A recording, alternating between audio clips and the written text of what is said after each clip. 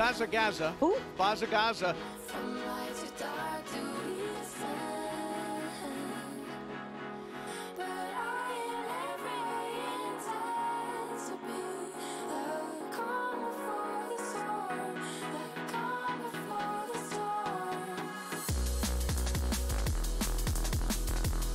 BazzaGazza. Who? BazzaGazza.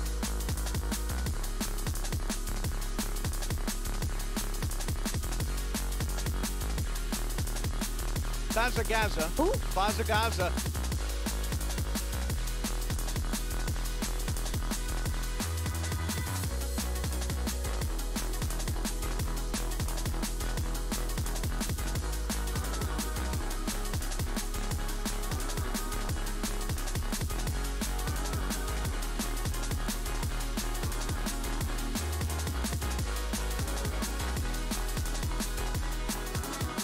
BazzaGazza. Who? BazzaGazza.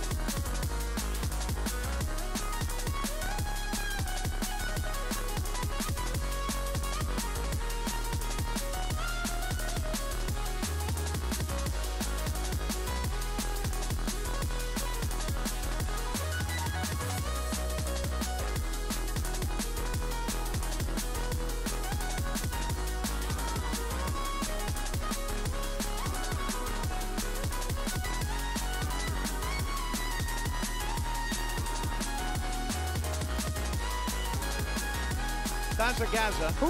BazzaGazza. Tryna find a way we can work it out. Even on the days when I'm feeling down. Look me in the face, you can see it now. I'm tired of this race, but I'm holding out. I don't wanna see this. BazzaGazza. Who? BazzaGazza. So I'm standing high.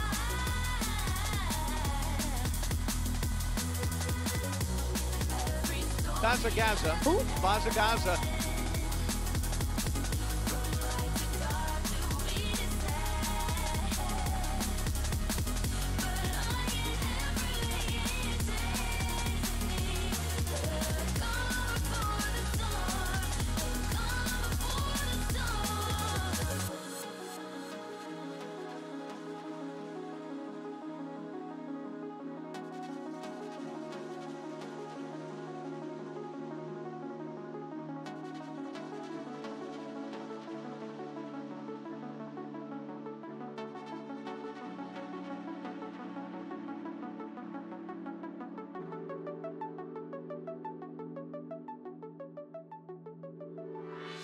Yo. Yo, yo, yo, yo, yo, yo, yo. BazzaGazza. Who? Yo. BazzaGazza. Yo, yo, yo. Yo, yo, yo, yo, yo, yo.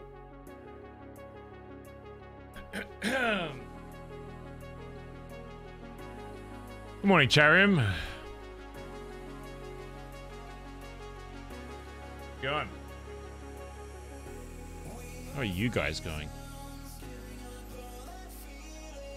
Rosish, thank you. BazzaGazza. Who? BazzaGazza. First sub of the day, 17 months. Everything is fine if we Baz shake. BazzaGazza. Who? BazzaGazza. Leafbot, thanks for the 7 months. Baz, I clicked the link. Oh. BazzaGazza. Who? BazzaGazza. Nox Exodus, thanks for the 2 months. Artly Endeavors, thank you for the 6 months at Baz Shake. Shadow Freya, 19 months. Baz looking cute and rested today. Chat is looking kind of mad. Drink more water. Oh my god. True though, Baz water in chat. Mighty Quinn, thanks for the 5 months. Can't wait to see how Barry plays this. Always amazing RP. Plays what? Wait, what are you guys talking about? BazzaGazza. Who? BazzaGazza. Wait, plays what?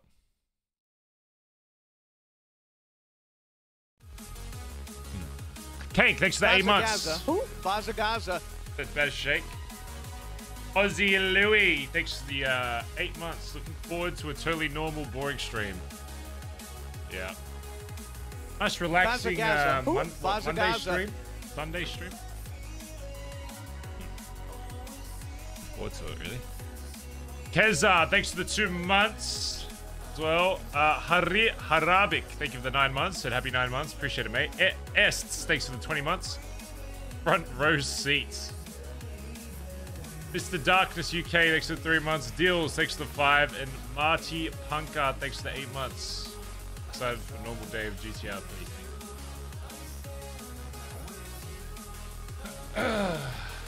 Yeah.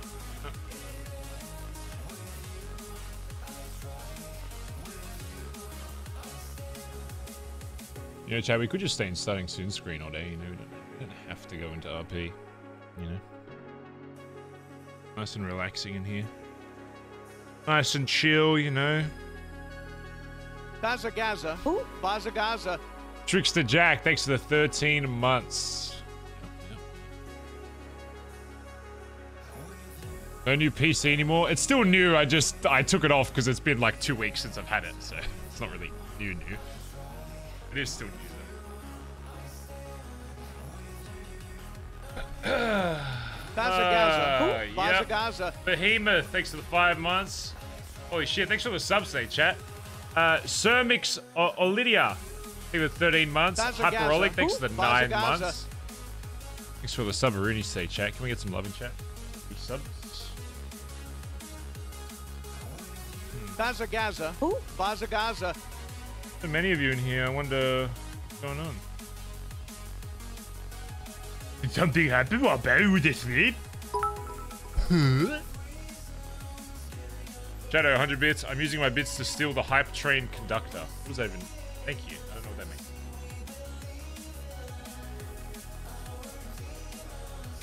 that means. BazzaGazza. Who? BazzaGazza. Well, I guess we shouldn't delay the inevitable, chat.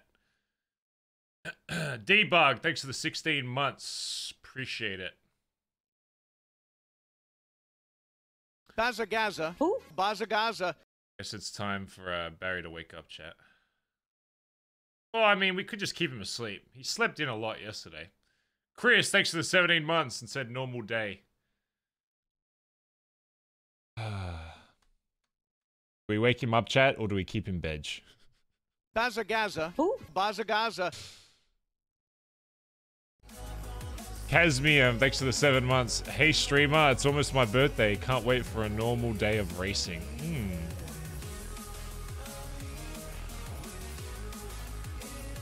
Beds do be comfy.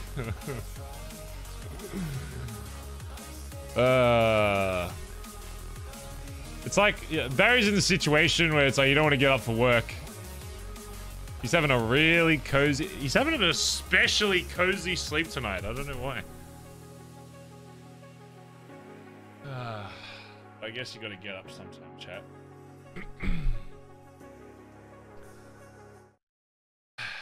BazzaGazza. Who? BazzaGazza.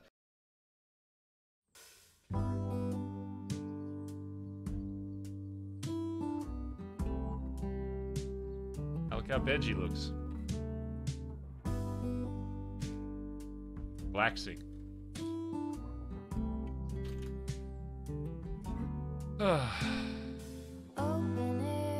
Look, Copper. She looks adorable. Side by side, Copper. we swear Hey. in all the colors.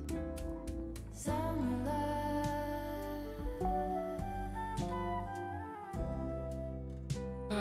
BazzaGazza. BazzaGazza. lonesome love, folded on the lawn chair in all the colors. Summer love. I need my hat somewhere. We need to put a hat in here so I can start my morning by putting my shit on. Good. Thank you for the 20 gifted subs to start the fucking stream. BazzaGazza. Jesus BazzaGazza. Christ. Giving back. Can we please get some love in chat for Good dropping a fucking 20 bomb? I could really use some stuff like that. On an unrelated note, chat, I got some new music last night. I'm using an app that has like a bunch of music in it. So you might see some more like cinematic music over like the next few days, hopefully. Hopefully. Talk to me. I still haven't like completely done it, but I've got a few stuff to help set moods and shit. In all the colors. Thank you, Good. I appreciate the 20, mate. Always fucking coming in huge, mate. Wishy Washy, thanks for the 4 months. All the Baz. BazzaGazza. Good luck with the spice BazzaGazza. today, lol. Memories Jesus. Kurdash, thanks for the 32 months. washed in every shade of green in all the BazzaGazza. BazzaGazza. summer love.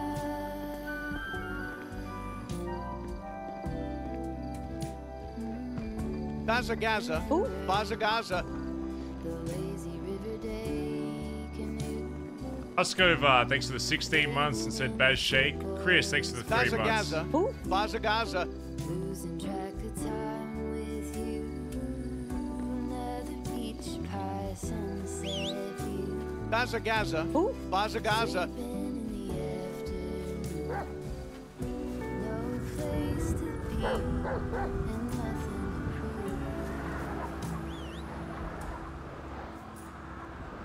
Give me 5 minutes. I need to go for a walk. prove. That's yours. Man, just give me a minute. Just give me just a minute. For the air conditioner. Fuck me, cunt. Just a minute. Let me just stand on my little hill here for a second.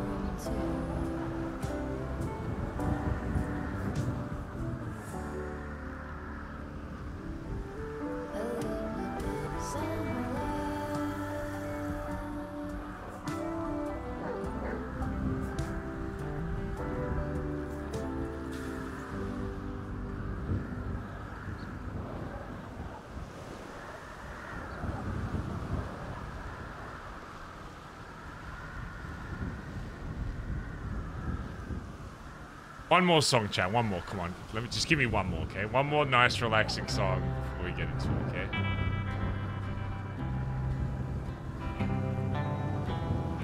Give me one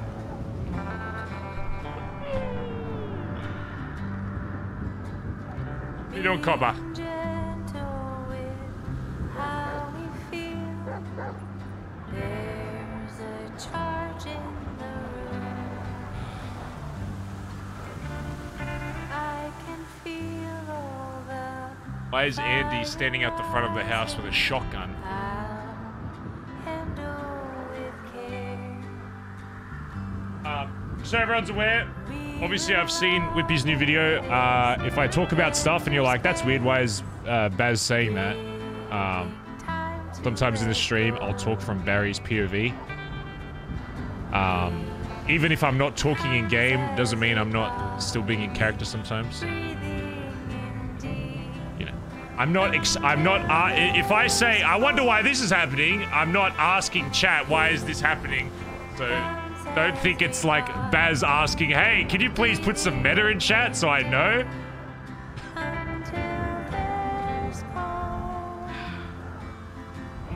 Just to make that clear.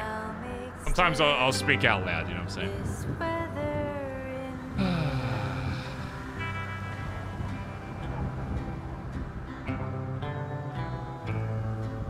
There's a minute left on this song, chat. Let me just... just sit here for a moment. Anonymous gifted a sub to Darth Whooper. Thanks, man. Can't wait to watch a chill stream today. Go fuck yourself, Ruby. Fuck you and your really well edited fucking video. Also, you used the lines that you said were shit. Whippy made me re-record it like 3 times. He was like, yeah, the first one was just like a bit weird. I was like, alright. And then he ended up using that one. Probably because his 36-hour-awake dumbass couldn't even tell the fucking difference between them. BazzaGazza. BazzaGazza. You used the first one. I could tell because of the way I said, your leader is like to you. And you were like, can you not be a weirdo? I'm like, oh, okay. And then I did it again. BazzaGazza. And then he used the first one anyway.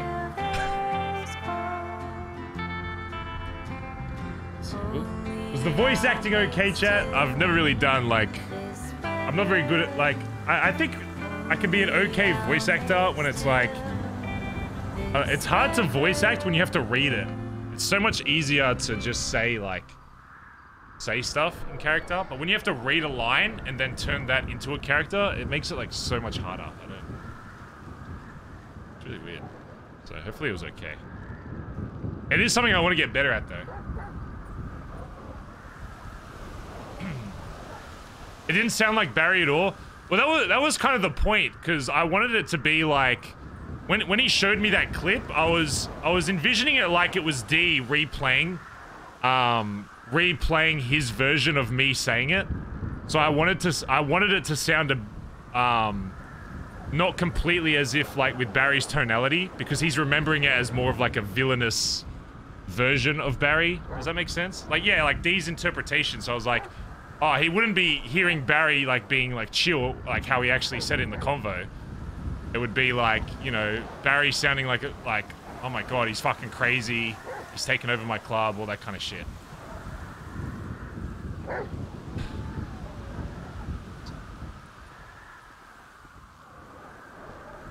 Jesus Christ, it's fucking freezing. I'm gonna put a jumper on real quick. Oh.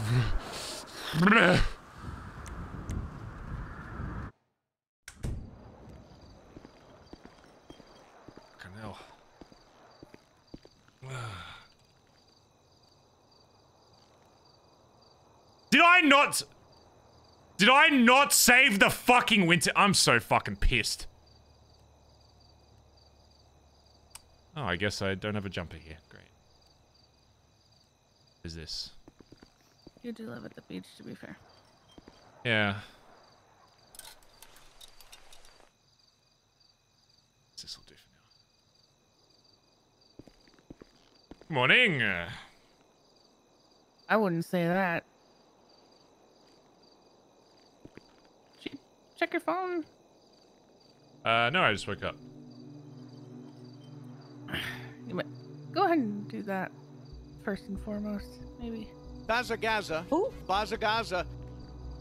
Okay. Just check the text messages. It's the popular over here.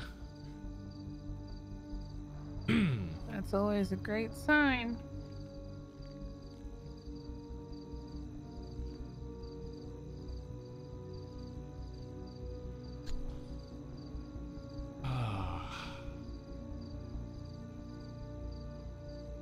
Oh, that's nice. Norman wished me Merry Christmas.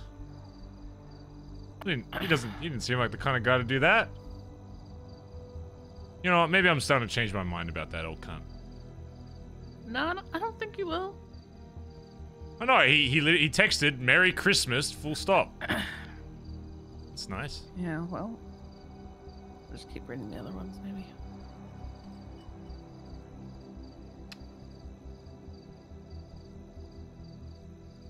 Also,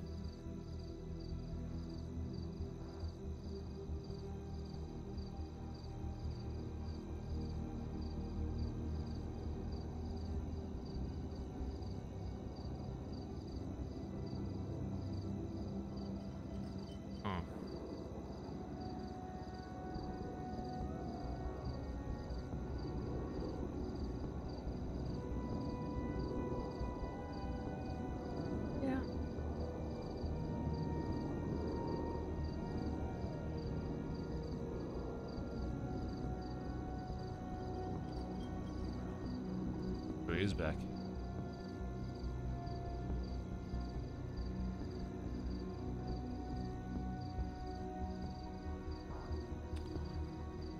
And I really wish that were all very... TJ's outside on the phone with Chip. I'm sorry if I sound like shit. I literally stood outside the house with my shotgun all night because I didn't know what was going to happen, and I wanted you three to be okay. I figured I could just sleep and you guys go off to deal with everything today.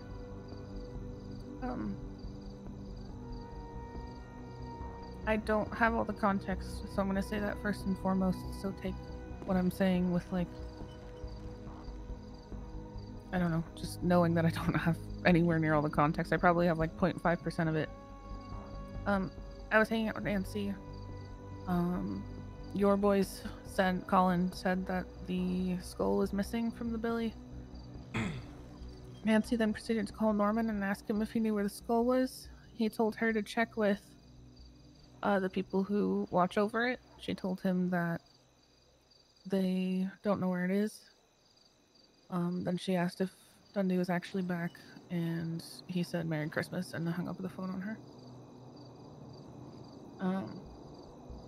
After that, Nancy was a little freaked out and tired, so I took her to her house and had her lock herself in the house, made sure the entire property was locked up, and then I stayed there for like 20 to 30 minutes to make sure she was okay. And then I get a call from Dad, who I had given a heads up because apparently nobody else had.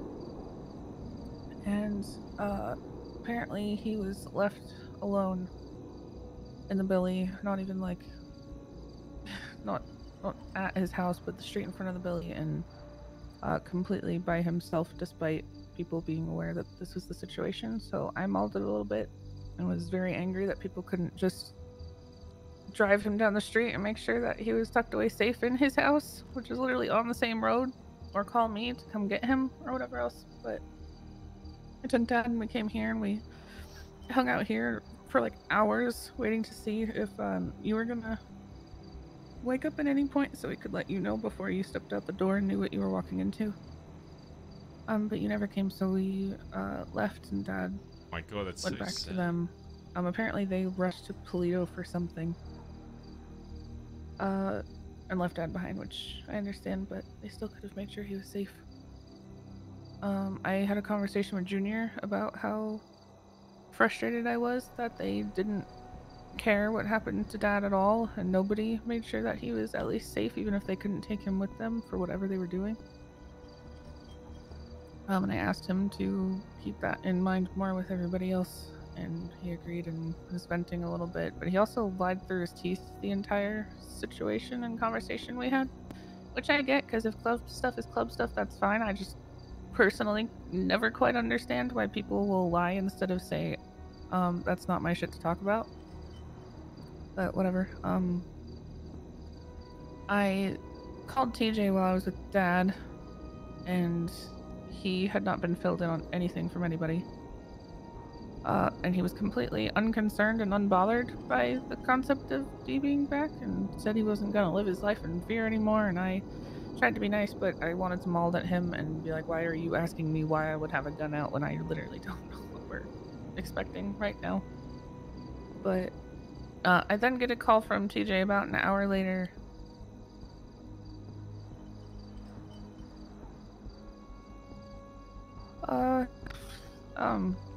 I don't know specifically what happened between them, but he called to tell me that he shot Junior in the head.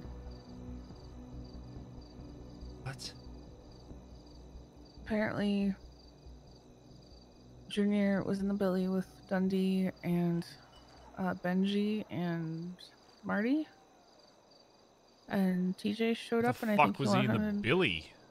I don't know. Who the fuck let him into the billabong? I don't know. I like have guesses, but I really don't want to say anything when I really don't know the answers. The fuck? All I know is that apparently TJ showed up and he wanted to talk with Dundee because, I mean, to be fair, TJ was like, I'm the one that got you out. I feel like I deserve a conversation after what I did to make that happen. And somehow an argument broke out between Junior and TJ, and Junior ended up calling TJ the boy who cried. And then I guess TJ pulled a gun and told him to say it again, and then TJ, Junior said it again. I'll You should get the TJ, details from him. Yeah. He's talking to Chip right now on the phone. I hope you're right, sis. I think he's been talking to everybody one-on-one. Well, not everyone, but a lot. I'm sorry for dumping this all on No, it's fine. I'm sorry you have to deal with all that. I don't know, I guess I kind of went a little too ham the day before on these unknown bottles I got. Kind of just crashed out for a day, I guess. Drugs or alcohol? Drugs. I bought him in a Burger Shot toilet. Let's maybe not do that in the future. Okay? Yeah. The only thing I will say from an outsider's perspective, they are drowning without you. I don't think a single person knew what the hell they were doing yesterday. I've never seen so much scrambling in my life. I don't really blame them. Yeah, and I mean, there's no guidebook for how to deal with Dundee coming back either, so I can't blame him too much, but good lord. From the sounds of it, Junior lied to everybody about something as well. I don't know. I just talked to TJ when he's done with Chip. Quite the day to sleep in, I guess. BazzaGazza. Ooh. BazzaGazza. Yeah. Yeah, like I said, I stood guard all night to make sure the three of you were okay. Made sure Dad was tucked in before I went to sleep. TJ, I know, had come here, and I made sure that he was safe in bed as well. So, and you were obviously still there. So, well, look, let's chill out. Okay, we're gonna take this one step at a time. Let me we can talk with TJ and stuff. If you're chilling here today, just doors and shit. And, I'll be around. I'll have my phone on me, so just call me if you need me. Yeah, I'm gonna sleep. Yeah. I'll probably have to see you tomorrow or something, cause I've just been up all night. But yeah, just try to hang in there. I know it's gonna be a lot to deal with. I would be bashing my head against a wall if I had to wake up to this much shit that you are waking up to. I'll handle it, sis. It's not a problem. Yeah. You just promise me one thing so I can sleep easy. You will be back here and you will be okay and sober by the end of the night. Yes, I sleep here. Trust me, I think now would be the worst time to ingest anything else. Okay. Yeah, I'm good. Alright, I'm gonna get some sleep. TJ's right outside. So just hang in there, big brother. Love you. G'day.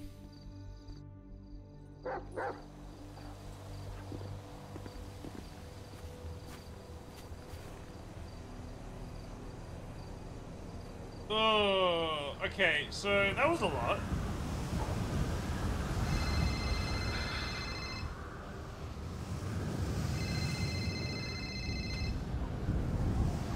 Good morning. Good morning, Barry. I am going to be driving up to Polito to do a little run for Nailed It just to get away before whatever's that. Yeah. Yeah, because whatever have you been... I've just been given a phone call that I'm completely ignoring all of the contents for because I just want to drive up to Polito, Barry. Do you run? Get yourself a nice sandwich, coffee, whatever you do. I got soup back onto the house, just cooking away. I'm just gonna do my little run. I was gonna invite you along if you want to join me. I unfortunately do not have that luxury. I got my 5 minutes of waking up, listen to some really relaxing country music, and now. Yeah, I'm actually doing the same. I'm listening to. Some I would put your favorite song on, just kind of relax, cruise up. Be careful, it's snowing outside, and yeah. Call me when you're done. Right? I want you to know that I left for 3 hours. Good. Everything was fine up until that point, apparently. Right. So excellent. I'll see you at the Billy. All right. See you there. Bye bye. Bye bye.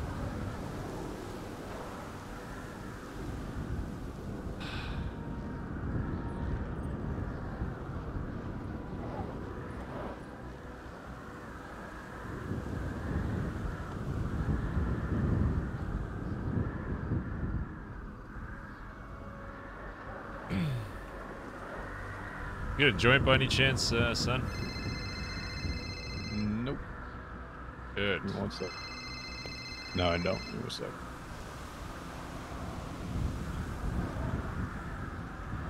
Right.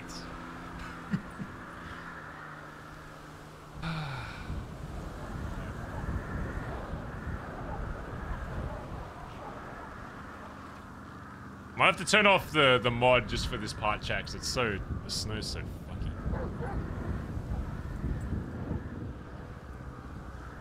So, Andy tell you what I did?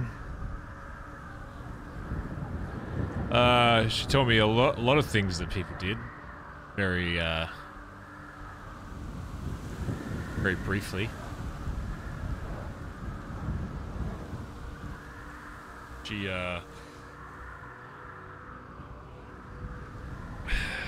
told me you shot Junior in the head. Did.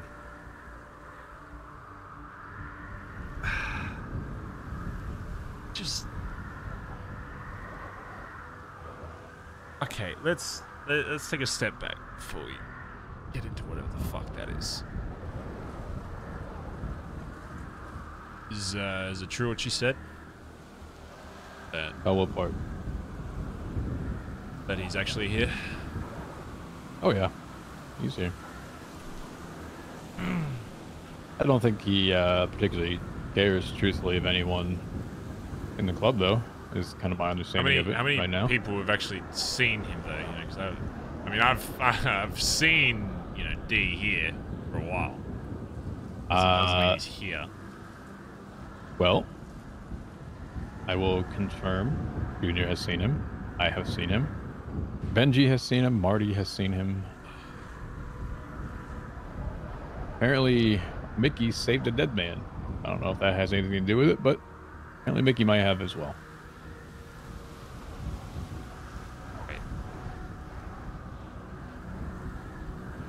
And the skull's gone, apparently.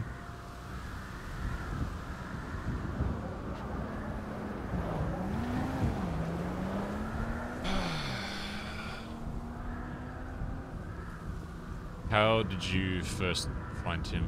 Or see him, I guess? People were freaking out all day. BazzaGazza. Who? Oh, they're BazzaGazza. freaking out. At first, well, him. I talked to Andy Hey, first. Pez, what's up? Fuck you. I woke up, went to a race, and just called Andy real quick. And she was kind of somewhat in a panic. You haven't heard or anything? I was like, no, what are you talking about? It's like, well, I thought someone would have told you, but I had only been awake for just a couple minutes anyway, so it's not like really had much of a conversation, but BazzaGazza. Who? BazzaGazza. starts going on about how D is back. And then, like, okay. CB calls me. Cap calls me. Or Cap and I have a conversation about him being back. And CB starts telling me about Junior and him going missing and apparently being kidnapped and robbed by fake cops. You're robbed by cops? By fake cops. Like someone So apparently they dressed went up as looking cops? for him. I don't know. Which is all a lie. So they went looking for him. Apparently, like, his bike broke down. He was getting back to the city somehow. I don't know. They went to go look for him. They couldn't find him. So,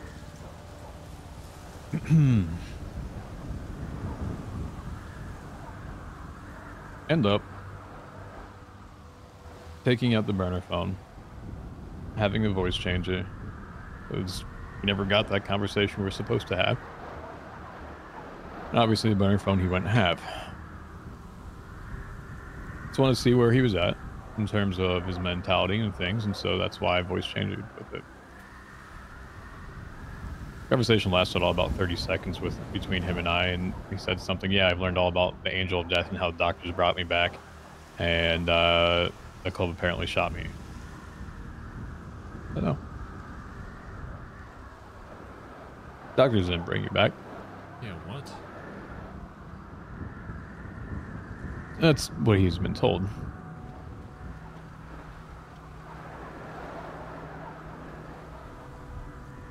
So he doesn't remember. BazzaGazza. No. BazzaGazza. Not to my knowledge. Thank you for all the subs, chat. Give me a second. I'll read that. So he out. goes, yeah, BazzaGazza. I'm gonna go talk with the people that shot me. Not my club, not anyone else, the people that shot me. Sorry about the Why ads, not? chat. Sorry. If only there was a sub button. Go down to the Billy.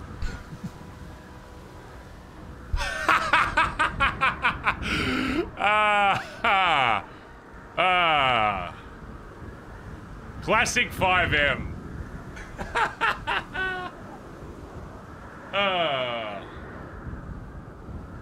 Roleplay detected. Alright, don't worry, if you got ads, you didn't miss anything, chat, alright? Oh, shit. Your head popped anyway. Lil River, thanks for the 6 months. Kirby, thanks for the 5 months. Zyrichi, thanks for the 14 months. Whip King, Whip Boys. Emu, thanks for the 17 months. Pez, thanks for the 20 months. Dope Economist, thanks for 30 months. It's Swaxy, thanks for 8 months. Headshot, Dylan, thanks for 2 months. The Good Goddess, thanks for 4 months. Johnston, thanks for 2 months. Dead and Shoe, thank you for the brand new 2-month sub. And Push Pop, thanks for the 5. Sorry about ads, chat. They run automatically, so. I don't know exactly when they run. I can try and coordinate, so if they ran just then, maybe it's like 10 past the hour. I'll try and keep that in mind in case they pop up. Selena is art. Thanks for the 14 months. Yeah, if ads run during like an important part, I'll try and slow down the roleplay for a second. Yeah. Or alternative. Use your Prime. Smile. Prime. Or just pray to the gods that when the Oilers come out and gift a bunch of subs that you get one. Those are your 2 options. Or Turbo. Turbo's actually really good if you don't want to sub to individual channels. Yo. Hey, did you know that slavery was abolished today? Isn't that neat? Something that happened on this day many years ago. Isn't that I crazy? thought you meant today. I was like, no, I'm pretty sure it's been abolished for a while. I'm pretty sure slavery hasn't been a thing for years. This day, not a thing. It's also Christina Aguilera's birthday today. That's nice. 2 fun facts for the day. Just reading news articles while I drive. Good. Really good. Well, if you have any also, more, just... Steven Spielberg's birthday today as well. Also nice. Yeah, I thought Good so. for him. But that's... How old's he now? Yeah, old 50 Spielberg. He was born in 46. Oh, so he's like 70. Hey, he's an old cunt. You know, Yeah. he's old. Yeah. Wait, how old's Chris? Oh, 1980. She's 42. Damn, Christina Aguilera. What does she look like again? Doesn't she have like a face like a fish? Okay, you can't say that. Why can't I say that? Because it's not nice to fish or whatever you said. It's not nice to say that someone's got a face like a fish. Is that what you said? Yeah. Yeah. Well, that's not very nice to fish then, is it? Okay. Right. Well, there you go. There's some fun facts for the day. Just thank you. All right. Bye-bye, Barry. Bye-bye.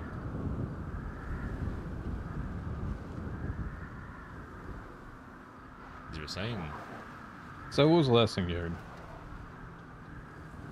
heard? Voice changer calling him.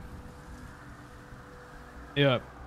So he just spouts out that Angel Death, the hospital doctors, says he's going down to meet the people who shot him. Not the club, doesn't name me by anyone names, just says he's going down there. So I go down where I'm at, take the Cliffy, park it. See, when I get there is Dundee, Jr., Marty, and Benji. I didn't know it was Marty and Benji at the time, and they're all blacked out, class 2s, everything. I asked them who they were, because I didn't fucking recognize them.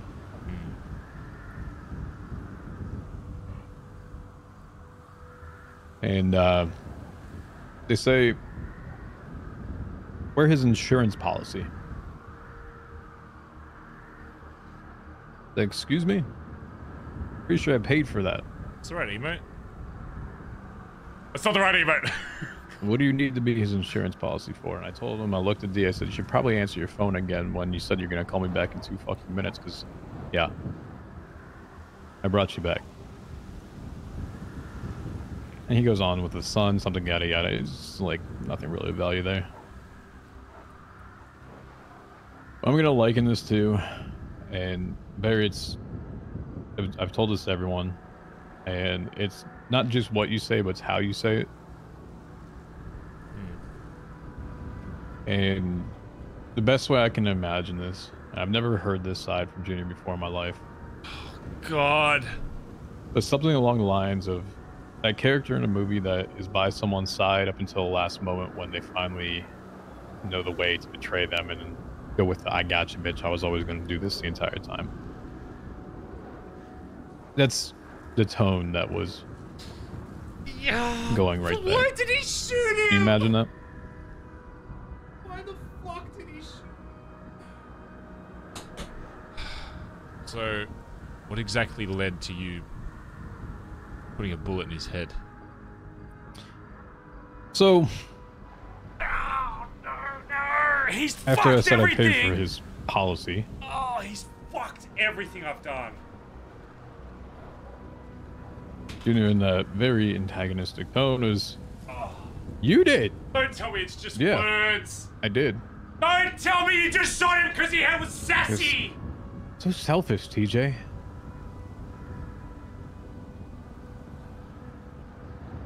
Huh? Fuck are you on about? Like, this was coming out of left field, hearing the way that he was saying this and what he was actually saying.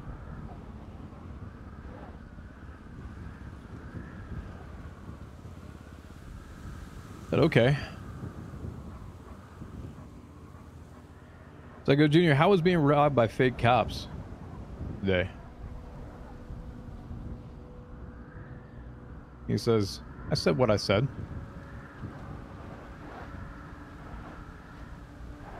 Dundee turns and says, oh, so you talked to him then, huh?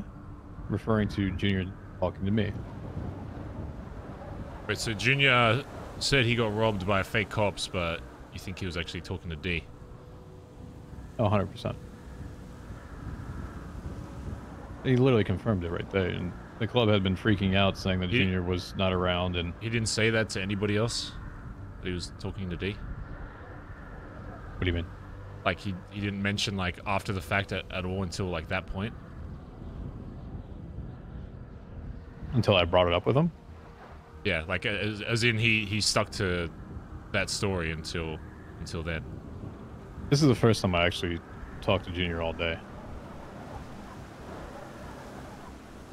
Apparently the others were sitting there having conversations and were freaking out about him and everything else. What would he lie about? Like...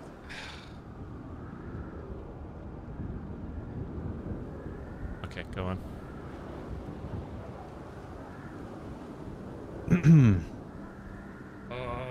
It doesn't mean you can just fucking So we shoot catch him him, alive. Not only though. does he double down on it, we start exchanging some words back and forth, pretty heated between the two of us. Don't we, Jay, like, put out a gun? I start to just walk away at because I'm like, fuck this. I just can't be asked with this conversation right now. Dude. He goes, yeah, fucking TJ, turn around and walk away like you always do. I said, excuse me? Walked back up in front of him, pushed him. I'm right fucking here. What do you want to say? Once again, how you say things is very important. Yeah. TJ, yeah. The boy that cried. Why the fuck would he say that? Bro! Meanwhile, once again, Still shouldn't have shot him, but still. Marty, Benji, Dundee. It was probably Junior Sitting just here. big dicking in front of fucking Marty and Benji. And D. They got a gun. I said, do you really want to say that again? Oh. Fuck me, cunt! Got right in my face and said it again. Why? I did it. Fuck me, cunt! He apparently walked away, Oh left my him lying God. there. I'm gonna wake So up did Marty and crying. Benji, I'm and so then apparently fucking other sorry. people went and picked him up. Oh my fucking God. Oh, fuck me, TJ. It was never my intent to shoot Junior, Barry. The way this man fucking came off and was like, no, I don't mean wake up Cray like that. I mean, I'm gonna wake him up the snake the because entire I'm fucking yelling. time.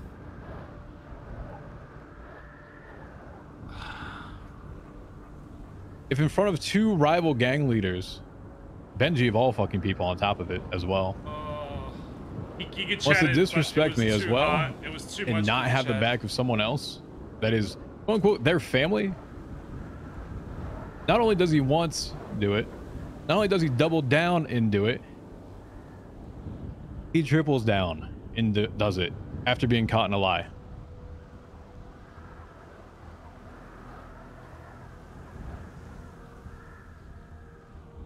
I'm telling you, I literally was about to I was walking away for this conversation.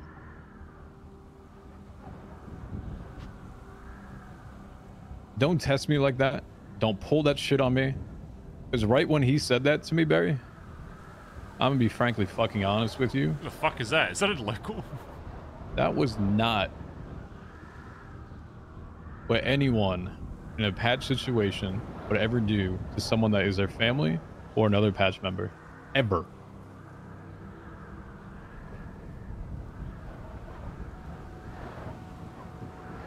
You got 2 rival gang members, you got Dundee there, and you have Junior.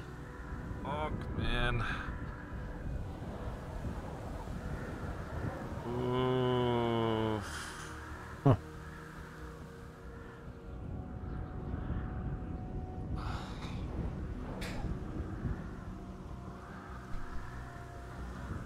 TJ, I don't disagree from what you've told me, how he was wording stuff, that he was in the wrong with pushing you and knowing that, you know, you're not the type of person to take that. But at the same fucking time, son, you just shot a fucking high command member of our fucking club. How the fuck is anyone ever going to see that in any other way? They might agree. It doesn't matter if they agree with you with how he spoke to you and that they 100% think he was in the wrong. As soon as you pull out that fucking gun and pull the trigger, son, he fucking... doesn't matter. I'm sorry, Barry, but I'm not going to sit here for the last 4 fucking months after I've been going through a fucking spiral. I know you've everything. sacrificed more than fucking anybody in this club to get D back. I'm on your side with that. Fuck, TJ. And when that motherfucker wants to say, excuse me, you're selfish for saying that. Ah! Fuck! God. He was never team fucking BBMC. And I called his dumbass out for this too. I said, you need to stand behind, get out from the fucking shadow of Dundee over here. It was like his little protector was back. And because he was right by his side, it was like he had all the fucking power in the world with his words that he was saying. When in reality, he walked away, backed up from the billy, and left Junior sitting there. Wait, so D was still there when he got shot? Yeah. He saw it all happen. Benji saw it happen. Marty saw it happen. D, all 3 of them walked away.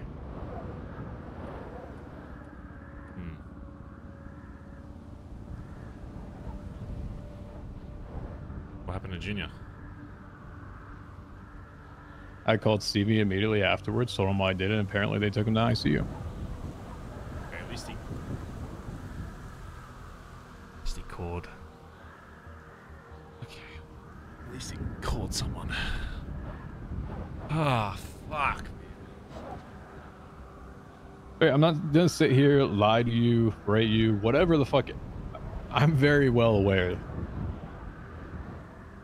that what I did should not happen, especially given everything that you and Colin did with D. And, like even Junior did to Colin and on the island. TJ's fucked. I'm very well aware. It doesn't matter. I don't think there's anything Barry can do. It was never my intention to do that. Oh, I think he's fucked. What I was looking at was... And Barry's gonna have to be the one responsible for it. What I was hearing was someone that doesn't have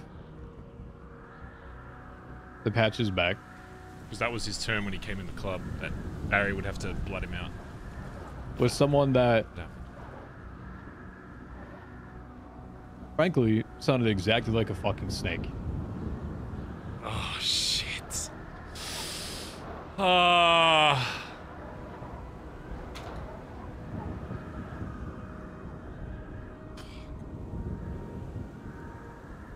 And here's the thing, Barry. I fully accept whatever happens with it. I would have done it every single time again. I could sit there and rewind it in my mind of... I know he fucking would, and that's the worst part. The choices and what led me down the path to do it. Every single time, I go to the same result. There's no doubt in my mind I would have done that every single time.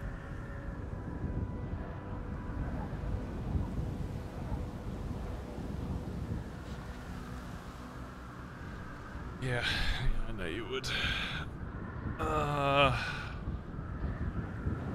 It's just...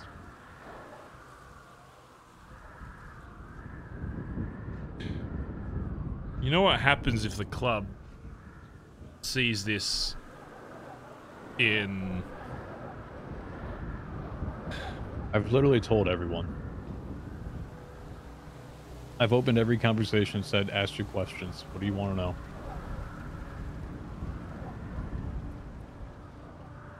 Steve and I had a very heated conversation. Ben and I had a conversation. Cap and I had a conversation. Bro, actual civil war though. Peter, oh holy shit! If I'm not careful with my decision, it's actual you might need civil to war. spend a lot more time with that guy because he is brilliant. With who? Peter. Peter. An hour-long conversation with him, Barry. I get a fucking can of Coke. Most of them were like 10, 15, 20 minutes. An hour with Peter. This guy... Oh, Peter. He's smart. Peter. Might be stupid, dumb on the outside. You sure it's not... You sure it wasn't an hour conversation because you couldn't understand half the shit he was saying and you had to get him to repeat it? No. I can understand him perfectly fine. Okay.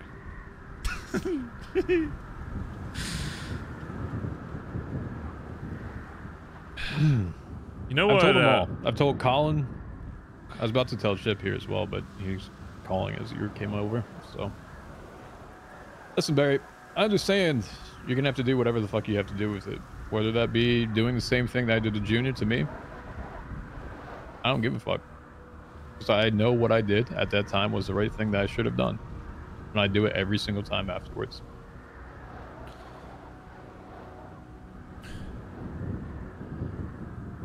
You know what your deal was when I brought you into this club, right? I'm very well aware. It's not something I can just palm off, right? When the club figures out what they want to do because of it. God forbid it gets to the point where, you know, there's more bloodshed, but you know who's the one that's going to have to fucking do that, right?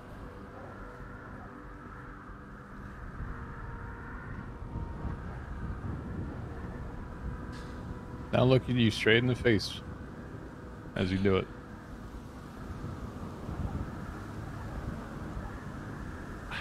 Son, I don't know how I'm gonna be straight up real. I think, yeah. At this point, regardless of what he said, whether I agree or the rest of the club agrees with if Junior was, you know, doing this snakish behavior and saying all this dumb shit, regardless of that, if the club decides that your actions were greater than his, then I mean, realistically, how else can I even spin that? You don't spin it, Barry. There is no spinning. Stop thinking about spinning things. I've owned up to what I'm doing. There's no need to spin anything. You're ready to potentially lose your life because of that. I told you I'd stand by exactly what I did every single time. And if that's how you want to see it, then so be it.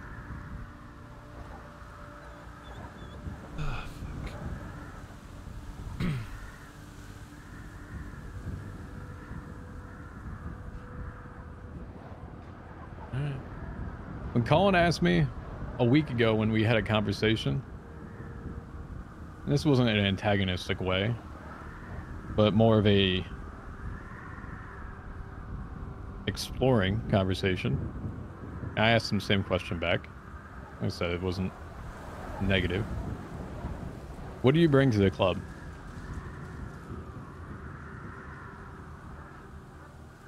Literally said to him, accountability and holding people accountable for their fucking actions.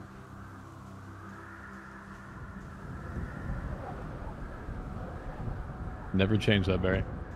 I don't think any one person is above anybody else. You've always known that. Treat people as who they are. And when you have someone that is a fellow brother that is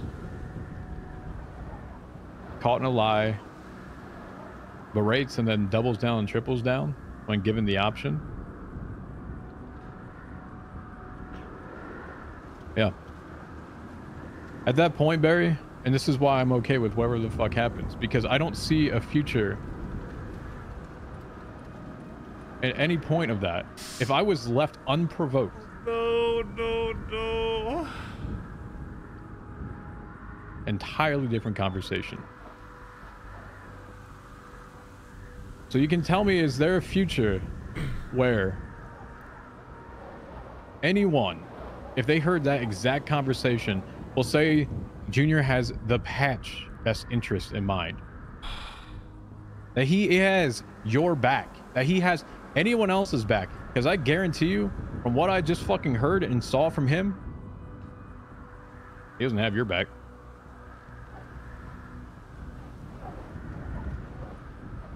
Oop.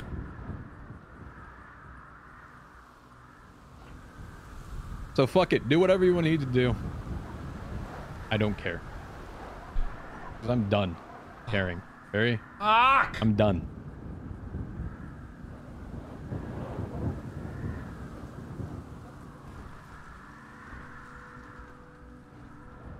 Don't fucking... Let's not start talking like that, alright? Still, You're the one that brought it up. What do you want? I know, but let's not talk about fucking... What did you done. literally say to me the other day? That you needed someone that was going to be able to put a bullet in your fucking head if you went crazy. That's exactly what I just fucking witnessed. And I did it to Junior. Oh, no! That is what I said. Choose your words very wisely when you're saying that. Oh, that's what I with said! your VP. Oh, God!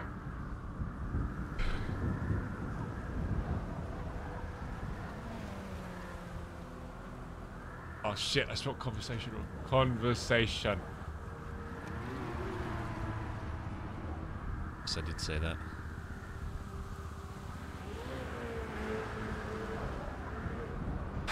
Okay. Alright. I gotta go start my fucking drive through of fucking talking to everybody. It's fucking, I'm already getting fucking 50 fucking text messages from everybody. I don't know if it's the best thing for me about this meeting tonight, considering when I walked out of the house, there's about you need 4 to members with shotguns. Yeah, so I figure this shit out, or at least get a vibe on how the rest of the club is going. You need to just be anywhere that's not the Billabong, really. At least until a point where I can tell that they're not just going to instantly fucking shoot you the second you walk down there. And they'll be open for a conversation. At that point, then we can let that happen. I need to make sure that... I mean, for all I know, they could be going fucking out of their fucking mind crazy loopy down there right now and fucking shooting. There could be more fucking casualties. So... do what you do, but I need to talk with them and make sure it's... see where their head's at, and then we can figure that out.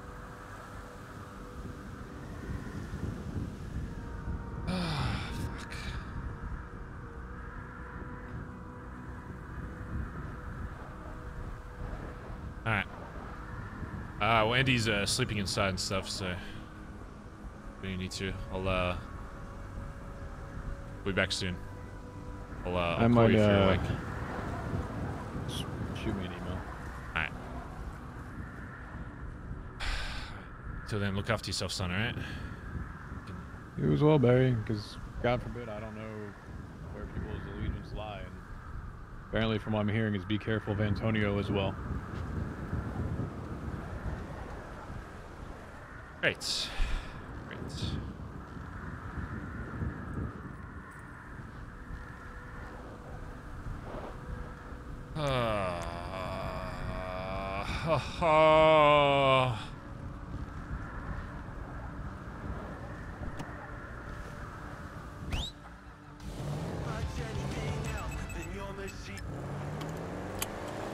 Fuck me! Oh, TJ has, dude, it's fucked. It's actually fucked.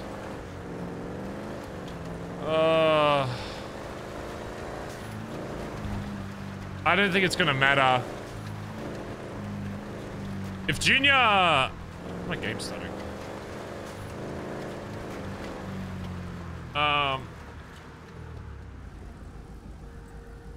Do I have this ticked? Apply changes. Save configuration. Wait, why did it just get darker? Oh. If Junior wakes up and says, I want like TJ blooded out of the club for what he did, I don't know what the fuck Barry's even gonna be able to do. Game's like stuttering as shit, chat. One sec. Like, I don't think there's anything I am gonna be able to do. It purely comes down to the way it's usually always worked. Oh my god, what is happening with my game?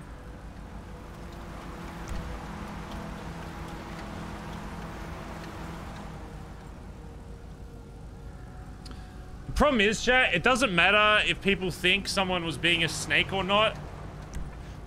Taking it to that next level and being like, I'm gonna shoot him in the head for it. Oh.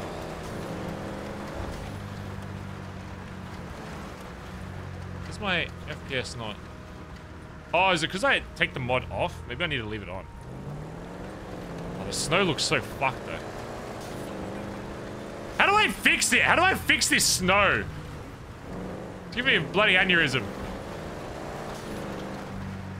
Then if I turn it off, I'm getting too much FPS. My game stutters. Because I can't limit my FPS without the mod.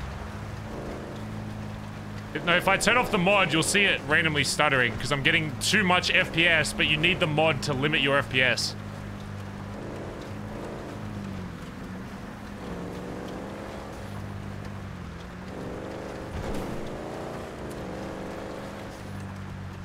Snow looks... Oh! Okay, what is it? What the fuck is happening?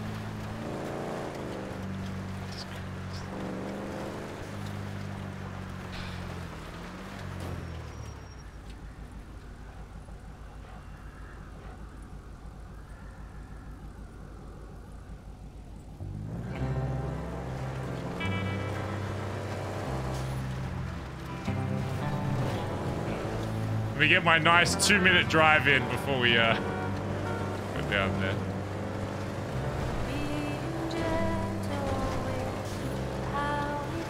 We need to go get a new gun as well. Our gun's literally about to fall apart in our hands.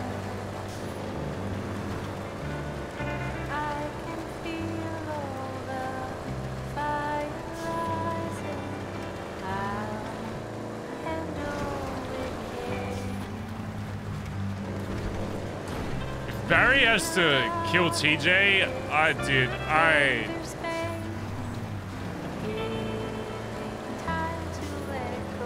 At what point can I allow Barry as a character to still exist when he's faced that much like trauma? Like, dude, telling me he's nearly had to shoot his own dad. He's had to tell his dad basically to fuck off because one or two people said no. To him being in the club. He's had to almost kill Chatterbox. He's lost Wolfie. He's lost his best fucking friend in the city. He had to shoot his own leader in the fucking head. And just his friend, aside from him being his leader, his closest like friend and mentor. It's like, fuck, man.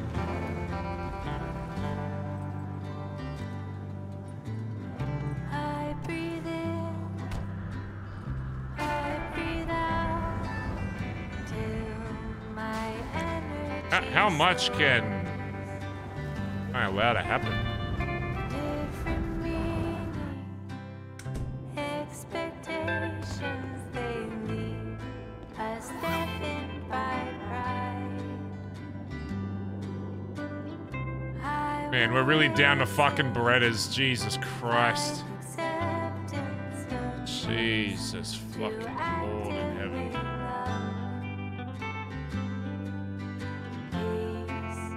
Comes as we pause, breathing in deep until there's calm. Peace comes breathing in deep until there's calm. Only I'll make still this weather. Only I'll make still this weather.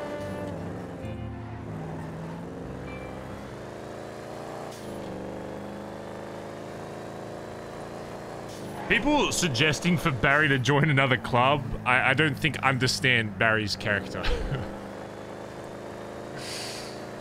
If Barry was going to ever leave BBMC, he would have done it ages and ages ago.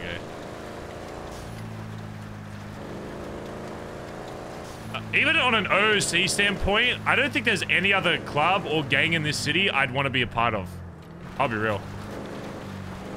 I don't think there's a gang that exists that has the same, like people, everyone likes to ego talk their own gang and say like, oh, we have the best shooters, best drivers, best hackers, yeah, but, I don't know.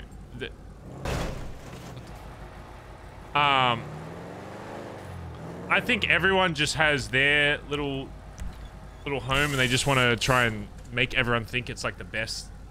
And I know BBMC isn't the best at like everything, but in terms of like vibes and stuff, there's nowhere that Barry, why is it snowing inside?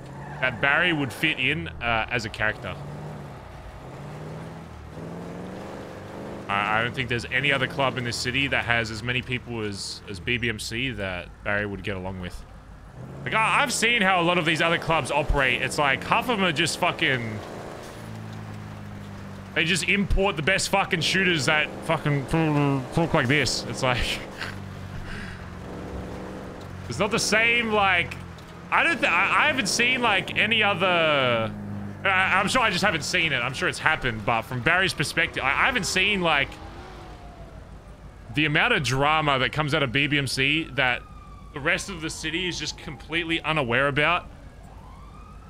Everyone's like, oh, yeah, what happened to BBMC since D's gone? It's like, there's been more drama, more progression. Get out of the area, active shooters. Okay. He pulls me over for the red. There's been more shit happening in the BBMC in the months that D's been gone than ever, I think. It's been like, the last 4 months have been fucked. From an outside perspective, though, they're probably like, oh man, I haven't really heard BBMC outside of like a few cop wipes and all this shit they've been doing, but internally in the club, there's been more shit, more progression in every way than there ever has been. From an outside perspective, it's like, there's probably nothing going on down at Vespucci. Yeah, they seem pretty quiet.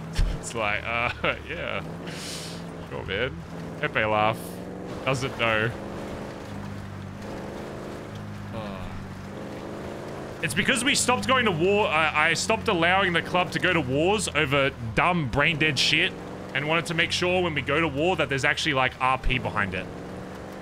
Like, we could have Honestly, old BBMC would have done at least probably 3 wars. 100% there would have been a war with GG when they did that weed drop. But I was like, I'm not... And it was a rule break, so... I just kind of don't award that shit.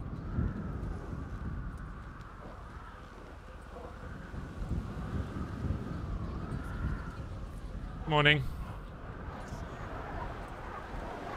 Morning. Keep well. Seaside War will probably happen. Ah, slept great. Baby.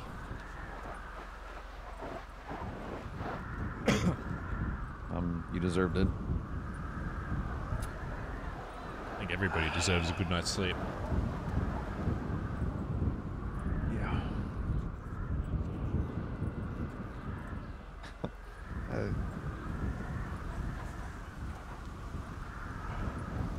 I don't know what we are gonna do.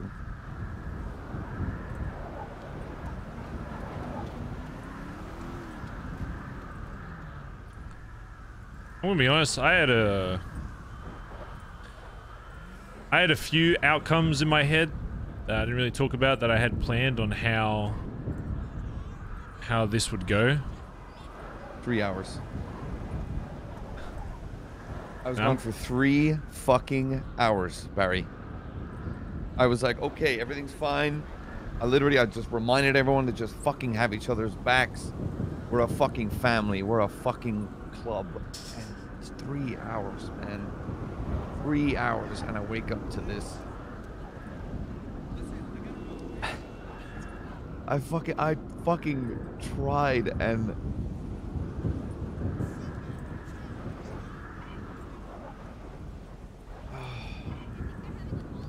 high command member lying to the fucking club, a patch member shooting them. I thought this might happen maybe in a week or so, but in a span of 3 hours, it feels like 5 months of work, and trying to build that up just got pissed away because somebody wanted to get their friend back. Someone was being fucking goaded, wanted to be a big boy in front of gang leaders, and goaded a person who had already put so much work into all of this. I thought we were fucking better than this, man. I really fucking did.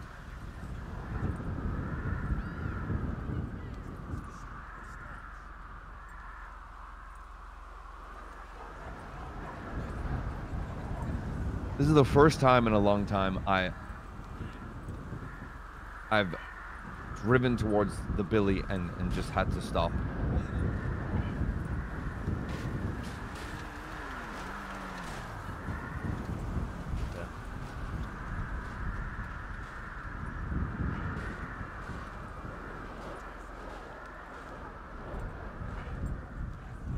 There's no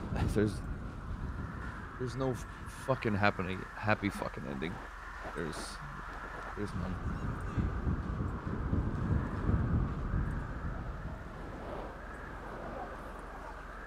If I look at this like an enforcer, a high command member lied to the entirety of the club. Oh? That's a form of betrayal to me. Oh. Calling on. Do I think it warrants getting shot in the head? Fuck no. Oh. Do I think TJ stepped way out of fucking line? Yes. Did he get goaded? I think he did.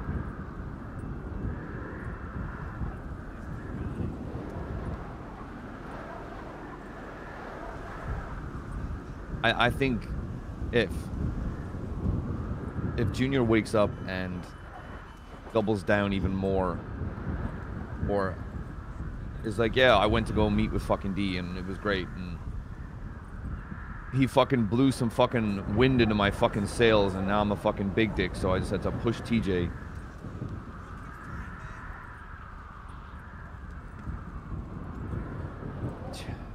I don't know, Barry. I really don't fucking know, man. I wanna turn this fucking car around, go back to Nancy's house, and drink myself into a massive fucking stupor. But that isn't gonna fucking help anyone.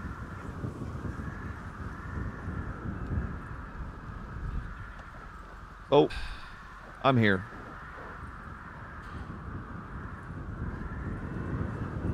Need to get more context from those that were around.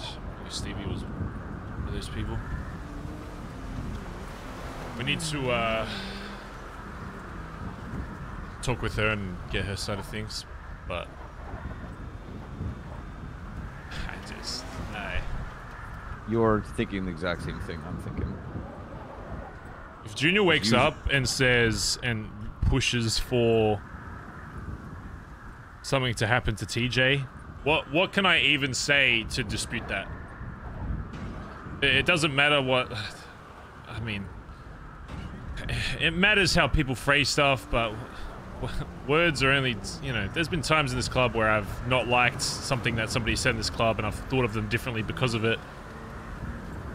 But that doesn't mean I change... You know, I change how I act around them and put a fucking bullet in their head. Look, this has never happened before, except during like a massive fucking meeting. We've never had someone just one-on-one talking without anybody else there that is even in the fucking club and have someone fucking executed, or at least attempted to. Look, I stood out of fucking line. And I was pushed, and I shot Dundee in the fucking head. I'm still here. You and me both. Well, technically I've shot him twice, so.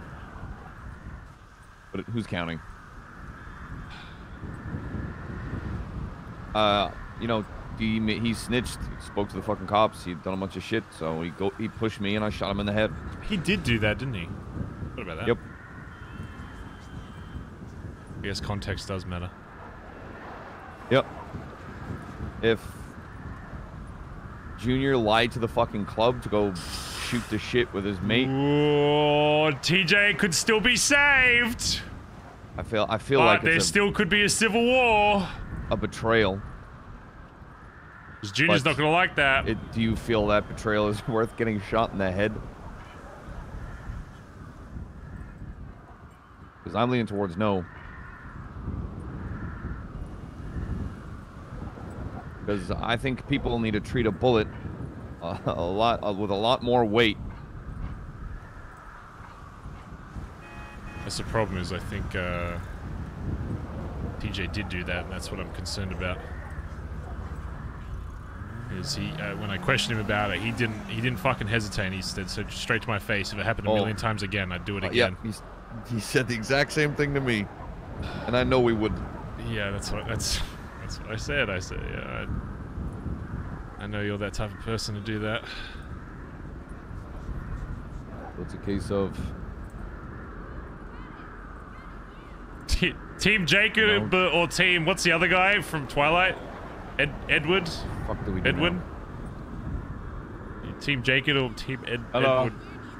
Howdy. Oh hey Cap. Hey Cap. Hey guys, just another normal day. Am I right? Yeah, normal day number 2. Everybody, give it up for day 2. Everybody, day 2. Have you been informed about what happened yesterday? I'm the PM. Cap, of course I have. I was informed before I was even awake. I'm 49. Of course I know. Either of you got any food on you? Yeah, here you go. Stuff. It's a little dusty. It was in my back pocket, and I've been kind of ripping hard ass, but there you go. Meet me at Queenie's. Apparently there's a few people. Is the whole meeting? I don't know. We'll see who's there and then figure out who's awake, I guess. Jump in, Cap. Chip and Stevie are there right now.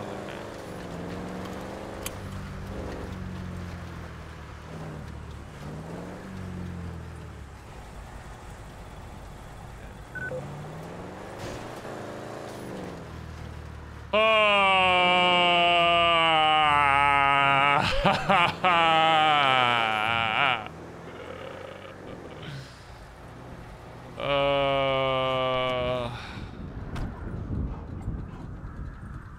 I have to, chat? Do I have to? Eggplant, thanks for the 16 months. Huntsman, thanks for the 20 months. Jessica Mack, thanks for the 19 months. Gazza, thanks for the 3 months. I never know how to pronounce this. Dusk, thanks for the 12 months. So excited to see how Barry handles things from here on out. I mean, I'm still the PM, chat, so figure it out. But if you had to get, if I had to give a prediction from Barry's point of view, I think there will be somebody that will be out of the club by the time this arc is done. Whether that is like a prospect not agreeing with something, or a patch member, or a high command, there will be somebody that is in this club right now that I do not think will be in this club after whatever resolution appears from this.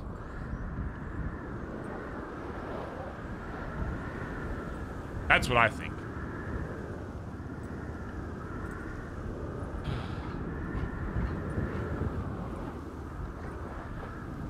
And then Copper will become VP. Or sure he is, but I just haven't told the rest of the club that. Barry's retirement arc.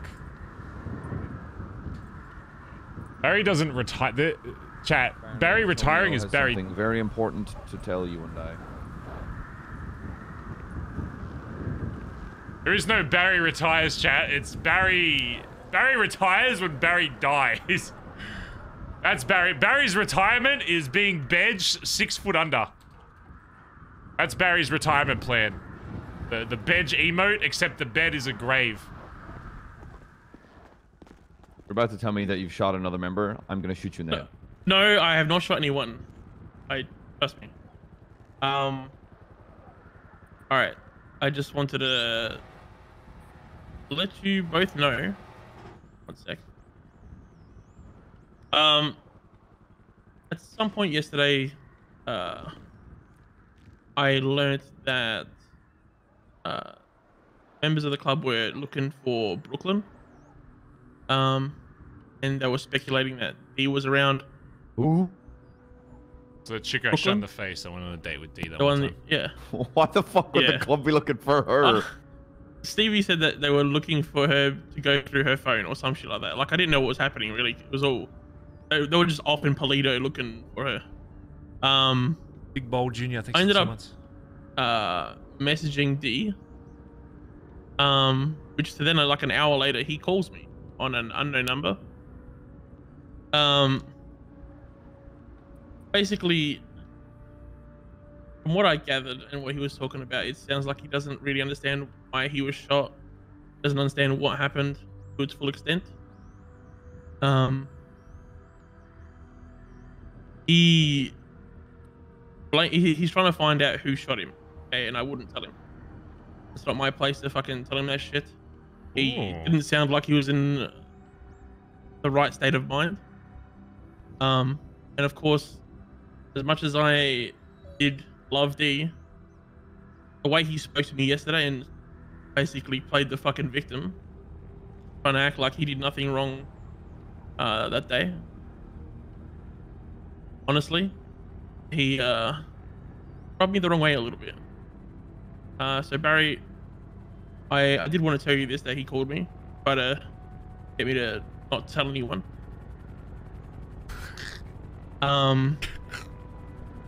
He did call me Marty. I don't know if that was a slip of the tongue of who was around there at the time with him. That might be some useful piece of information for you. Well, apparently when he was at the Billy, he was with Marty and Benji. So I thought he probably... Okay, so that makes sense. I mean, would you call the club that your last memory is them shooting you first when you first come back? No. And I mean, who else is? I mean, we sort of knew this was going to happen. Part of the deal was he wouldn't remember anything to do with Norman. We were told that. So he's probably... That's why I was kind of like, okay, he's going to come back. He's going to be angry. He's been shot in the fucking head. Who knows what the fuck he's going to do? Like I said, he deserves to know the people that shot him. Yep. Yeah, he definitely is angry. He deserves He's to know also that. confused. And I think he kept expressing that he wants to be left alone. I don't know if I believe that, if I'm honest with you, considering what happened yesterday. Now, I don't know what happened to its full extent yesterday between Junior and TJ. That's for you guys to sort out, really. But I did want to bring this shit to your attention, that he did make contact. And yeah, I didn't want to tell him exactly who did what that day. He blames me for being shot too. When I called him out on the fact that he hid behind me and he hurt a lot of my family before that time, he played it off as if nothing ever happened, really. He didn't believe me. Does he know who shot him? To my knowledge, no. I didn't tell him. If someone else has told him outside of me, then I mean, yeah. The problem is, if he's... I haven't spoken to Marty or anything about it, but we have had a very in-depth conversation with Benji about what happened. So... And if he was with Benji, then... I don't know what Benji's told him. TJ told me that he gave him some story about like doctors and body parts and shit, so I don't know if they've just completely like fed him some random ass story or what.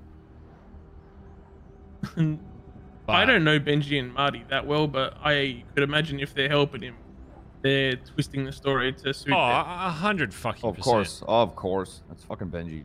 It's literally Benji's MO, fucking bullshitting way through fucking... He's a bit of a snake. My my other issue with all this other shit that happened is why the fuck were they allowed to walk into the Billabong? That's one thing I don't understand with all of this is... I don't know. This all took place apparently inside the fucking Billy. Well, Junior's with him, so he probably let him in. No, but why would you and if D was with him as well, he just let him into the Billy. Why the fuck would you let someone into the Billy after everything that... That makes no fucking sense to me. I don't understand why what happened, but yeah. I just thought I'd let you know that. Make sure you understand, but that's what happened yesterday. Okay.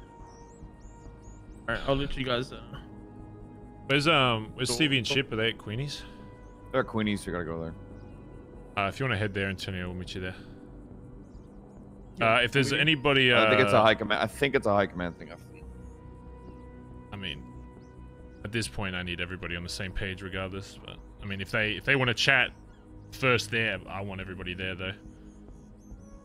Okay. If they want to have like a high command if I need to leave, beforehand, then that's fine. All right. Let's go deal with this shit. You guys need food or anything?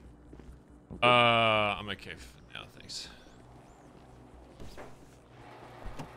Gold, thanks for the 72 months.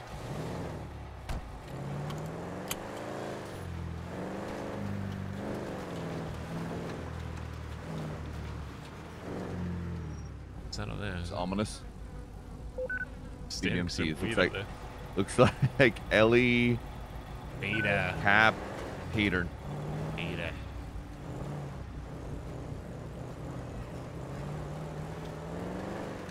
You know the club radio? I think it was like Sun. I don't know. I give two fucks right now.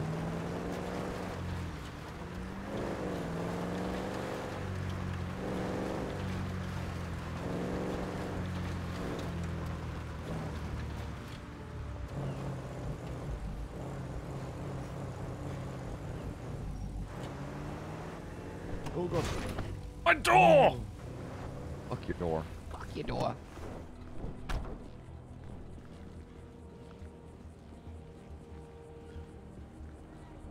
Harry, back to VP. Dundee is back, baby.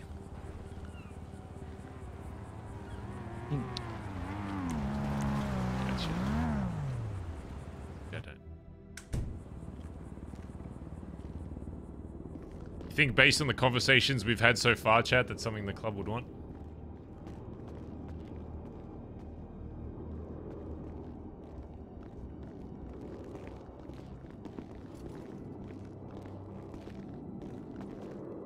Apparently D watched Junior get shot and then walked away.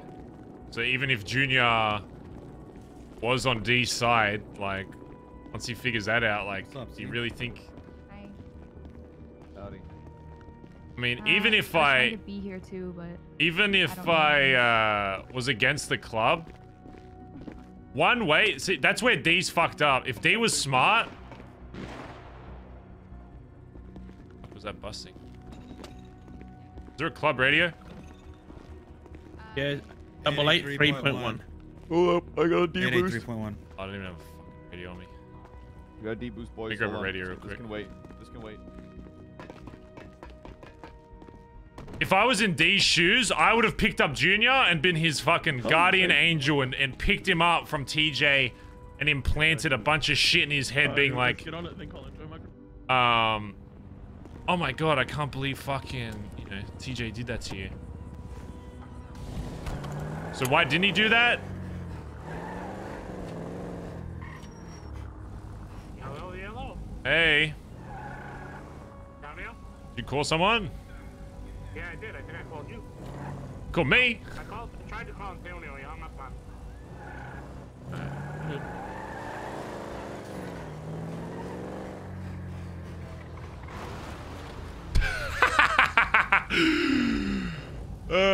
Dumb cunt. What a fucking moron. Yeah, sure you did, buddy. Sure you did. Let the cop fucking deal with him, mate.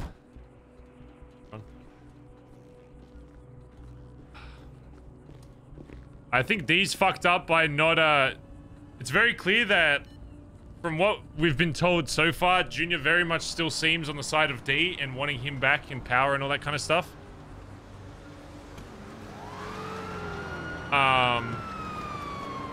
And I think D fucked up by not pushing that a little further. Because now we can use that against him to remind him that D doesn't give a fuck about him. And there's no radios.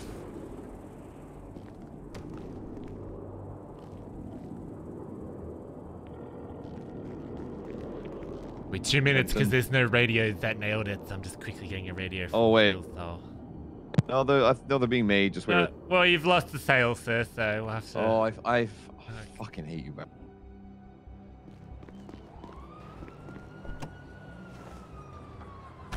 What are D's goals right now? I mean, what do you think?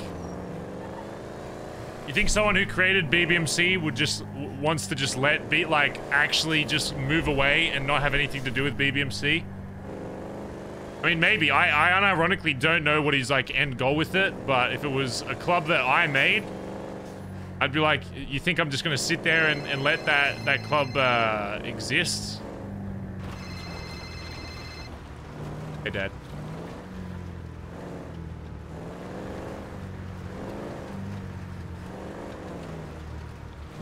Dad, hello?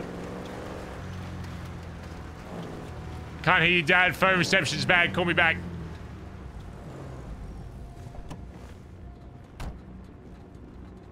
Which one of these has radios again? Is it this one?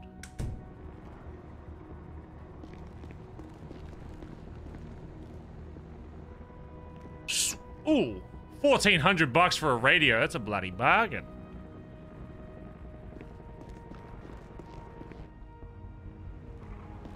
Dad always knows the right thing to say. Dad's always had a way with words. Frantic, thanks for the tier 3, 35 months. Can we get some love and chat with Frantic? Jumping a fucking... You don't know, tier 3 is like equivalent to like 5 normal subs. Oh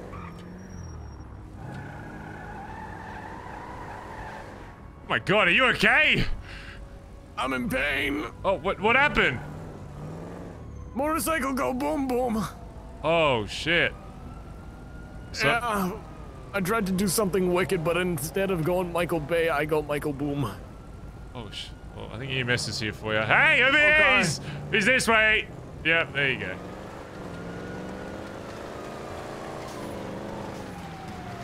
Jesus Christ.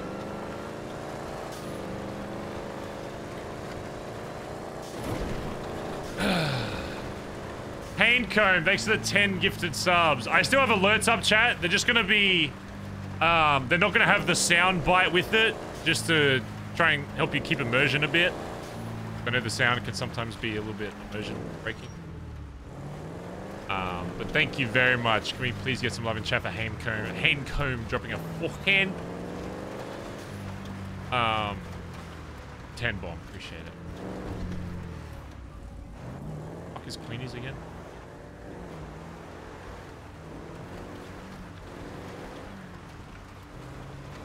I feel like I read somewhere but that's not how you pronounce your name. Like Honeycomb?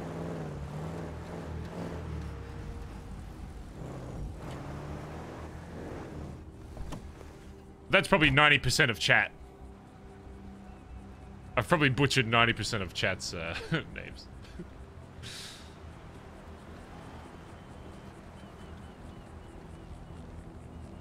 Wait, what'd Cray say? LCR, thanks for 3 months. Did you kill D yet? Not yet. Well, I've killed him once before, just not again. Hello, BBMC. What's up, Hutto? How you doing? Are you still on Facebook, Hutto? I swear I saw like a Hutto like Twitch stream, or were you just like fucking around with it?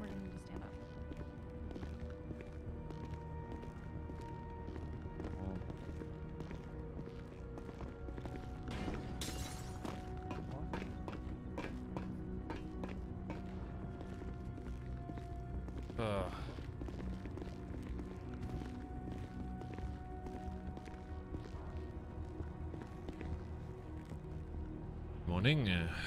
It's already. How you doing, Mr. Prime Minister? It is 883.1. Make sure everyone's yelling in here, because let me make sure this shit. Do I have a warrant for my arrest? Is this like a really badly played out attempt? Oh, I actually have a warrant out for my arrest. For what?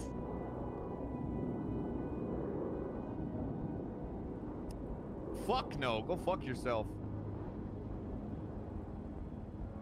Yeah, I am. I don't give a fuck. Tell her. And I'm not turning myself in. Suck my fucking balls. Bye. Hey, thanks for the 3 months.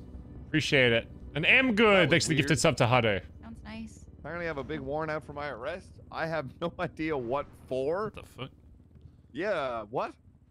Did we get raided while I was asleep or some shit? No. Nah. Well, Don't make Just that don't- voice. just don't check the Did pub. we get raided? I don't think so. Okay. Make sure everyone's yelling. Oh fuck. Yeah. Sure it's locked. I locked it. Okay. Hi,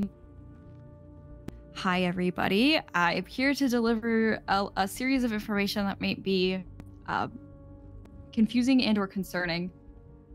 But I'm just gonna get into it. Okay, so yesterday, obviously this is after you went to sleep, Colin. Crazy. Yeah, we were, partnering up, making sure we were all like in pairs, just because Norman was being Stevie a fucking does weirdo. have a good fit on. She's And got the Ugg I boots. realized that. Good morning, everyone. Oh my god, radio. Oh, hello, Buck. Good morning. I realized that we hadn't heard from Junior in like a long time. And like last someone had heard that he was gonna go run errands and he was in Polito and he had taken his bike and he was coming back down to Vespucci.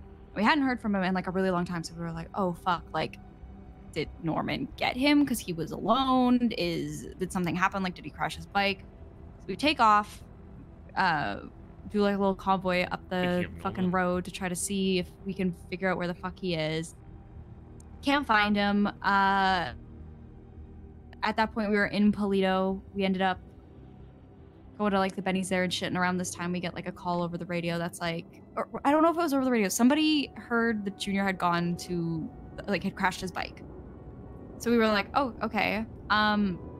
When we heard that, we ended up kind of like searching around some like hot spots just to see if there's anything at all to give us a clue to like what the fuck was going on.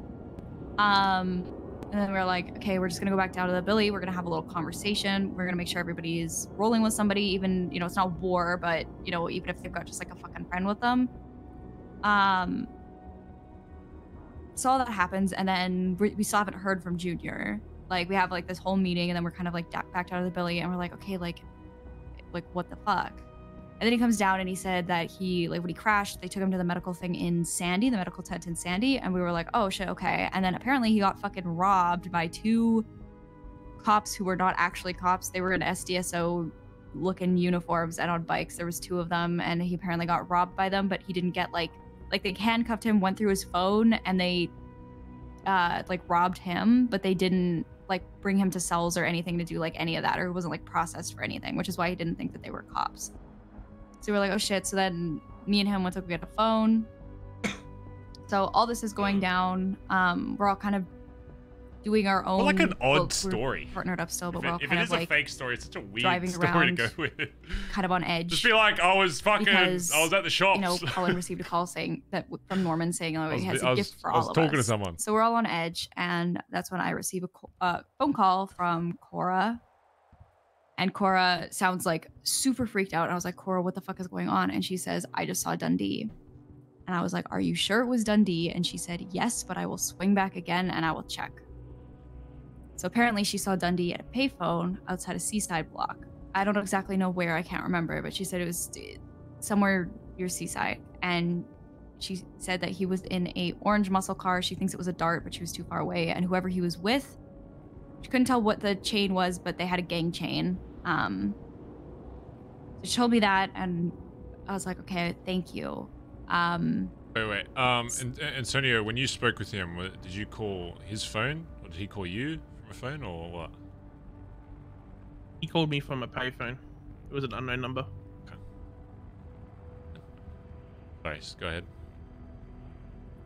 So, yeah, he was at the payphone, and then he was in the car. Connecting the dots. So Cora told me that, and I was like, oh. Barry, connecting the dots, Benson. That Junior's back down at the Billy at this name. point, so I pull him aside, and I'm like, Junior, like, Cora just saw D, and analyzing, we had like a connecting, conversation about that, and connecting. After that, you know, people were just like starting to hear, like see him around, like people found out. Oh, it's my dad. Let me just. Hey, Dad. Let me. Can I call you back in like 2 minutes? Yes, you can. Just make sure you're safe and all that. I am at the farm. Okay. All right. I'll call you soon. Okay. Okay. All right, bye-bye. Okay. Bye. So. 2 minutes. Anyways, I need to stop saying out, such so I was low like, fuck, numbers. So basically, at this point, I say it not to be rude and say like, "Oh, I'll call you back in 20." But I don't know where Junior went after that. I think he was talking to somebody or something. I can't remember. But anyways, I grabbed like everybody else and I was like, okay, everybody's kind of starting to hear this. Such a bad habit. I guess D is alive. Let's not, like, we're not gonna go fucking do something stupid on our own. We're not gonna go fucking antagonize. Just stay in pairs, be aware, don't fucking do anything stupid, basically. He never spoke to Hopkins again. So after that, we all kind of were again on edge, and I was driving around with Finn and Cap. We were up at the observatory, and while we were driving up there, I got another call from Cora, and I was like, hey, what's up? And she's like, hey, I just went to the courthouse to check the MDW to like see a picture of Dundee and like triple check that it was him that I saw, and it's definitely him. And also in his MDW, he has keys to GG shit. And I was like, okay, interesting. So then he has keys? Again, like, we're just out there driving around, and we're at the observatory, and I reach out to Junior again because, I mean, it's fucking, like, this shit is not, like, easy, and, like, I wanted to check in on, like, how he was doing. So I was like, hey, like, are you okay? And we were having this conversation, and he says, oh, GG is coming down. And I was like, to the Billy? And he was like, yeah. And I was like, are you okay? Like, what's going on? And he was like, I think they just want to talk. And I was like, okay. And I was like, I'll come down there. Do you want me to come down there? And he was like, no, don't come down. And I was like, okay.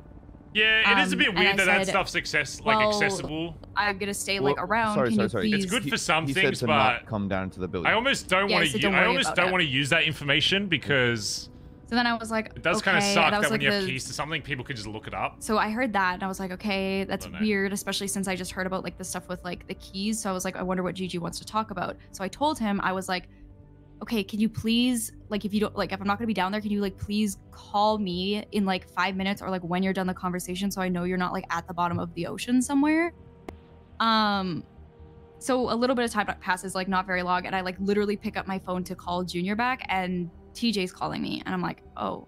So I pick it up because I had seen TJ earlier in the day and kind of like filled him in on like the D stuff. He didn't seem like too worried about it. I don't know, I tried to tell him to stay with somebody, but he was going racing or something. Anyways, so then I pick up the phone and I'm like, hey, and he said, I just shot Junior. And I was like, what the fuck? Obviously. And so I started heading back down to the Billabong with Finn and Cap. And he basically told me what, this is what, from TJ, this is what he said happened. He said that he came back to the Billabong and he saw Junior in the Billabong standing with Dundee, Marty, and Benji. Did Junior tell anybody that when Dean that came to the Billabong? No, no. When I literally when I called him, like when GG was coming down, I think that think it was probably makes Barry a bit sus. Like GG. there's 3 different encounters that you haven't called someone. It was probably him that he saw. So now I've got potentially 3 different situations where Junior has had some kind of interaction with D potentially and hasn't called anybody. Every time I called him and got in contact with him, he gave me an excuse as to why he wasn't. This isn't the same guy that came to me on that day. You know, talking to me about making sure never to not involve the club again, right? Surely. So, yeah. So and like like I said, I had talked to Junior. Like I'd been very like clear about like I don't like 3 he's different around, encounters, people are seeing him. I don't fucking want even just to have the club around and like that. I just literally we just need to be aware that he's around. Like that's literally all I give a shit about right now. Let's just fucking hold our horses until we can have a like it's fine if be he on wants the to have a same page one-on-one about this and convo, actually have a but conversation. to Because at not this point it was even- only me and Junior awake for high command, right? Anyways, so then I fucking go down there, obviously, and TJ's talking to me on the phone, and he said that he saw them and that Junior or D, some one of them said something apparently about like implying that they had been in contact earlier in the day. That's what TJ said, and then TJ said that Junior was antagonizing him, calling him like the little boy who cried, and then asking him like what the fuck he was gonna do about it or something like that. And then TJ said he shot him and then he was chilling at his house, and I was like, what the fuck? So we swing down to the Billabong, we figure out what the fuck is going on. I feel like if Benji, Marty, and D weren't there, Marty and Benji, if they were down there, they were gone, and they also left Junior. Wording wouldn't have happened. And so did TJ. So Based he on was from what we've heard. bleeding out, so we fucking grabbed him. Like that, our first priority was to just fucking get Junior in a car and get him to the hospital, because at this point we don't know what the fuck is going on. So we get him to the hospital, come back down to the Billabong, and I'm like, okay, like I need to fucking talk to TJ. And I like made it really clear, because like at this point everyone was like figuring out what the fuck was going on. So I was like, I made it really clear, like we're not gonna fucking escalate this shit. We're not gonna escalate this shit. We're not having another fucking member have a fucking bullet between their eyes, because like holy fuck. But I needed to fucking talk to him. So he said he was in his house, so I was like gonna go in his house because he was on the phone when I tried to call him. So I tried to go to his house, it was locked, and I was like, oh, okay. But we were standing like outside of the Billy, like kind of in front of your house, Barry, and we hear movement inside the Billabong, and obviously with everything going on, we pull guns and we run in, and then we see that it's TJ, and we're like, oh, okay. He gets in a car and he drives away. For a while.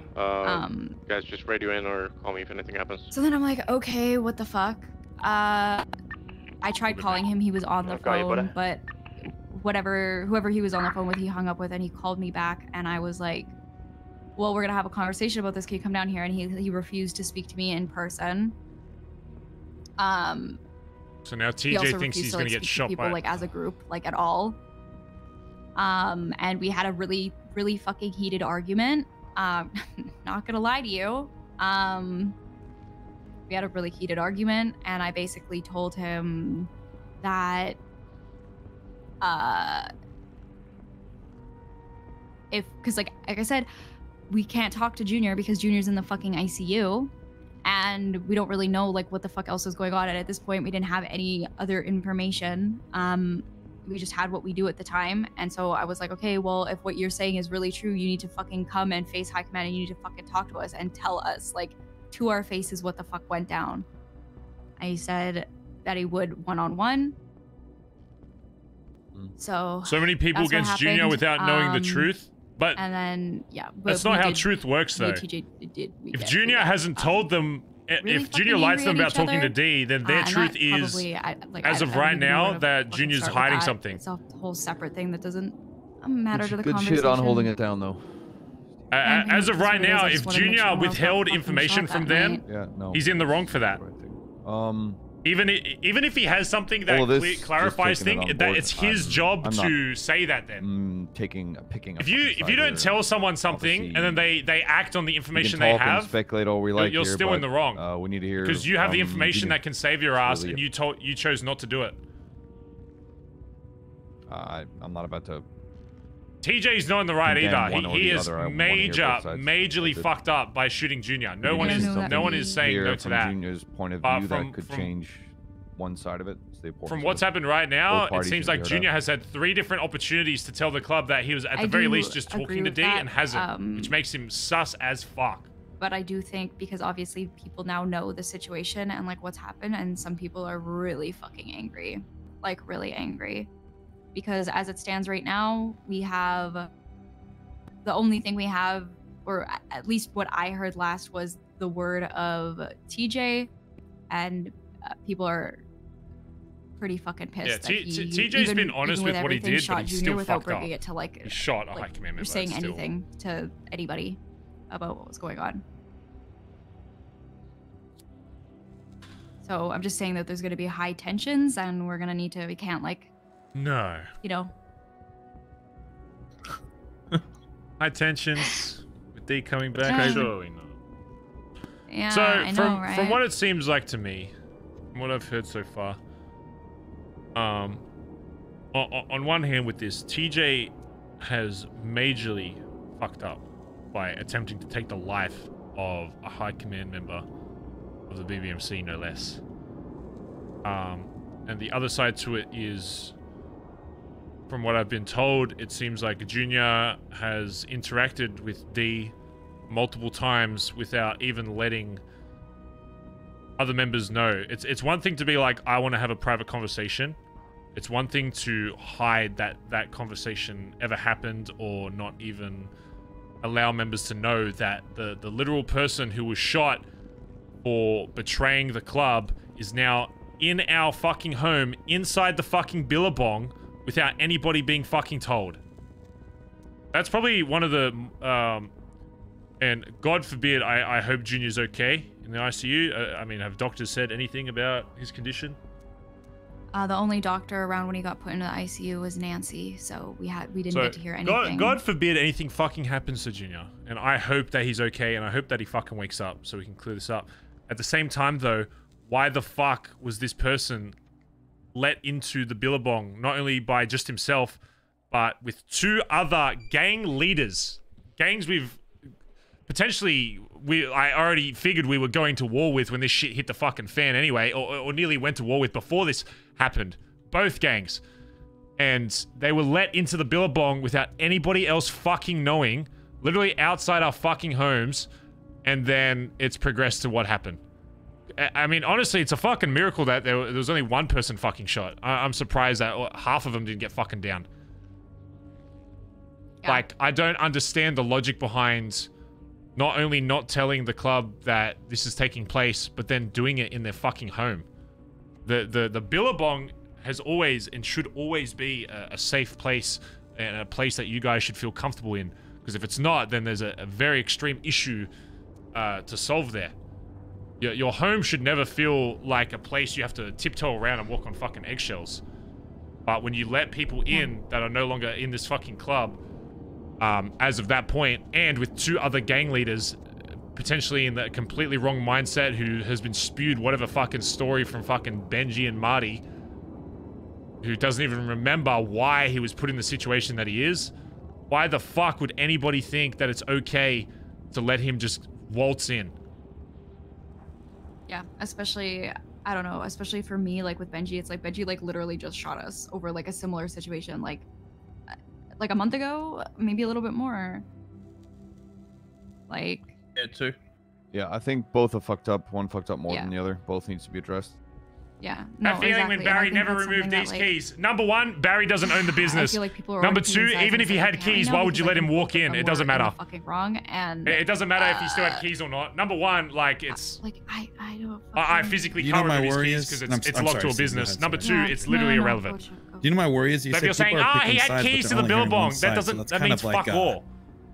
It doesn't matter if he has keys or not. That Why kind would of you let speaks him for walk itself into if the you're already billabong? picking sides, but you haven't heard the other side. Keys are irrelevant That's because we my role point. play. We role play that he wouldn't have keys anyway. As much as It's I'd just a like game to be mechanic. like, oh sweet, we can solve this today. Bing bang boom, done. We can.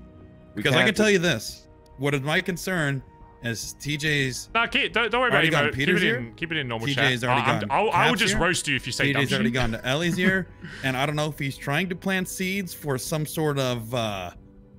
I don't know what he's trying to do, like some sort of retaliation why he's right on shooting Junior. But I feel that is absolutely not fair to pull people aside and I'm fine have to with the brain dead justify shadows. It's just- individually I'll roast them. rather than a group setting so we can actually question him and get the full beans right there. Well, he's afraid that we're gonna shoot him. That was. Do you know his what? words, Do you know not what I mine. compared this to? I'm gonna say this. Do you know what I fucking compared it to when I was talking to Ellie, Peter, and Cap? Barry, when you shot Dundee that day, you pulled us all to the golf course. I think a day or two later, and you said, "I shot Dundee, and here is why." You didn't have to hide. You said it confidently. You said it spoken like a prime minister because you had the rights in justifying why you did that.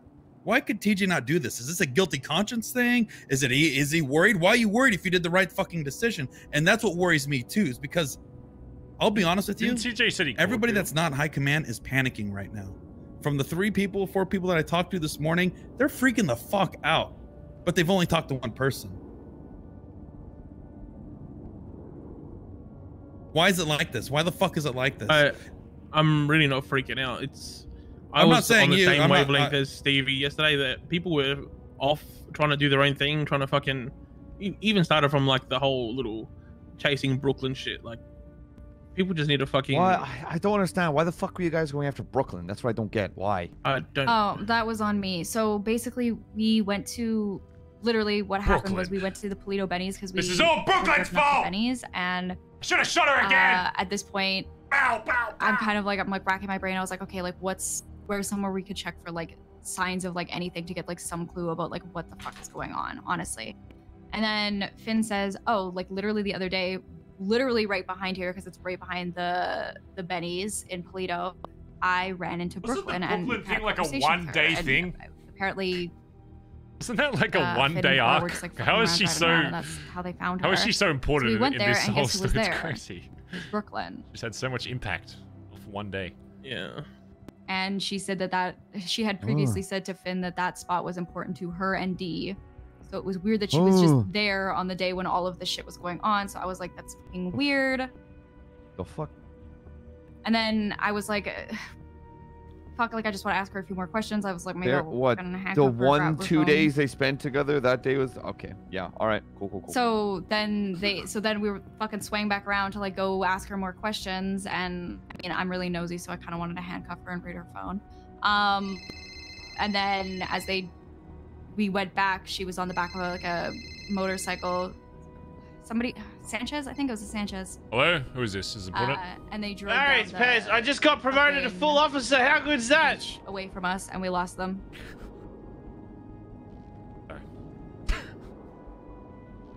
So, Mustn't have been that's important. No, not at all.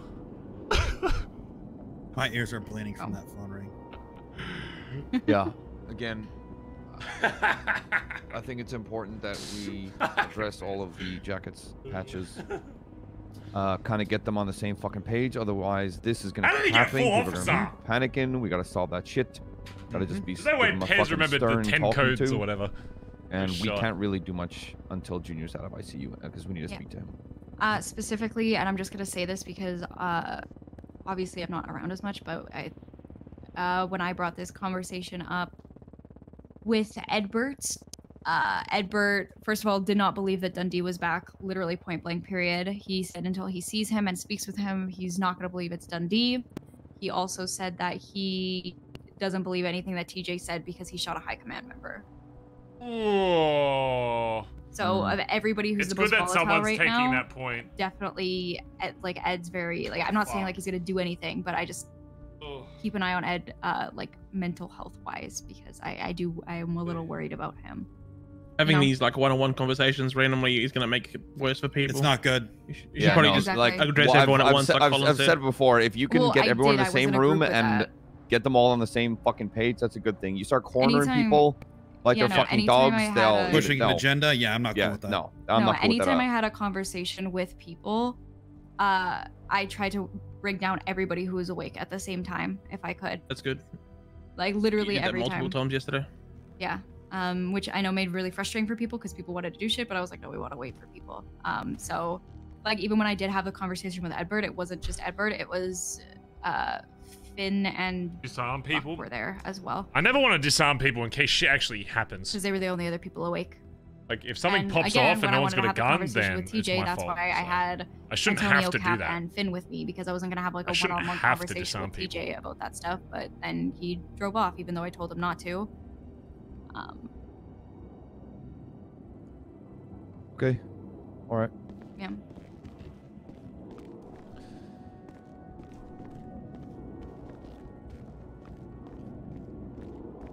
So that's what I have. I wanted to tell you guys because I was there all day. I want you guys to hear it from Colin's me, looking at the bottles of alcohol. instead of hearing like a bunch of different like stories about like maybe what happened. Appreciate you, Stevie. Or if you wanted, from TJ's point, I mean, Oh, I had a conversation with him. I know, It was not but a pleasant one, but we had the it. rest of the club hasn't. If we're talking about making sure everyone's got the same page, then yeah, I can get him down here and explain everything. I just want to make sure that nobody's going to do something they regret, is all. Whether you think someone's regretted? whether you think someone's in the right or wrong, you know, I don't want any more people fucking up like that. Well, and that's what I said to him because when we were fighting, he basically implied like at one point like, oh, I'm gonna shoot him, and I basically told him to get fucked, and I would never fucking raise a gun to anybody wearing this fucking jacket. And I made it very clear to everybody when I was trying to have a conversation face to face with him that no one would be fucking pulling a gun, because that's the last thing we need right now. That's how we fucking got into this mess.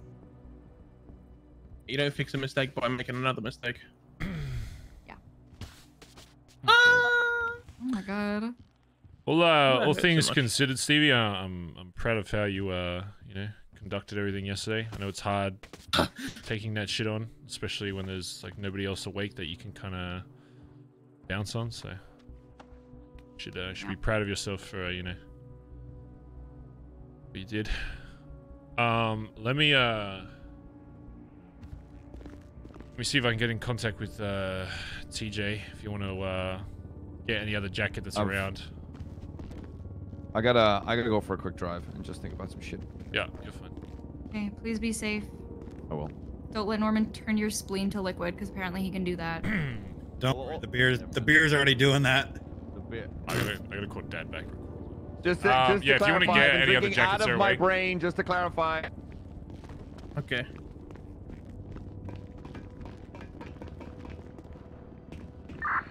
I'll just be out. So I a just sec. I'm radio. just gonna. It's fine, cool. Yeah. Gotta call Dad back. Can I lift the Billy real quick? Oh shit. We'll be back in like an hour or some shit. Day 2, everybody. Give it up for day 2.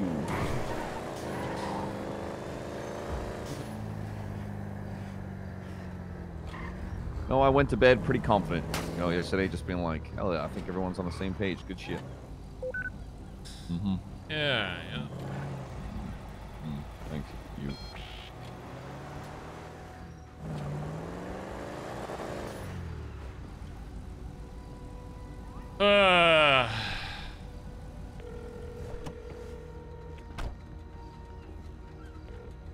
Hello, son.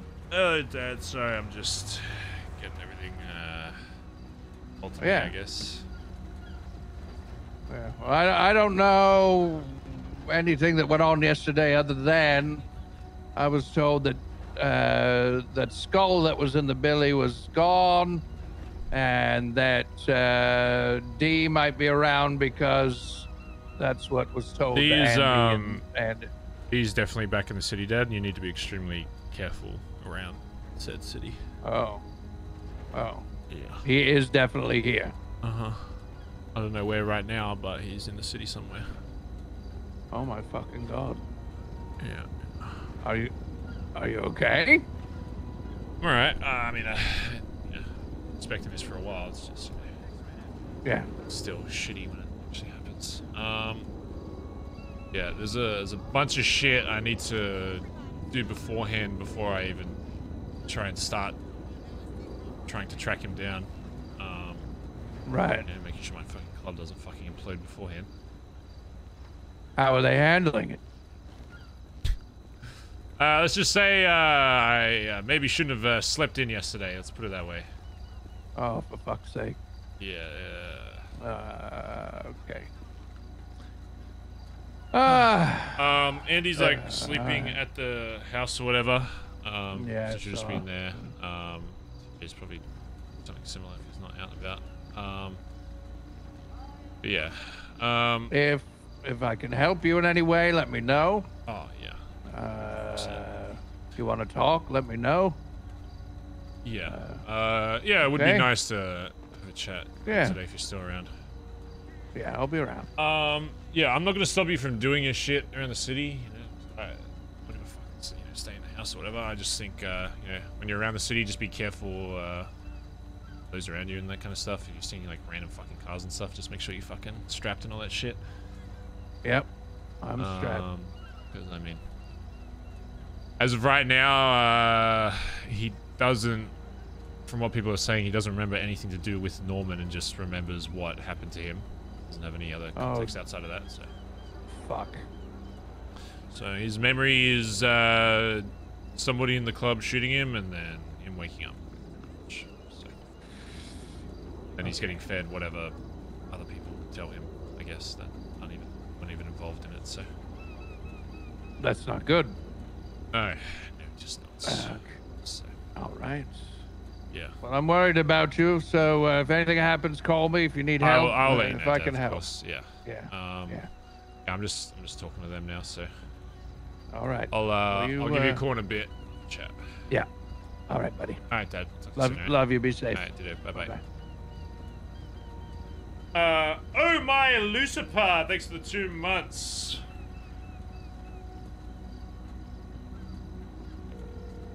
I don't know if he'll still be awake or not. I'll have to email him.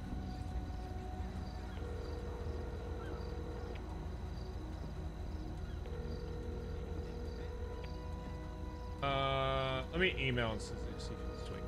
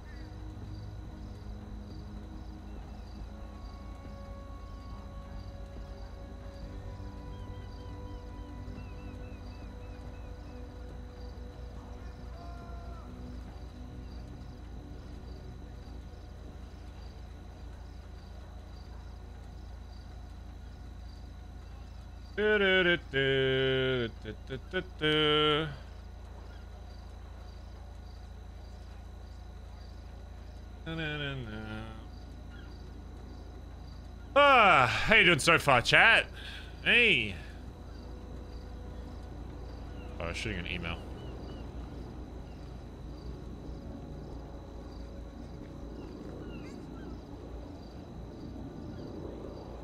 If they're even awake. I don't think Benji and Marty usually are awake at this time.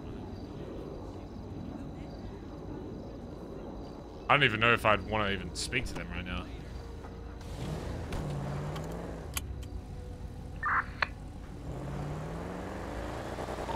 Alright, I sent an email to TJ, so just, yeah, just chill for now and stuff. Just make sure you're, strapped in on that. I'll, go back soon. Oh, actually, didn't Peter want to chat? Should we chat with Peter? Honeycomb, thanks for the gifted sub. Appreciate it. Kind of interested to see what a hang around with, prospect would say about it. Oh man.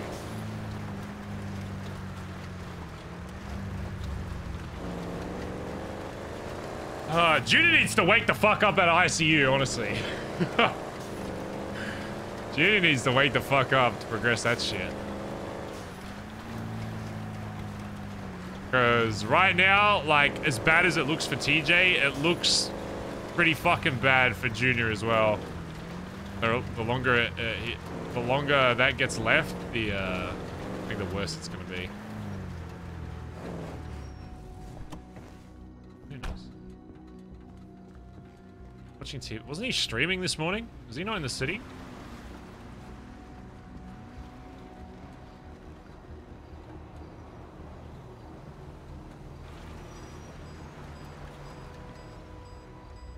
Oh, man.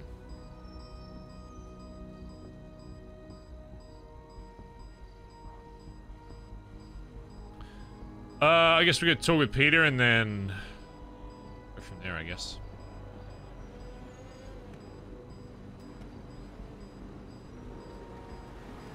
Alright, TJ said he'll wake up in a bit. Ready to check? Hello. Okay, you guys heard what I said earlier, right? Yeah, we're chilling. Okay. Yeah, TJ will be awake in a bit, and then I'll get everybody that's awake.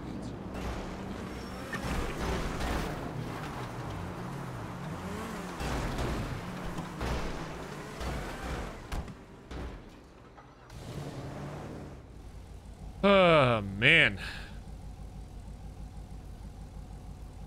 Man, oh, man. What is this? I have some random other music. What is this? Ah. Ah, this is relaxing. I feel like I'm in a Disney movie. Ah.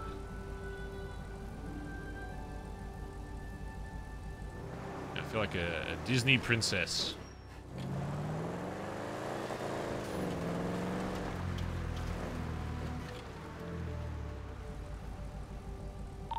I'm just gonna quickly run and go get food for people.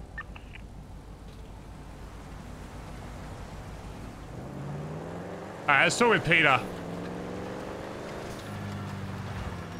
Where should we have a chat with him?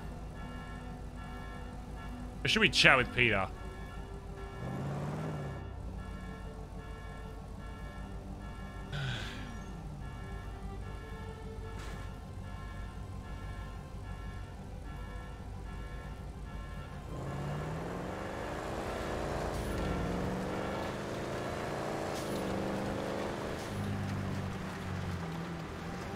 Let me get in your trunk.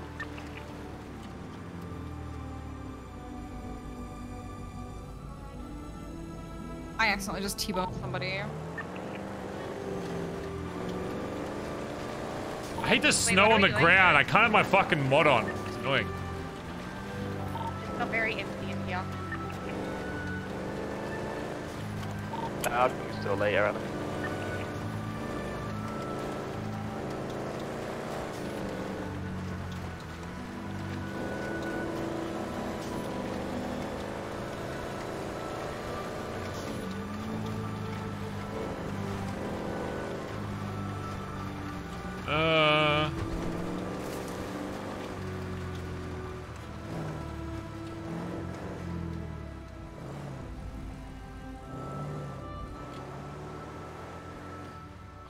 Right in.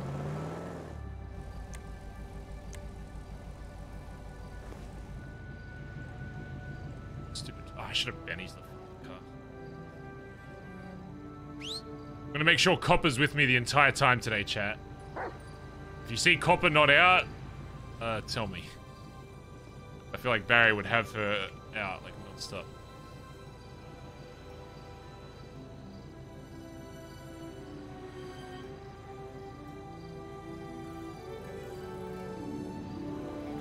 Comfort dog.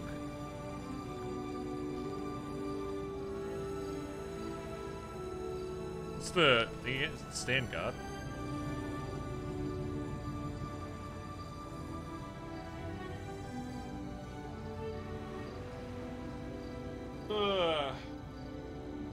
Dog's still around? Yeah. The only reason I used to not take her out that much was because she used to be like in a pocket where she could get stolen, whereas now you can just pull her out and she can't get robbed off you, which is honestly good. Because I feel like I still like the idea of like going on a John Wick arc if someone like fucked Barry, like shot Barry's dog or some shit, but make sure the RP is working for it. Kiwi Pie, thanks for the 9 months and said, yo, smile.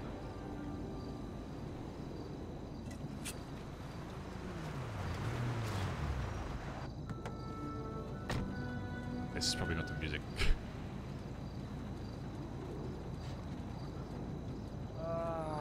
What a day, what a day. Yeah. How are you holding up?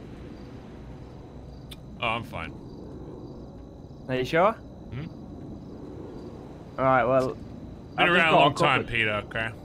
Nothing that can surprise me in this club, so... Well, this is where I need... I'm not saying you're not 100% honest, but I understand how the hierarchy works. And there's some things we don't know. We can't know. You don't want us to know, but... With all this fucked up shit, in my opinion, this is just about people and individuals. And understanding why certain people do certain things and what led up to those things. Barry happen, would you know? never reveal to a prospect that he's not fine. Happen. And I need to know before I make any solid judgment on any single person within this club, but I'm basing it on pure facts. And I don't know nothing about this Dundee guy, right? I don't care to, but now I need to. So, you haven't really been around since all of that happened. I've always had, I mean, when you're a hang-around, maybe less so, but now that you're a prospect, I've never attempted to hide anything from the situation with D. It probably just hasn't been a point where you've been told yet, you know? Because, yeah, people were kind of pushing it away until it actually happened. But I have no issue with telling you anything you want to know about it. Yeah, I just want to understand who he was, what he stood for, how he treated you, the others, how he treated the patch on his back. Yeah, let me move his car so his truck can fuck off. Yeah. Damn.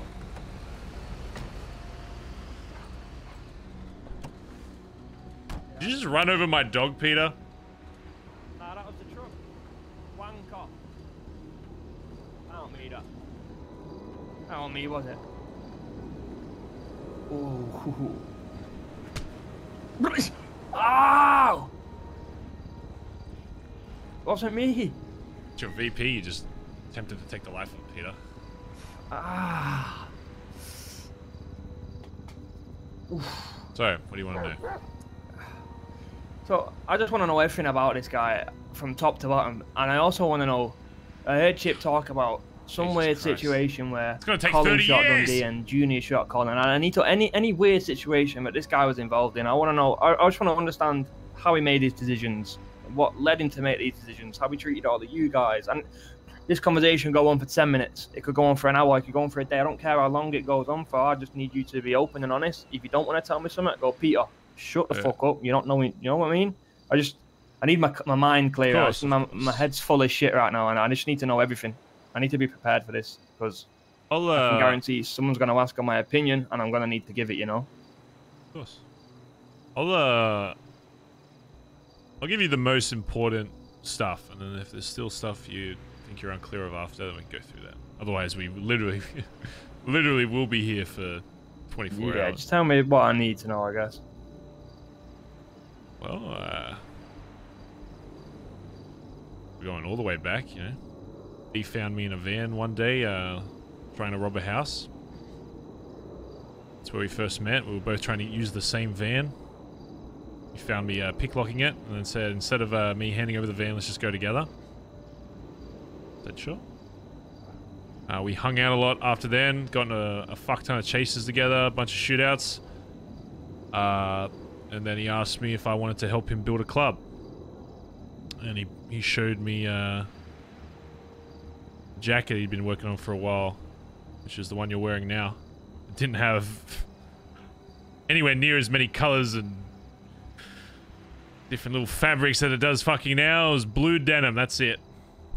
And some shitty other colors that no one would ever fucking use, but it was blue denim. That's what I brought into, that's what I wore. That's why I still wear blue. You'll very rarely ever see me in a different colored version of this jacket because I like to stick by the OG.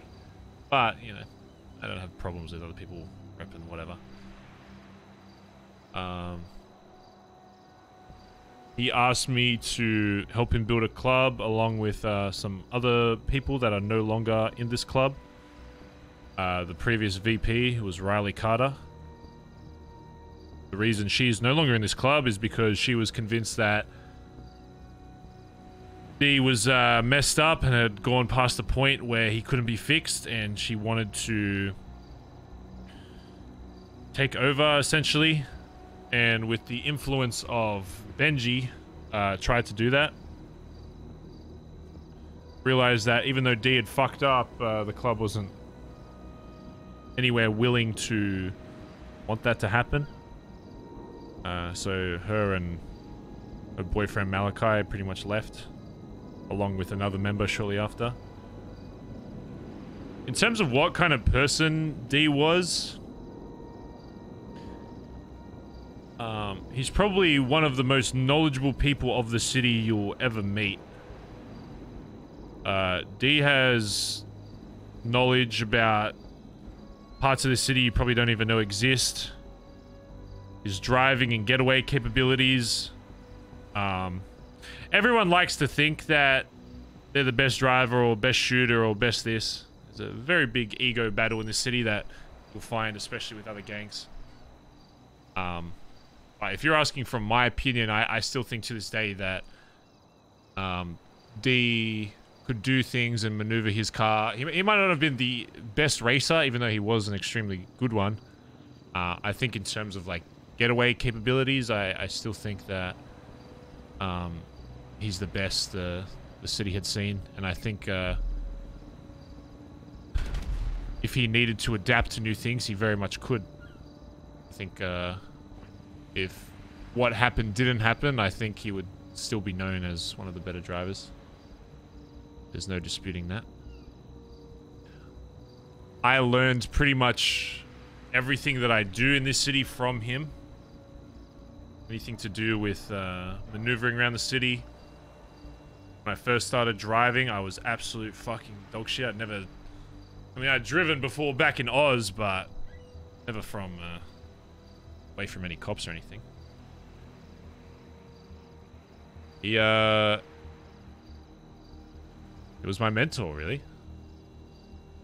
Told me everything I asked to know about in this city. Wouldn't hold back anything. If I asked, I wanted to learn how to do something, he wouldn't hesitate to tell me, even if it was something that for the benefit of himself, it would be best like as little people know about it. He'd take me on, private drives. I didn't even know. Put it in this way. Before I came to the city, I didn't even really understand the concept of a racing line. That's the level I was at versus where I'm at now.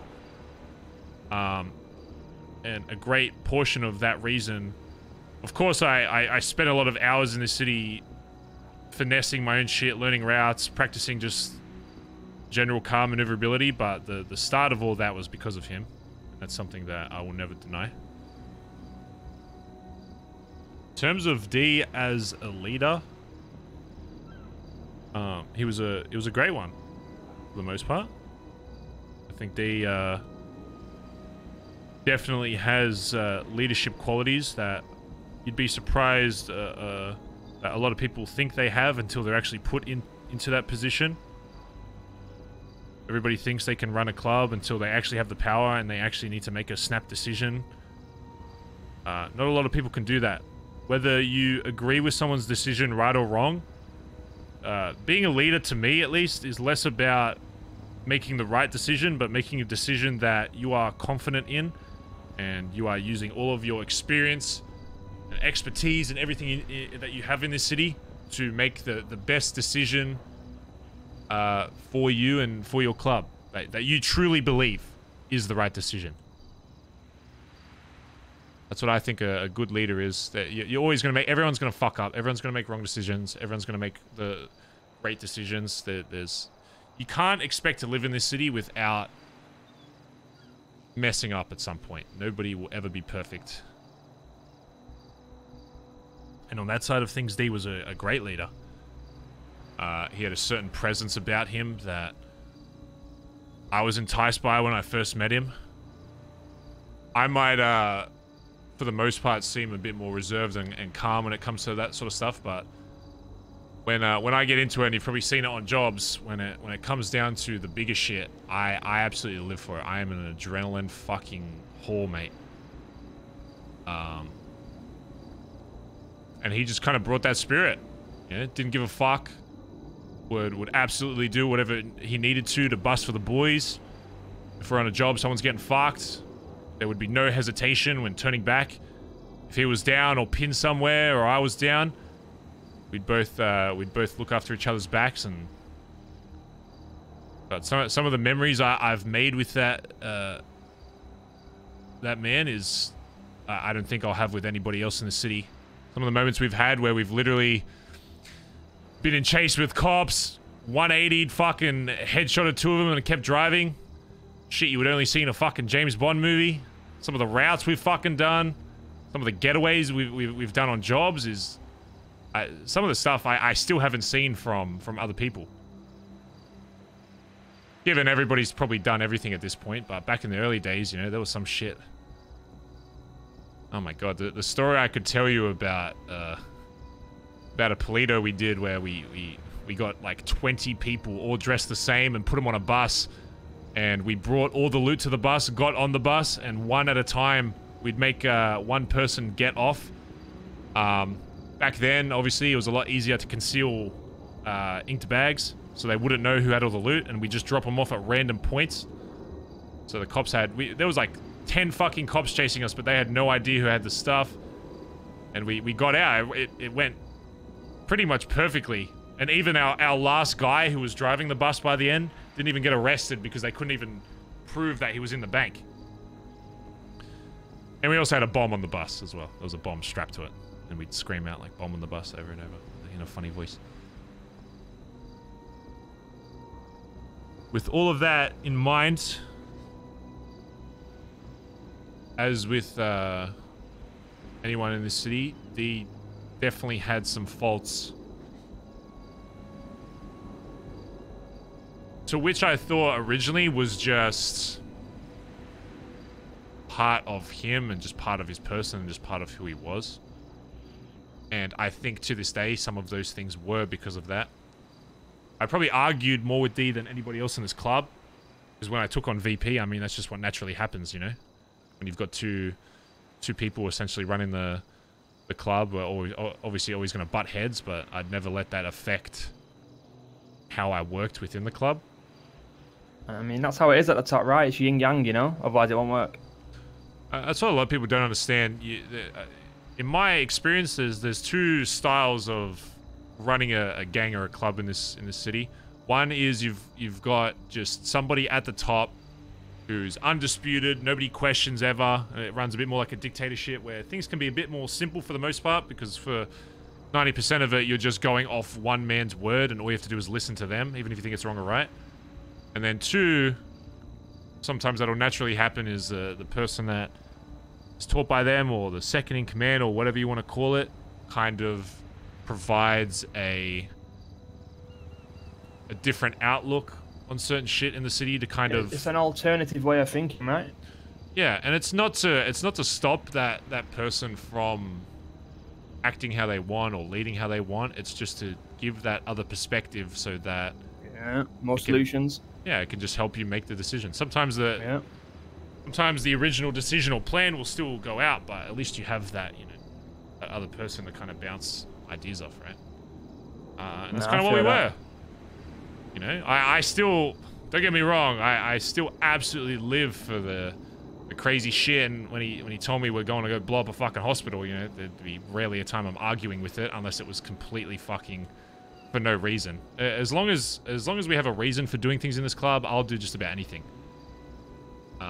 The only times we really argued was when he wanted to be chaotic for the sake of being chaotic and not having any kind of reason for it.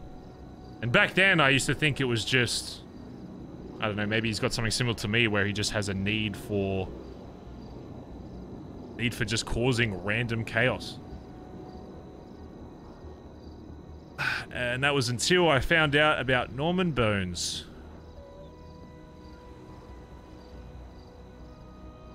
Probably a name that's been whispered around. Yeah, is the fucking devil or some weird shit. He's just a creep, bro. Keep him away from me. I call him Old Cunt, but people have different names for him. Well, he's a cunt, innit? Norman's a cunt. That's why I've seen that. Yeah. I mean, there's a billboard. If you go up fucking LA freeway, you'll fucking see it. Anyway. Not LA freeway. What's the freeway called? About 4 months ago, and this is before I knew anything about Norman and what kind of connection he had with D. D told me we were doing a boost. Told me he forgot his weapon. Asked to borrow mine. So of course, you know, I'll go lockpick the car. You fucking ice whoever, you know, tries to fuck us. He immediately points the gun at me and tells me to drive to a little shitty fucking basement by the barrio.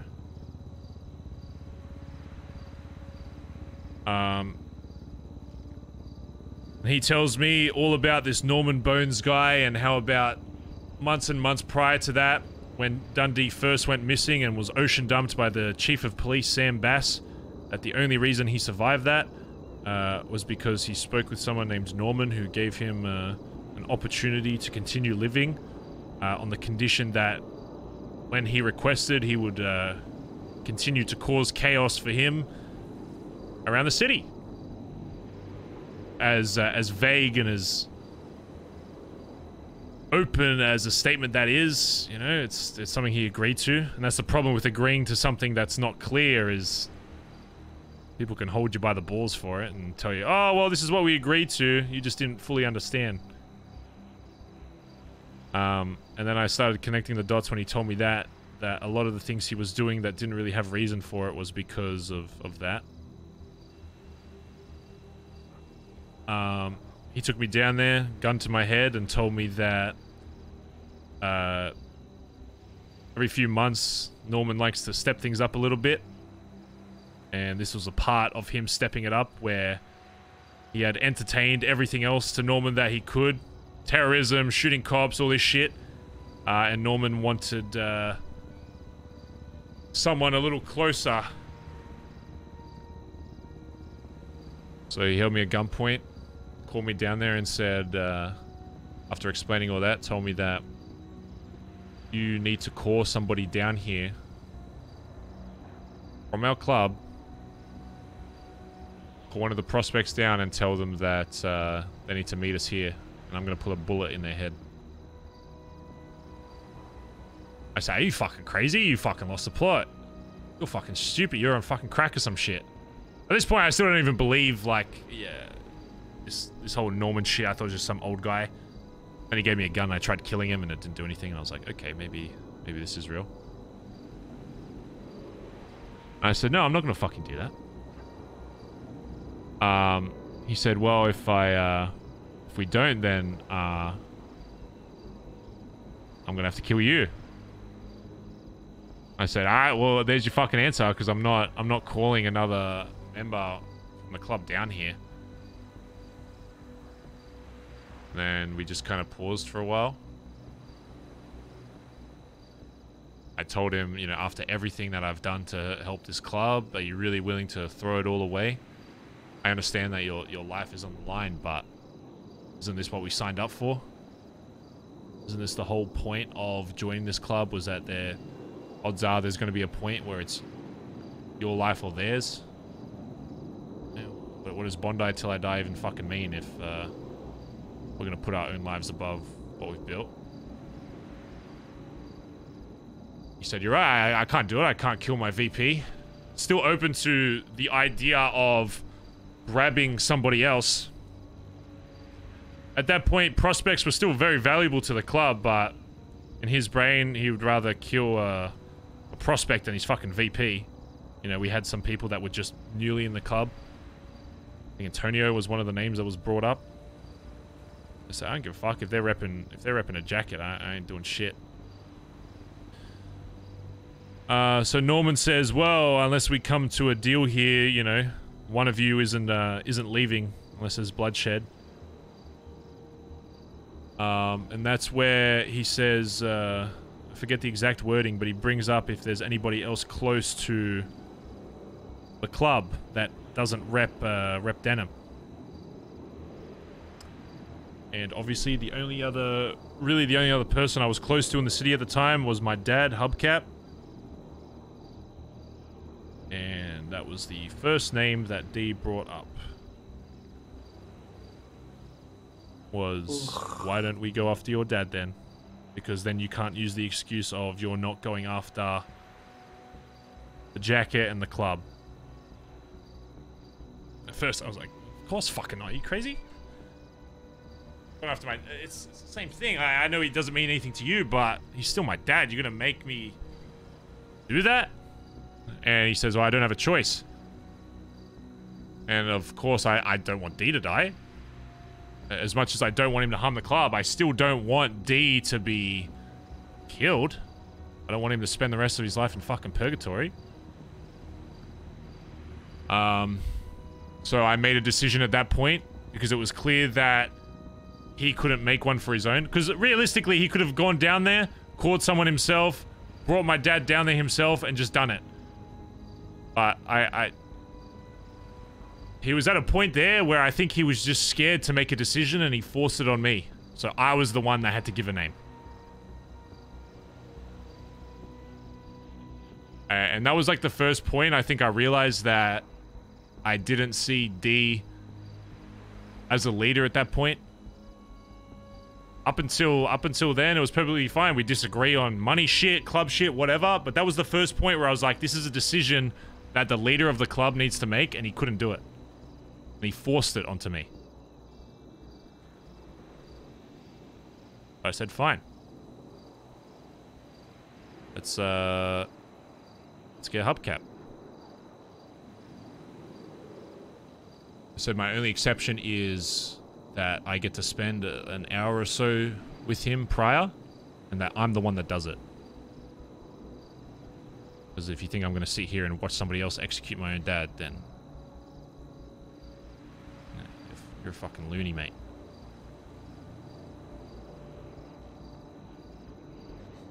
So, next day, whatever, I gather him down. I tell Dad, basically like, hey, I can't hide this from you. This is the situation I'm in. I basically explain everything to him. I explain everything to Colin. Originally, I was going to talk to everybody in the club, but at that point, D was already awake. He was already aware that I was speaking to my dad about something, and I was aware that he was already talking to other people in the club. After I talked to Colin, I kid you not, I probably spoke to Colin for, I want to say like 3 or 4 hours straight. It was a lot, probably the longest convo I've had in this fucking city. Just trying to get any other solution that wasn't shooting my dad in the fucking forehead. And there was nothing else that we could do. And the only thing that I regret to this day was not involving the rest of the club in that decision. The only reason that happened was because at that point, we already got word that D was trying to hunt down Hubcap. He knew that I was talking to Colin. He was already trying to hunt down Nancy. And he was going to, essentially, if he could get to them first, he was probably just going to do it without allowing me to have that opportunity. I knew the rest of the club was around him. And based on how D was acting, I knew that if I told the rest of the club what was happening, that D had most likely already had the opportunity to spin the story a different way.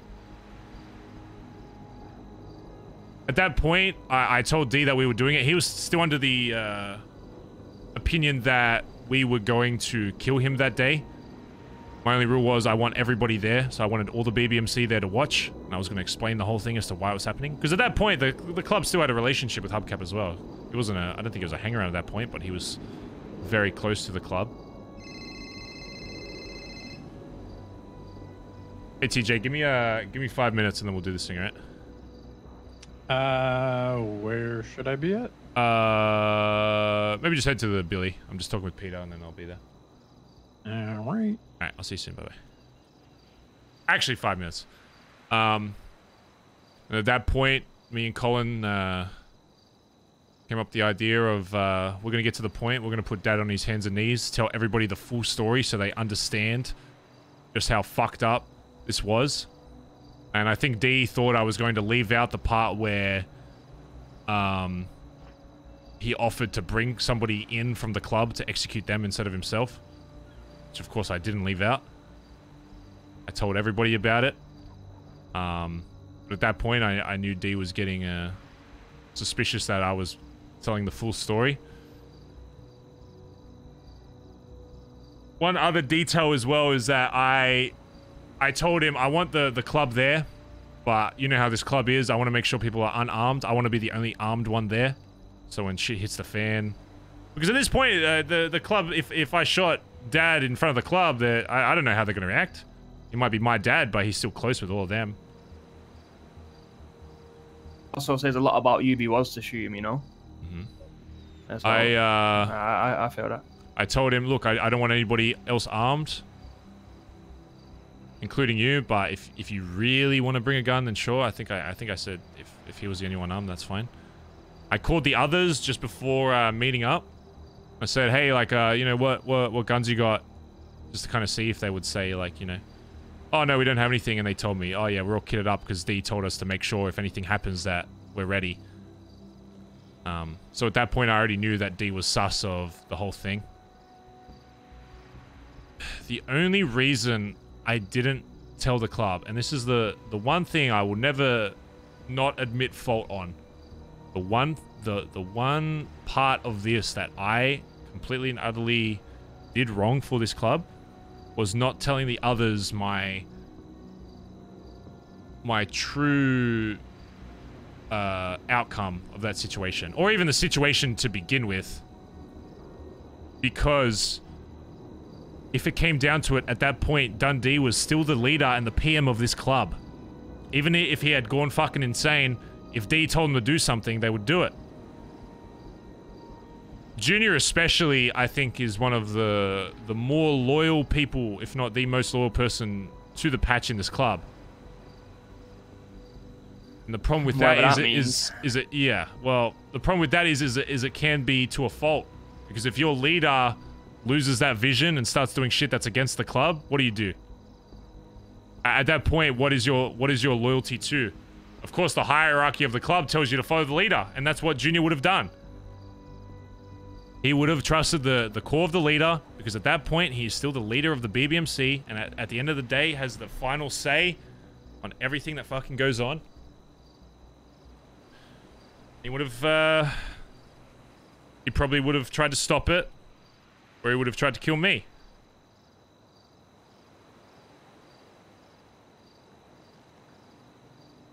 And, we gathered them all up there, and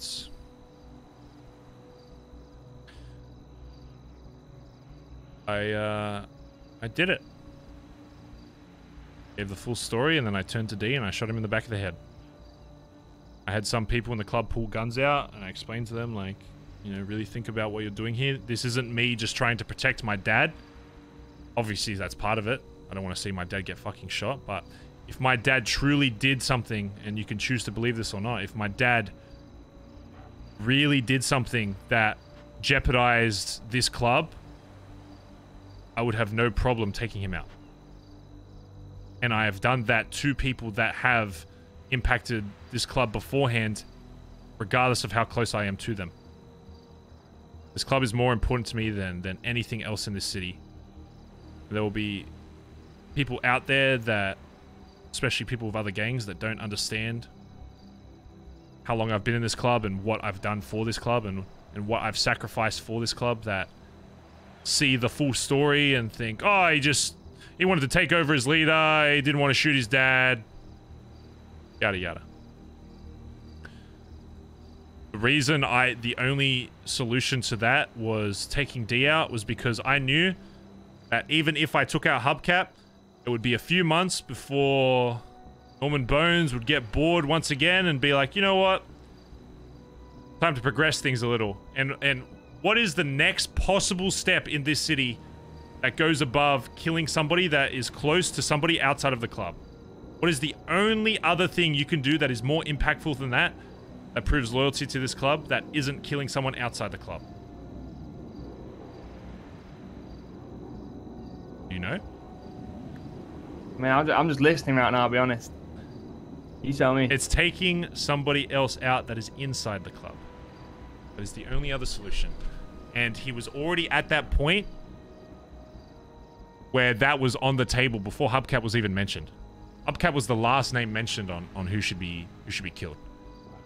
So if he was already at that point, it would have been delayed a couple months. And then he does it again. He does it again, except this time it is somebody in the club. Yeah. And at that point, the same thing happens. So at that point, I make the decision. I'd rather save fucking 2 lives than just 1 on the risk that he doesn't progress to that. Oh, I kill my dad and just hope that D just snaps out of it and he's fine. Norman doesn't fucking go anywhere by completing it. He stays completely under his control until somebody in this club's fucking hurt, and that's it.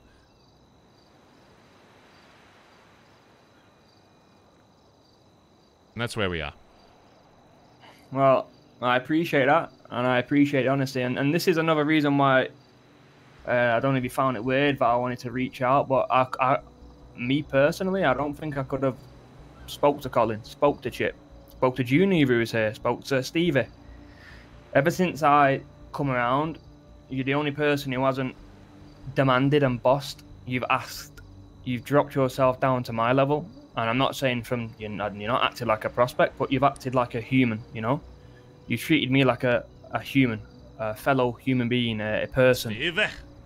That's what family is to me, is understanding that deep down we're all the same. Yes, we have objectives, yes, we have goals, and yes, we have different, you know, responsibilities. And this is where my next point is now. I understand all that, and I understand the whole shenanigans with Dundee and the thought process. I don't think he was in the wrong, but this is my big problem now. How come it took me to come to you to waste your time to get all of this information when there's much more going on than there's much more that could be happening than me and you speaking right now, wasting time on this? How come someone's not feeling the need to run an errand or fill me in? And I'm not blaming no one, but I'm just saying it's just another fucking big problem. And it's like, we go back in your conversation there, and I'm gonna be, this ain't me trying to disrespect you now, Barry. This is me just giving you all my honest thoughts. I give it to TJ, and I'm just gonna tell you how it is, alright? Because I ain't trying to see you get hurt, anyone else get hurt. I don't think I've told you yet, or I've told anyone, and I don't want you feeling uneasy with all this Dundee shit. You are my Prime Minister. I plan the future with you as my Prime Minister, and you will be my Prime Minister. And that's how I see it. That's how I will always see it. I now don't need to speak to Dundee. I don't really care for his side of the story. You've dissected his brain enough for me to even care about it. I trust your word more than anyone's at the minute. Just from the conversation I had with TJ, how can you tell me all of this and you, at first, you big Dundee up because of what part he played in your life? Do you know what characteristic trait that takes for you to big someone up who's caused you so much harm and wanted to kill this or kill that or kill what you stood for or kill your dad? That takes a true human who has feelings, and you've had to adapt, you've had to overcome. And like, I just think everyone else in the club isn't on the same page, Barry, and I hate to, I'm going to bring it back to your Prime Minister Iron Prospect. I don't want to tell you what it is and what it isn't, but that's all I can do now, because I fear for what can come for people like TJ, who I believe wants better for this club than 95% of the people in it. And I know I've not been around long, and I may come across silly and stupid and dumbfounded, but I can tell you now, I do it for a reason. I don't really want people to listen to me. I listen to listen, and I don't listen to reply. I don't like speaking to people. Yeah, I like to just right, soak Peter. in, you know, and it helps me make a judgment. It makes me make a call on what I want to do in life. If I wasn't this way, I would be 50-50 about everything, and I wouldn't be dead set on what I want. And if I wasn't dead set, I wouldn't be here, you know. So I just want to make you know what I think the issues are. And you can sit there and tell me, but Peter, it's 2 weeks jacket. Peter, you've only been around a couple months. Time is a complete concept and a pigment of someone's imagination. It's not hard to grasp something in 10 minutes or in 1 second or in 1 year. It all depends on the person. I apply logic and common sense, and that's all you need to apply. Everyone keeps beating around the bush. It's like I had many conversations with Cap, and it's just BBMC comms. But why the fuck are you settling for that? Like, it's not something you should be proud of settling for, or proud that it's just the BBMC comms, because messy I for guarantee VP. the BBMC comms have led to fucking most of this. And I'll even go further and beyond to say this. How can you, the Prime Minister, tell me all this, and I feel I can approach you? If anything, in most aspects of life, the top dog I should be afraid to approach, because I feel like he's going to look down on me. But it's you out of everyone who won't do that. I feel bossed and demanded around by everyone, but I'm not here to say it. Like I said, I'm here to sit back, listen. I just want to observe everyone so I can have 100% fixated opinion on every single person in this club. And it's not that I feel opposed. It's not that I feel I'm not wanted, because I wouldn't be here, right? You are all grown ups, and you don't, you know how to tell someone to fuck off. But if we can treat each other like this, why can't we, just like you treated Dundee in that first part of the speech? Where's the nice parts? Why is it always do this, do that, do this, do that? But then when it comes to clubs, an issue inside the club like TJ shooting Junior, and I know it's probably none of my business, but I'm going to tell you from man to man and Barry to Peter. First of all, everyone I spoke to, Chip, Stevie, they're all crying about, you've shot our high command. I'm not being funny. Define high command, because 1 minute you're dying for the patch and you live for the patch, but the next is the fucking high command. That's two different styles of leadership. There's one where you're all dying for a cause and you're all representing that cause, which is the patch, and there's another one where you respect the hierarchy. You both can't have those things in play. You either for the patch or you for your hierarchy. The reason why so many problems keep fucking happening, and out of everything I've listened to the past fucking 2 months about the past 1 to 2 years of this club, I don't know how no one's addressed this fucking issue. It's as simple as there's two different styles of leadership, and let me try and understand my thought process here, because TJ understood it very well, and I know it's probably hard to take me serious because I come across as some stupid fuckwit, but when I tell you it's all calculated and done on purpose, I can promise you that. Oh shit!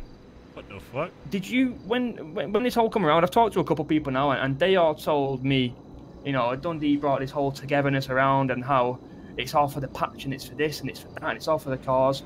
Do you not think after a while Dundee used that to belittle everyone and to say that his car's yours because it's for the club?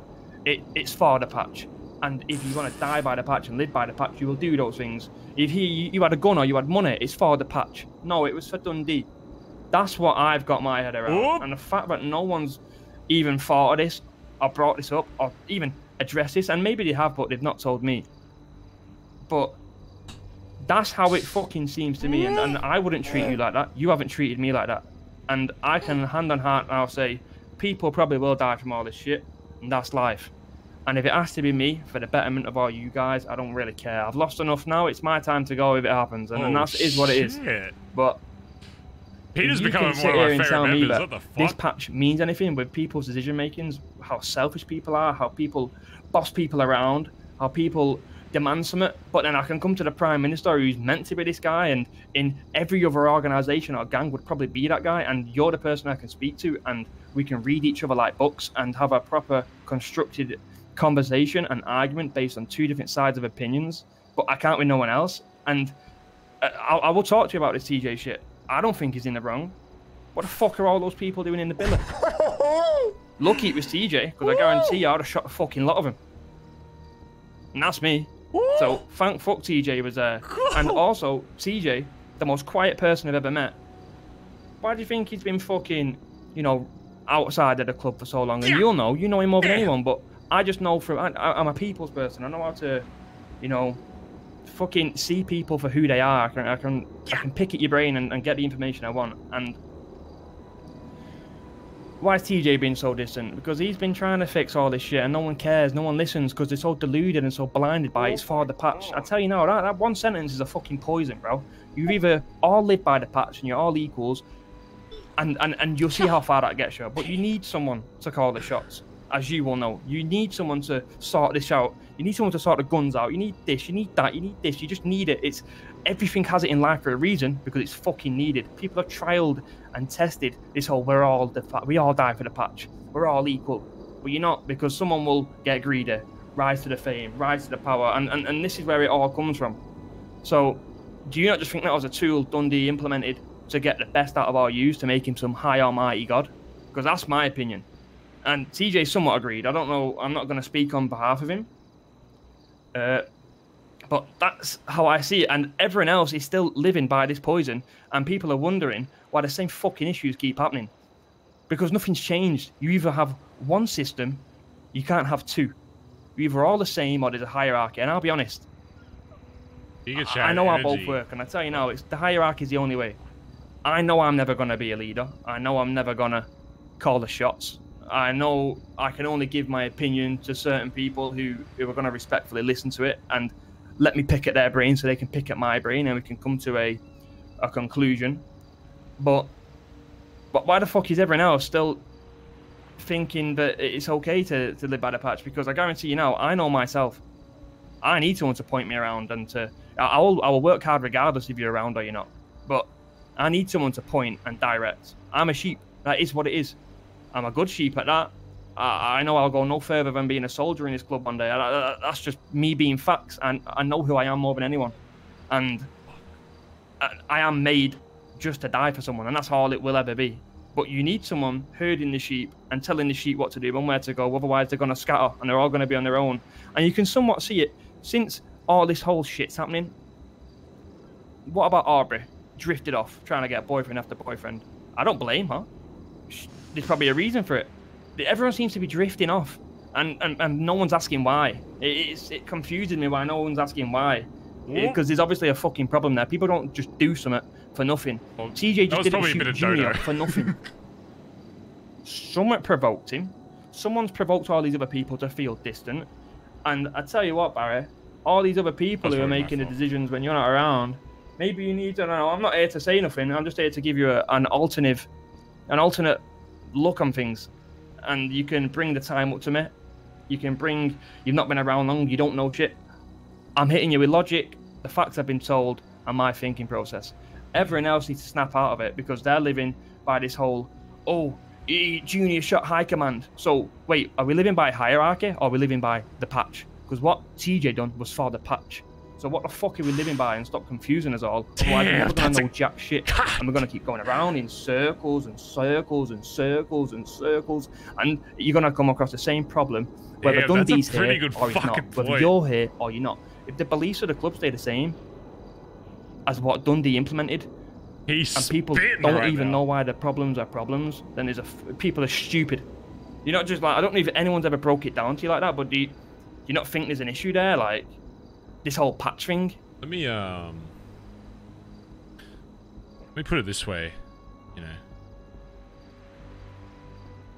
why do you think that there isn't a VP 4 months after, you know, I became leader of this club? Because no one's worthy. Because yeah, I have to reluctantly agree with some things that, and I think a major problem is not necessarily that people are in positions that they shouldn't be. Maybe they are. But I think the biggest issue is that those people in those positions haven't really fully understood what was expected from them. And a problem that I'm seeing more and more, and I think yesterday was probably the biggest evidence of that, is that there are people in high command, when they don't have that leader to lean on to help coerce their decision into something, they can't make one. Or if they do, it ends up in people being shot. That's the biggest issue I've seen in this club, where people are so scared of the old way we used to run things with D. And I didn't even go into about how some members have been blooded out. There have been some people in this club that I've been very close to, that I think maybe during the time, early days of BBMC, I think it was for the right reason. But now, knowing everything that I do know, there are some things that like don't completely line up. And I think that there have been some losses that have happened to this club that I don't think ever had to happen. And I think it is because of that the attitude and the personality that D brought, was that he was so confident in everything that people just felt like they should believe everything he says and they should do everything without a fault. And that's the one thing I wanted to change when I did become leader, is that there are going to be times where I tell you to fucking do something and you fucking do it. But there are other points where I wanted to see if anyone would kind of not be afraid to step up and be like, hey, we need to do this instead, and kind of contrast something what I've done. Let's use like Dodo as an example. I know there are a bunch of people that disagreed with my decision on Dodo, and some people brought it up kind of lightly, but even in those conversations they were scared of how I'd react. And even when I was VP, I knew that I would disagree with things that D said, and I knew that me saying something he would still disagree with, but I was never scared to bring something up. It wouldn't matter if he said no to it, I would still bring it up regardless. If he made the final call, I'd still go along with it. He's the PM after all. But that's what it is, right? You can be honest and you roll with the punches and you deal with the consequences after, behind closed doors. That's what it's about. That's what's lost. I'll tell you how it is. I'll tell you how I see it. I'm going to be really, really distant these next couple of days. 5 minutes, I'm just going to evaluate what's in front of me. I've told TJ if he needs to call me for whatever the fuck it is, ring me. I'm in a sort of mood where I don't really care right now. I'm going to call it how it is, but to the people I trust and the people I care for and the people. It's like the other day I was speaking to Ed and Cap, and I say, Barry gave me a life. Whole glass, thanks for the raid, mate. No, you can thank me for the viewers another day. Thanks, mate. But if I'm going to be honest with you, Barry, he's a mad cunt. I don't believe in none of that. I'm telling you this is honest, because you can tell me to take this jacket off and I'll walk the other way. But I don't believe in this patch bullshit, bro. It's a Dundee infused virus which people are still leading by, and they're wondering where these issues keep popping up from. But there's the very same people who live by the patch will also live by the high command ruling when it suits them. They chop and change between, like, bro. The whole. It's just that ain't no high. How can I respect someone like that, no matter what role you are? And it's like when we go to do a job, or we go to do this and you go to do that. And I know it's the little things that matter to me. You will, with some other people, you'll know they need to kick up the ass. Go and do this. And I know what you're doing. But with me, it's kind of like, yo, you want to drive? You know what I mean? And obviously sometimes you want to drive for a while, and that's where you give, and then I'd be like, no, you drive. It's like I hold it for 10 minutes, you hold it for 10 minutes. That's what this club's lost. Everyone's gone off in their own direction. They're doing their own thing. They're focused on their own pocket, their own this, their own that. Like I just think it isn't a family at the minute. I don't see it as a family. I see certain individuals as family who I'd die for. I see you as my Prime Minister. I value TJ's opinion as a patched member. But I just think if certain people, even like Ed Burt, I love the guy to bits, I would die for him. He's also someone who gave me a life. If he didn't see potential that day, I'd be fucked. But it's also kind of just like, how am I going to sit there and give an opinion on my own opinion based on pure facts that I respect you for giving me a life as my Prime Minister, which I'm told to respect as High Command and follow the chain of command. And if I'm to die for you, I'm to die for you because you're my High Command. If I'm to sacrifice myself to get arrested for you or any of your properties, I do it because you're High Command. But then the minute I say that, I'm hit with, Barry's not above the patch. No one's above the... Fuck the patch. It's the problem, bro. I'm telling you right now, it's the problem. And I'm not going to force it down your throat. I just wanted to tell you this before this meeting because you're not going to hear a word out of me. We spoke to Chip before, and he wasn't even asked about TJ's opinion. He was like, why's Jay being shot? Why is this? Why is that? He was pissed. He was crying. He then gathered himself. I went on my laptop. He snapped. Bro, I felt like wrapping the laptop around his fucking head. I'll be honest. I was pissed. I didn't say nothing. I bit my tongue. And I'll just be real about it. There's a lot of people in that club right now who I'll be civil with, and I'll respect, and I'll do as you tell me to. But I will tell you now, Barry, that place needs a restructure from top to bottom. Some people in life, when they have a problem, they can take a tablet or they can get a vaccine. I'll tell you now, some people need open heart surgery, and that's what that fucking place needs. Because for as long as it looks like a family, I can tell you it's makeshift, and it can come down faster than a ton of bricks. That is nothing but the foundations of a family, of a house, and it can come down very fast. I'm just telling you that this is friend to friend. Someone, you give me a purpose when I had nothing. If you tell me to leave now, I've got nothing again. So what have I got to lose? I'm doing this for you because I think this is what you deserve, and I don't know why no one else has done it in the club before me. Maybe TJ tried, maybe someone else tried. I just think, I don't know if it's there for the wrong reasons, or they don't care, or they're just cruising. But I just think the sole beliefs of the club are the main issues, but also it's the people inside because they choose to initiate conversations with, TJ was right about this guy. What the High fuck? Command. You can't chip or choose in life. You can't choose the red pill and then the blue pill. It's one or the other, and that's why it's not working. And I just thought I ought to tell you, because I am going to be distant. I'm going to listen. I'm not going to respond. I'm not giving my opinion to no one, because if I told everyone my opinion, I'd be dead. And I'm going to tell you the same thing I told TJ. If you need me, whether it's a driver, a gunner, a friend, an opinion, someone to lean on, someone to talk to, someone for an opinion about whatever it may be, you come and tell me. You ring me. You want me to meet you somewhere, you ping me. I don't care what it is. You just let me know. Because I'm not about to start making shit worse for you. And that's one thing I did say to TJ. And this is where I'll play both sides. It's like, why do that? It's going to make it harder for you. Fuck the patch again. This is about Barry now. This is the one we're looking after here. This is the one he's going to be going through the most roughest time. Let's not be selfish, because it is about you. I don't care what anyone says right now. Like I said, this is how strongly I believe on it. Fuck the patch. Everyone inside that club is what makes the patch. And when that shopping changed, the patch and the beliefs change. This whole, that's how it is. And I will die for you. I know TJ will, and I know there's a lot more that will. I guarantee you at least thinks the same. And there's a lot of people who respect you in that club, and I don't care if Dundee came back, if it was on your terms. I don't care if he didn't. I don't care who's there, who's left over, if it's me and you. If it's you, I will respect whatever the fuck you want, but you need to change that, brother, for you. Because if one of them don't kill you, the BBMC will itself, because that's a virus, bro, and it needs changing from top to bottom. That's all I'm going to say. It's about individuals. It's about people. And I feel like you've got the people skills to individually pick at brains and go from there. I'm not going to tell you what to do. It's all opinions, and you need a lot of brains and a lot of minds to discuss this over days on days, weeks on weeks.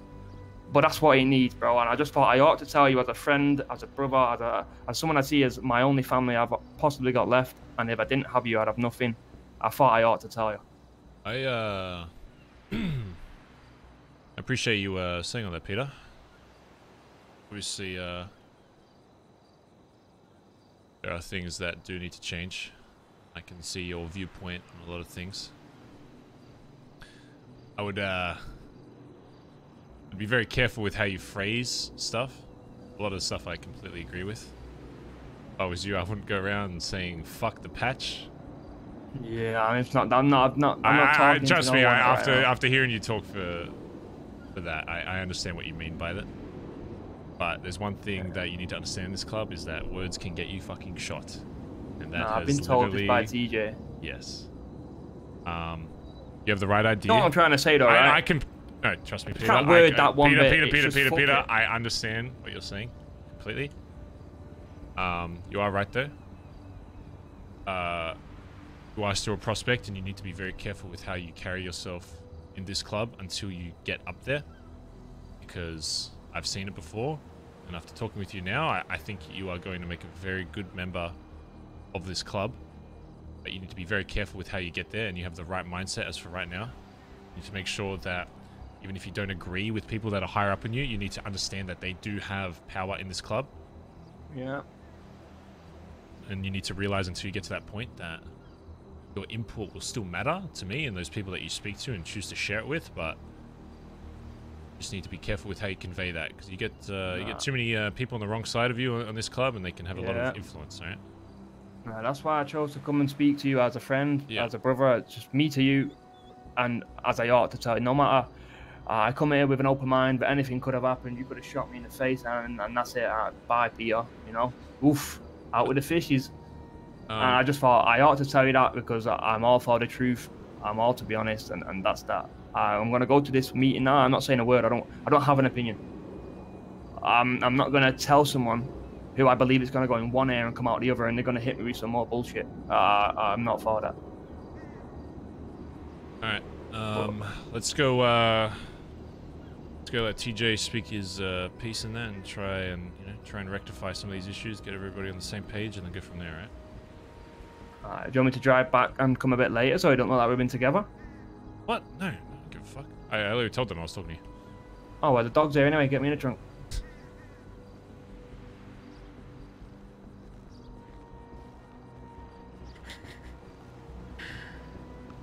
Backseat, Peter. You can jump in the passenger. I think there might be a Queenie's over there. Yeah, they are. They're all waiting, I think. This car real quick. Damn, saucy! I did not expect a... Damn!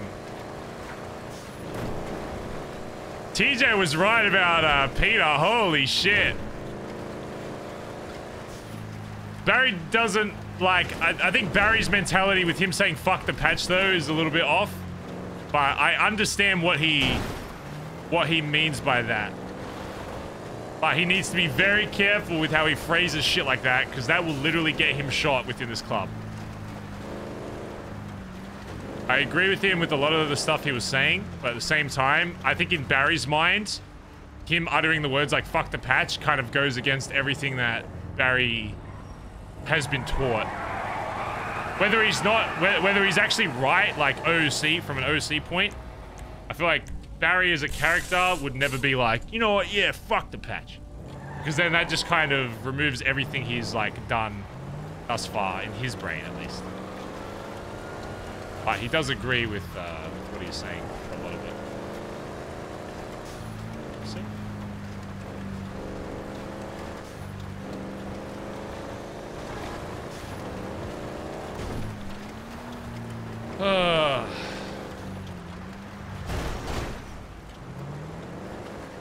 This fucking snow is fucking horrendous.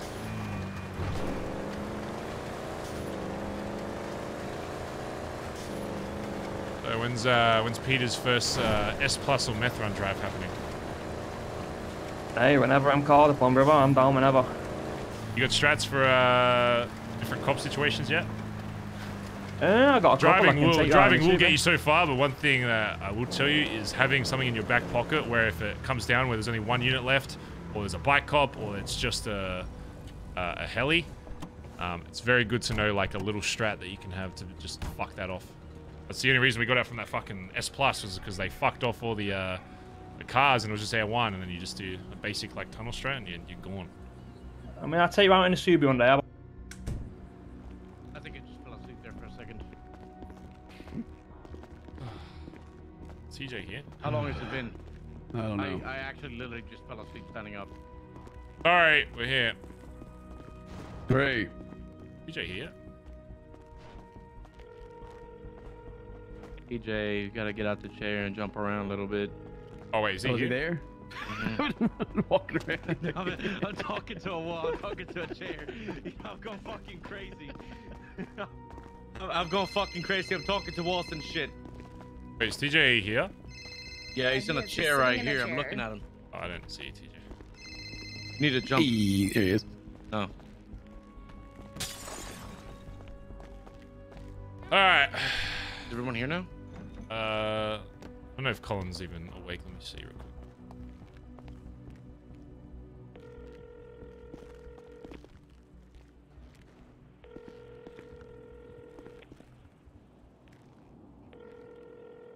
Maybe you said. I think he has a full story anyway. All right. I just wanted to have an opportunity because there has been some very dramatic shit that has happened over the past 24 hours. And one thing we don't need right now is people on different pages with understanding people's thought processes with doing shit. Ideally, I'd love to have fucking Junior here as well, but it seems like he's still recovering. So we're going to make sure that we get as many people getting TJ's side first. And this isn't to be like who's done right or wrong, because I think there have been both sides that have done things that I wouldn't do and I wouldn't expect people in this club to fucking do have happened.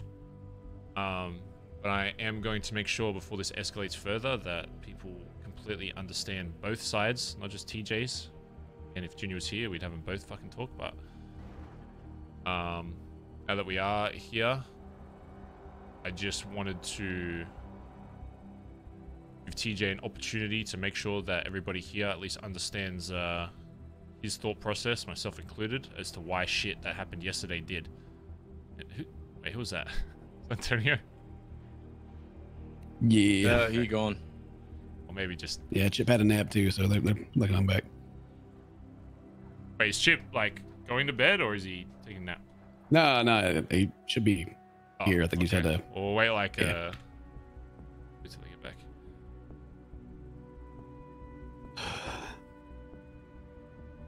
But other than that, is anyone unsure about anything that's, you know, the current situation we're in, I guess?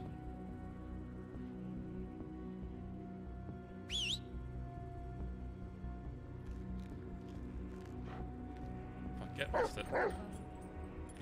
I got some shit to say, but I'll wait for Antonio and Chip to come back around.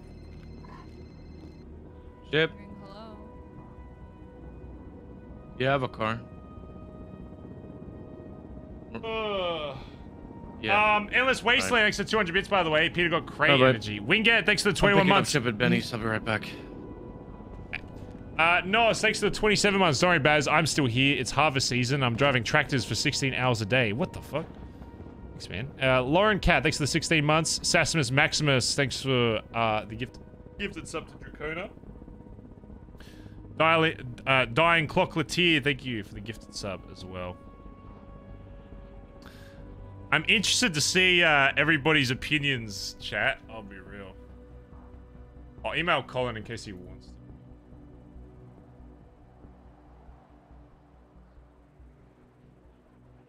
Oh, Colin said he's waking up in 5. Oh shit, this is about to be stacked. Oh, who's gonna bring the spice? Who is it? Lock in your votes now. Who's bringing in the most spice? With this many people here, so we're still waiting on Chip, Antonio, Colin. Dude, oh my god. I reckon Faye. I don't even know what side is Faye on. Have we heard anything from Faye's perspective on this?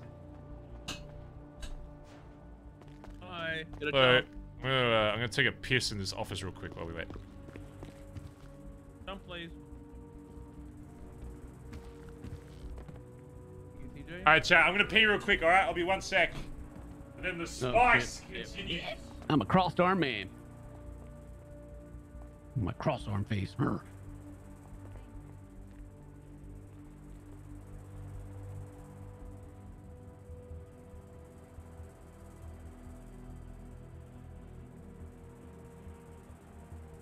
touching these things here? But yeah, yeah.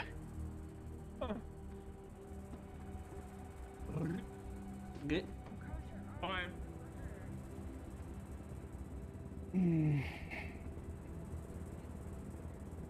Go ahead, man. Yeah. No, I thought Pretty I good. would have had a 750k katana on my back.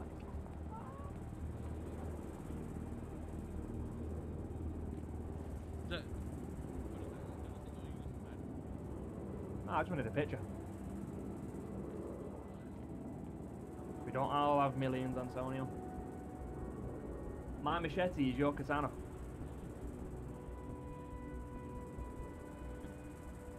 Nah, not in a minute.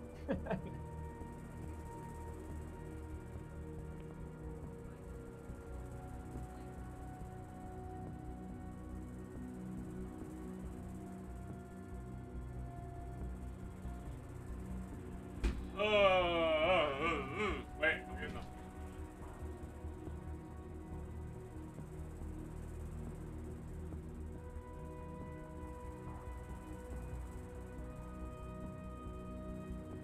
Oh god, it's gonna get saucy. Oh Jesus. Jesus Louises. Just cap. Rory Jr. next to 19 months.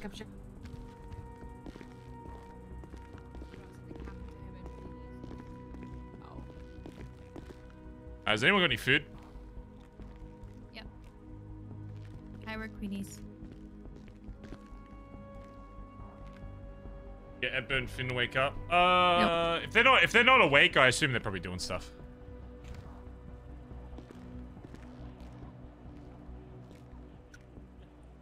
I need to stop doing that. Yeah. Wake up, Junior. I'd love for Junior to be awake, but I guess he's playing the ICU a bit longer. I kind of want to get everyone on the same page before tomorrow, because most likely the D and Barry convo is probably going to happen tomorrow. And then I'm literally just going to go into that off whatever happens today, so...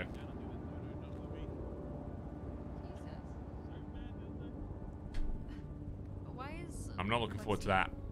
Subscribe to Twitter Blue.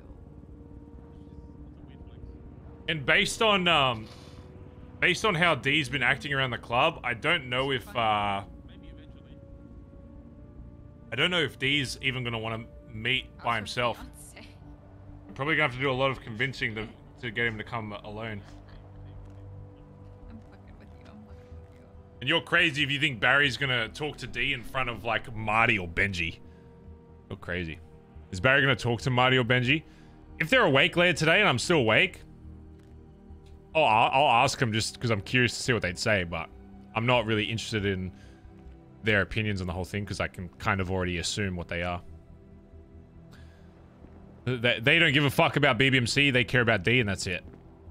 You know, what is there really to learn from that conversation? That's how it's always been, you know?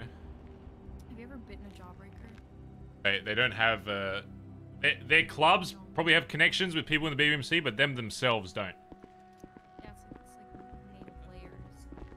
It's basically like an onion. Do they care about D though? Oh no, I don't think they do they care about D a way the club does? Absolutely not. Ship's on its way. He's But just getting his car fixed at the shop. they care about how D sees them and how D, you know, and what D can do for them and vice versa. We're about to have an important club meeting and he's having a fucking service for his car. No, I told him. Wait, who is? Ship. What the fuck is he doing? Need to change the oil. Getting his I can't car see fixed at the TJ. tuner shop before he comes down.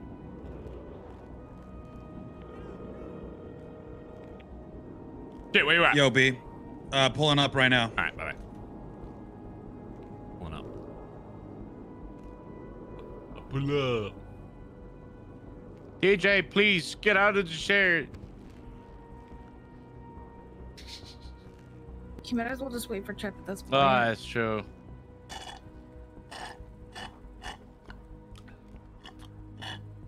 Benji cares more about D than Barry. Oh, of course. And he just cares about the sauce. They just want spice as much as you fucking chatters do, so.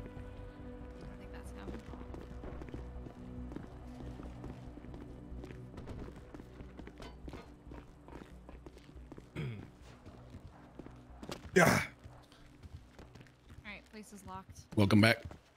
Sure, Yeah, I everyone's had a yelling before this. big headache. It's like Had yell, a big yell, headache. yell, yell, yell. TJ, you're gonna need to stand up. Oh my god. Oh, Jesus. What the fuck? As I was saying meant the before, one thing that I want to make sure during this shit that's happening is that everybody's on the same page. Ideally, we'd have both Junior and TJ here, because obviously they were the ones involved in the situation we're talking about. And as soon as, hopefully, if Junior does make it out okay, then we'll have the same thing. But now I want to, while we have everybody here, bring up anything outside of that situation, and as the coming back as a whole after. But first, I want to make sure that people have the opportunity to speak their side of things before people make their judgments and that kind of shit. We spiral down from there. Oh yeah. TJ, do you want to just bring up like maybe just a brief of like what you saw during that day and what led you to the shit that happened?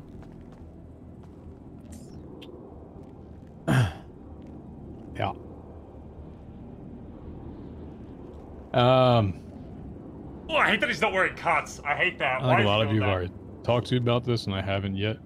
It's always been the intention to tell you, and understand we're doing it in a setting that everyone is around, and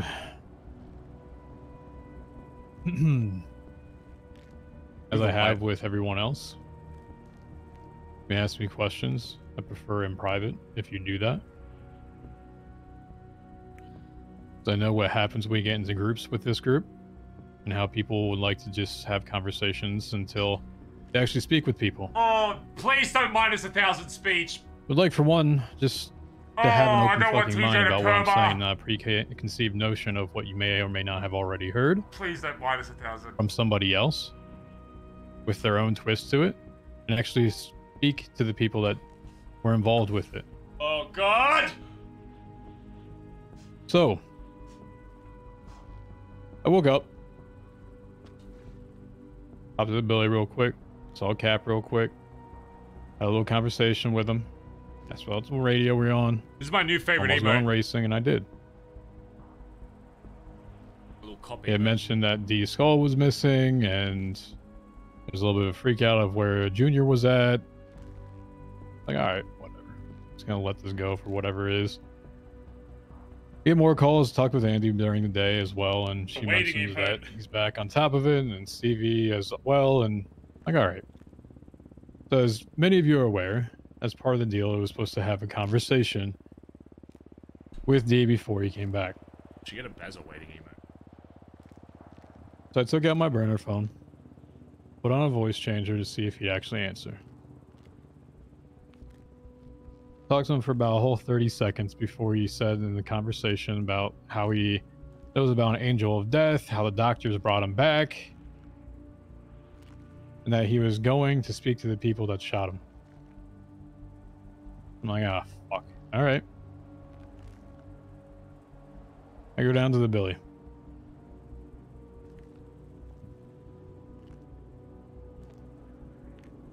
Enter the Billy.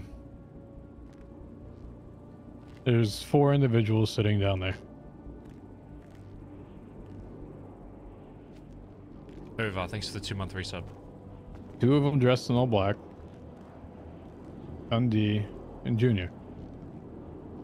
I don't recognize the 2 dressed in black. Ask them who they are. Say Benji and Marty.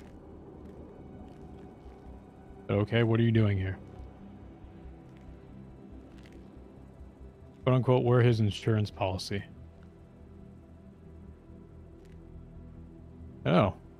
Okay. For what? I'm pretty sure I paid for this.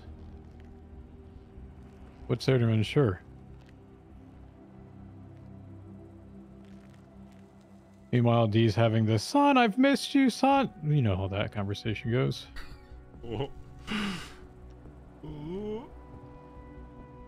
So as I'm talking about this, and just having a quick conversation with D,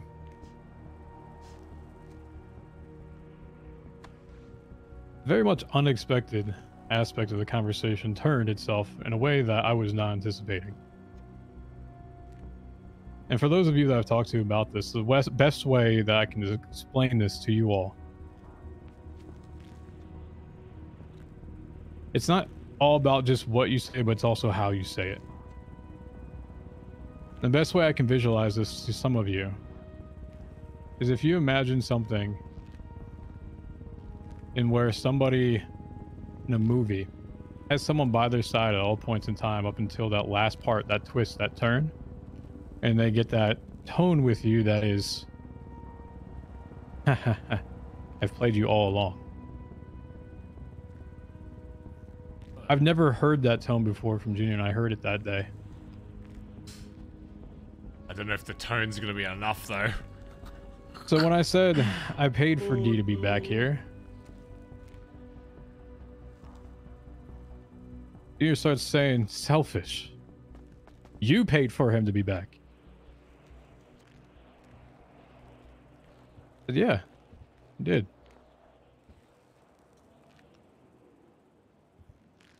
The club helped TJ, but it was TJ. You know, TJ's deal. With it. I start walking away. I don't necessarily disagree. Never my intention to do anything. Never intention to start anything. Literally just wanted to have a conversation, and that's it. So they start to walk away. In that same tone that I'm hearing, yeah, TJ, walk away like you always do. Excuse me. The fuck are you talking about? Problem is Junior said that because he was trying to big dick in front of the others. I 100% think that. Question said I right think it would have here. been different wording if it was just those two. What do you want to say?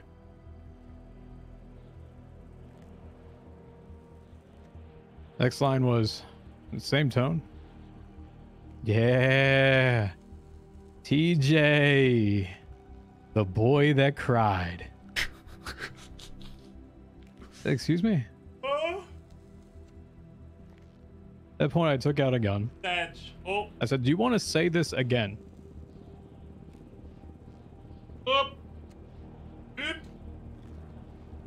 He steps right up to my face and says it again. Incoming oop!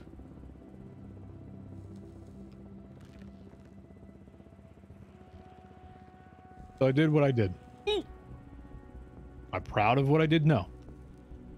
I would have done the same thing every fucking time, though, if that situation played out. Oh, shit! Doubling down in Bendy front was of everybody! walking back towards the front of the Billy and left Junior back laying on down. the ground with Marty and Benji, who then walked out of the Billy on top of it. It's gonna get saucy! I felt as if I was watching a live betrayal happen in my fucking mind. Whoa! Literally felt the person that was supposed to have I think it's gonna everyone be else's split. back in front of me. I think half people gonna be TJ, half people gonna be Junior. For a family, right? Yeah, I understand the irony in that one. Of supporting each other on top of it. That's going to, A, bring someone in that had literally just shot everybody in front of the fucking Billy about where's Dundee and Benji. Have Marty on top of it. And then you're going to shit talk your members in front of them to look big.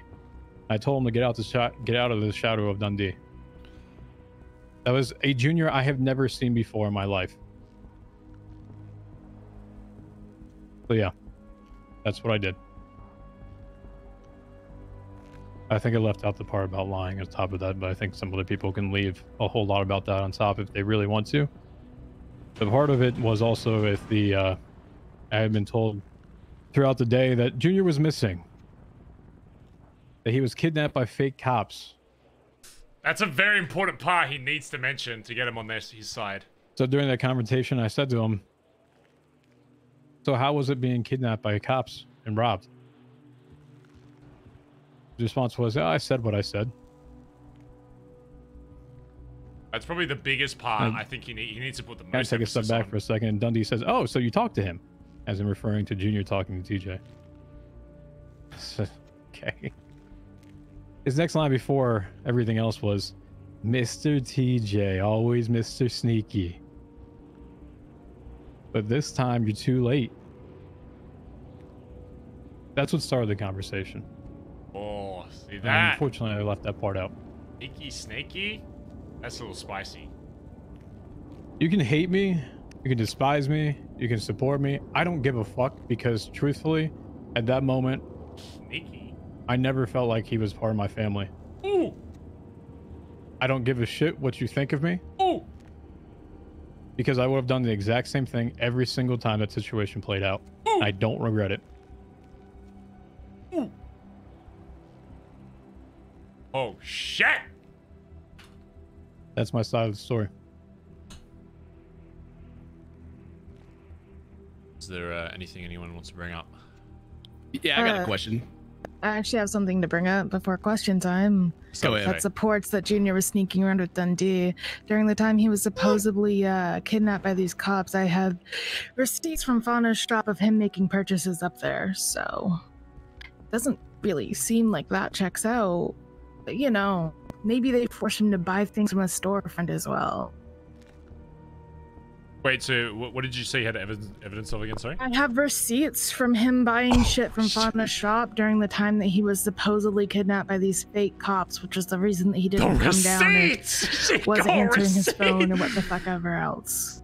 Damn, Faye got literal receipts. What the fuck?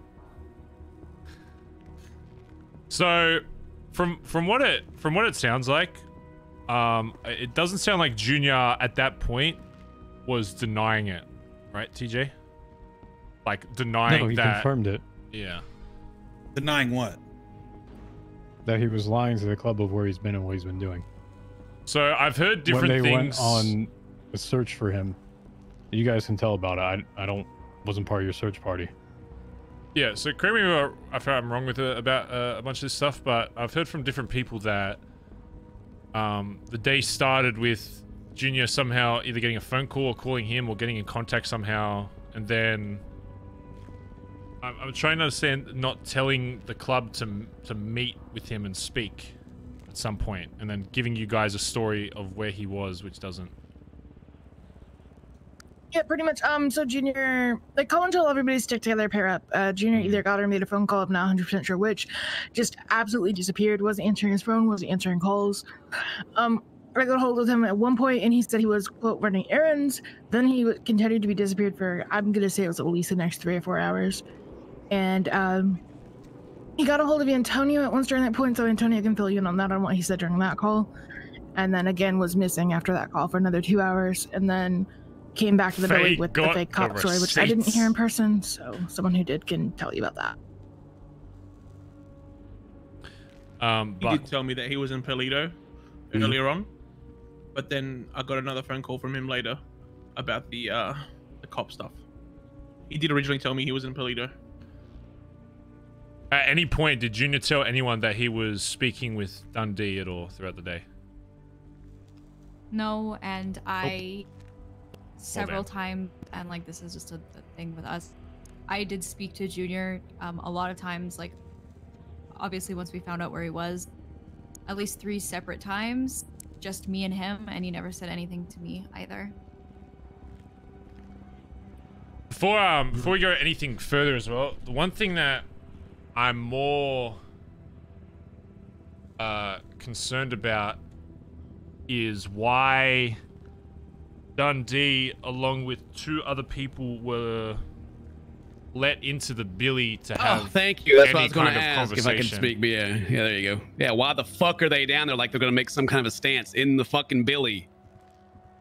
Fuck that. Should have shot all of them, TJ. Goddamn. Just to confirm, there was no one like around the billabong when this happened, right? So when you put up TJ, do you know how long they had been there for before you like arrived to talk with them? Nah, it couldn't have been long. And where were they talking exactly? Back wall. So they were like by the garage. Yeah. They were like in the billy. It's not just like front gate. That's like. No, all the way in the back. My biggest issue with, despite everything, is why the fuck, after 4 months of me telling you guys that, and obviously you guys weren't there or whatever, but I'm just gonna speak out loud here. Why the fuck two gang members which have literally been open about wanting to start a war over this shit. The only reason we didn't go to war with Seaside was because I spoke with him and was forced to give him the full fucking story and tell him that D was coming back at some point. They were allowed to come into the Billy with fucking D after all this shit. I don't care about people wanting to have conversations. I understand. Whatever your feelings are about D, you want to talk with him, sure. You want a private conversation, sure. But the problems that have arisen from this is the same thing that I admitted fault for originally when this all started. And I stand by the original decision of what happened and why I had to do it. But I don't stand by that me not telling the club was the right thing. Regardless if I thought you guys would tell D, I should have still brought it up regardless. And the fact that even after all of that, we've still done the same thing on an even larger scale with the amount of people that were around makes me a little concerned, I won't lie. Well, I know everybody's worried about, you know, why the fuck those people were down there. Only person who knows that is Junior. Hence, I'm glad we're all here hearing out TJ. That's how it should be.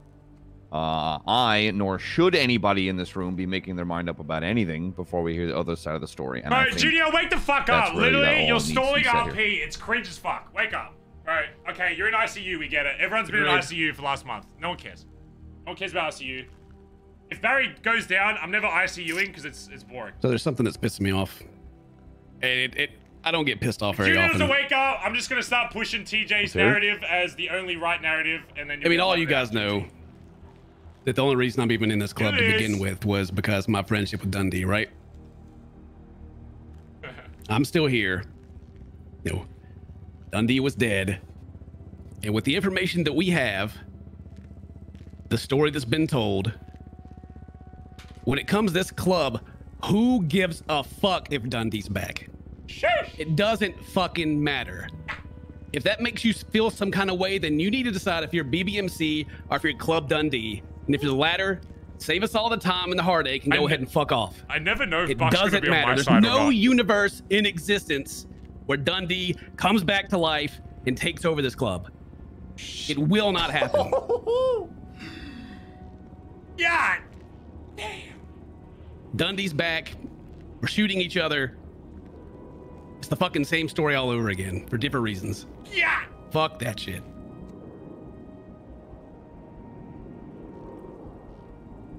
Completely agree. Yep. I don't know how the fuck 5 months of work just crumbled in 3 hours. That's why instead of me just being like honestly grabbing a gun and shooting TJ in the fucking head right now, I'm hearing everybody out as it should be. Oh. I would think if anybody was in TJ's position, you want to be heard out. Or if you're in Junior's position, you want to be heard out, right? Yep. Of course. Yep. Well, we're going to do that. I don't give a fuck about Dundee. If he... Antonio, you said that, like, he just wants to be left alone? Fucking leave him alone, then. You can go fucking rot someone else's fucking club. What he said to me, and look, I'm fine with that. Yeah, so am I. We're gonna worry about ourselves. Wait, he said he didn't want to involve himself anymore with the club. He said he wanted to be left alone. In those, Okay. That's the thing, though. If that was the case, then why the fuck was he in the Billabong? Was he down there? Exactly. With... I was just gonna ask that. Yeah. Well, that's where I think the influence of the other two that were with him might have come into it.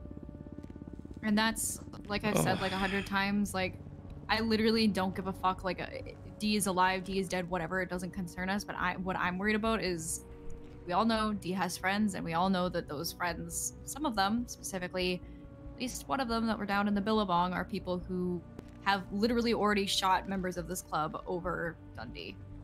They're not Without even him his being true there. fucking friends. They're fake old friends of his. course, but to him, he might think that they're his, like they're friends, and they'll be using him. That's what you got to take into account here.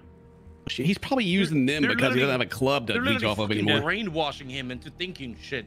Oh shit. I have the same view as They're Bob. probably I said the same gaslighting each thing to other. TJ, that D probably has no one else, so he's reaching out to the people that have shown him loyalty at some point in his life that isn't us. What, those guys other gang leaders? I genuinely believe that D is probably using them more than the other way around. He's still $3 million, and just because you die, your debt doesn't go away. He needs powerful friends, and so he's going and talking to them. I agree. I'm gonna say something actually. Counter spice? I don't give a fuck about Dundee. Counter spice? Did Dundee have a cut on yesterday, TJ? Where are you going with this?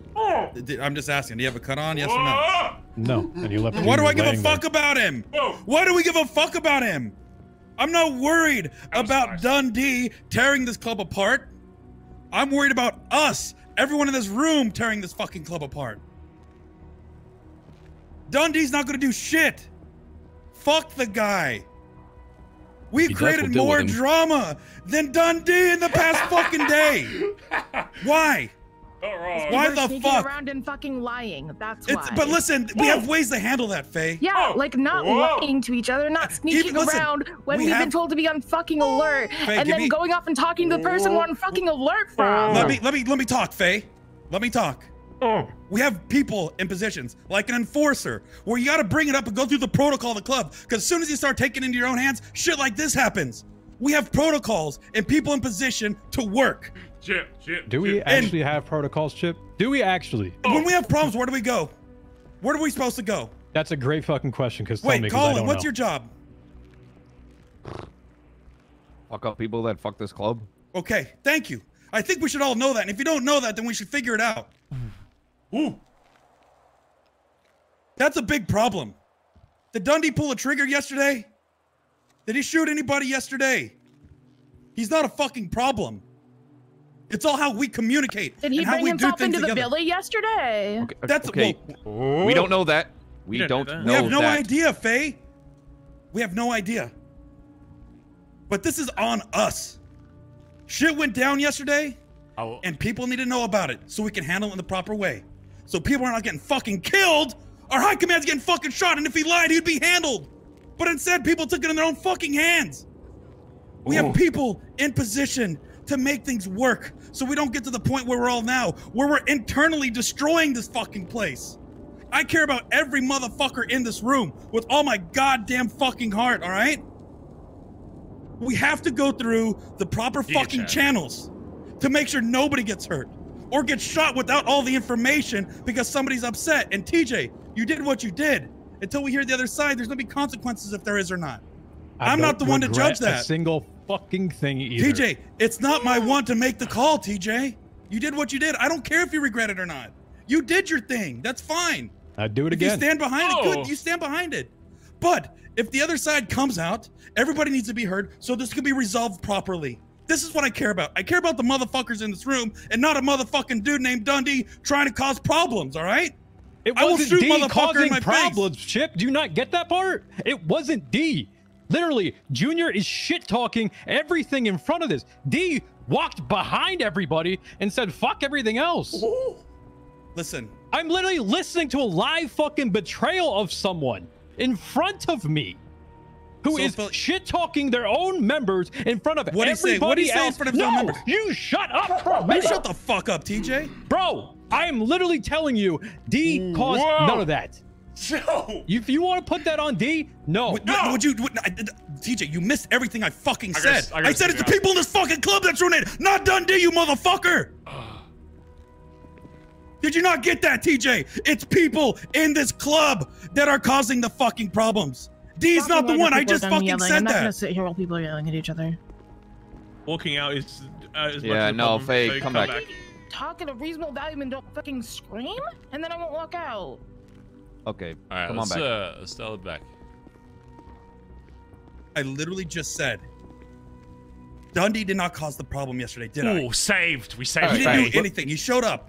Let's move the on problem from it, is all right? us. We I got think, you, all right? yeah, both of you It's how we are responded making, to a situation.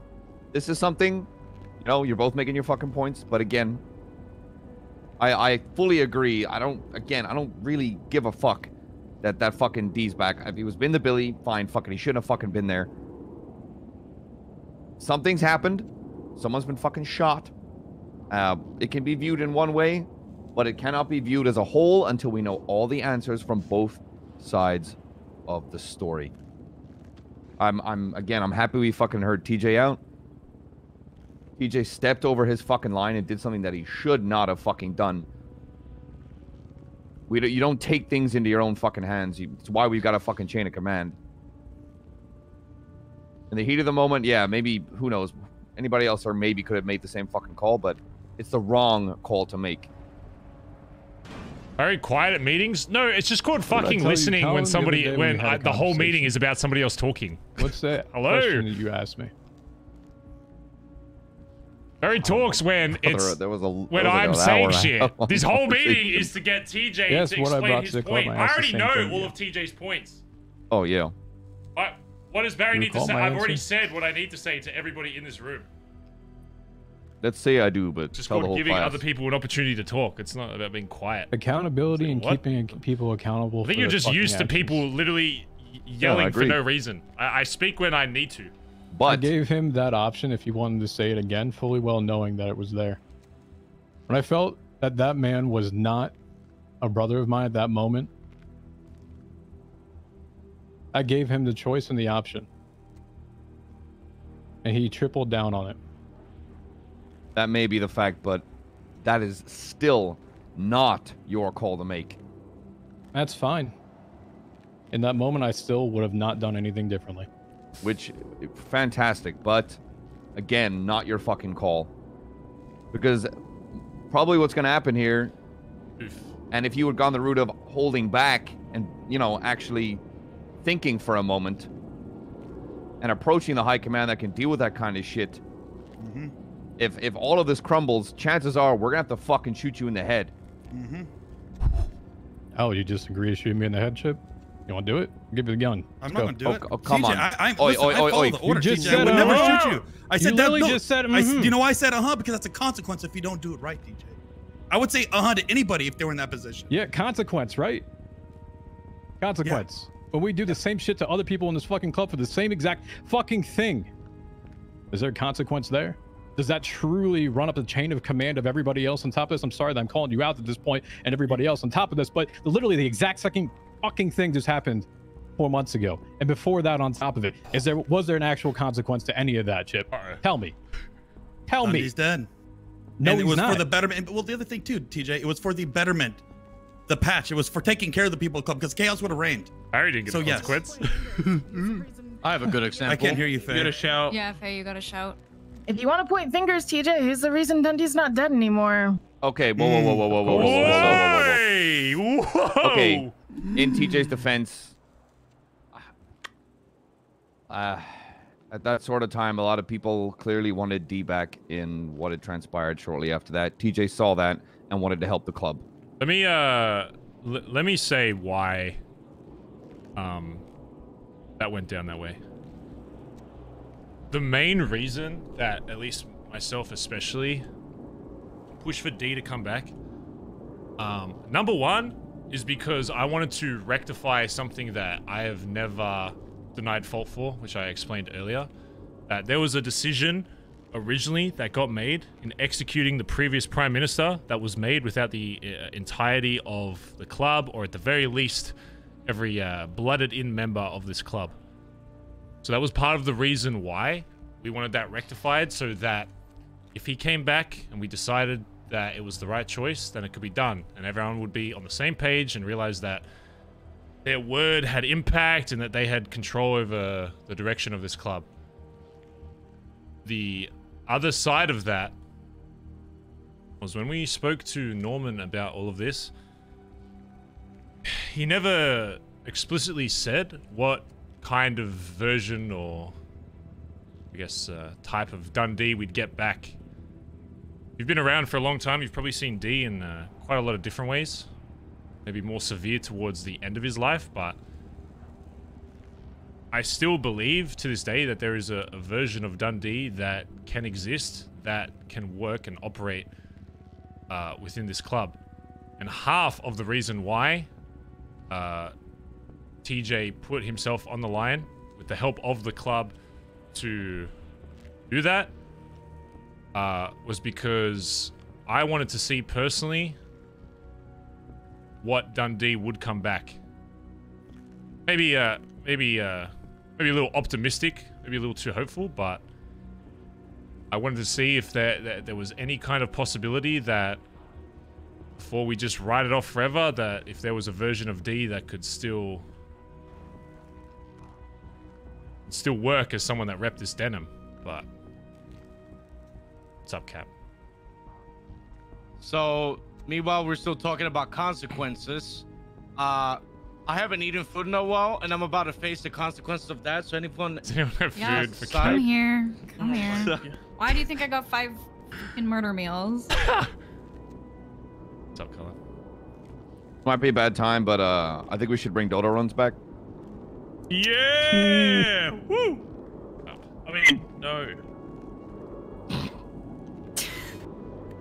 You got a little too excited and there, Seaside buddy. gas station. And Seaside gas station. And bicycles. Wait, what happened with bicycles? Nothing. Oh god. Did I ban bicycles? When did I do that? Yeah. I think I'm getting everything banned, to be honest. Did you get caught slacking on a bicycle? No, I it wasn't me. I was telling you about Ed, and then you said that bicycles were banned, and Oh. I think you're throwing around this like banned thing a bit too much, Barry. But that's the reasoning behind that. So before, like, if you do want to say to TJ, here's the reason, of course, but if we told him that that was something we didn't even want as an option, then it wouldn't have happened. The other thing, though, if D does find his way back in this club, it's going to be done on everybody's terms here. Be a long road. And like I said yesterday on the radio before I took a nap,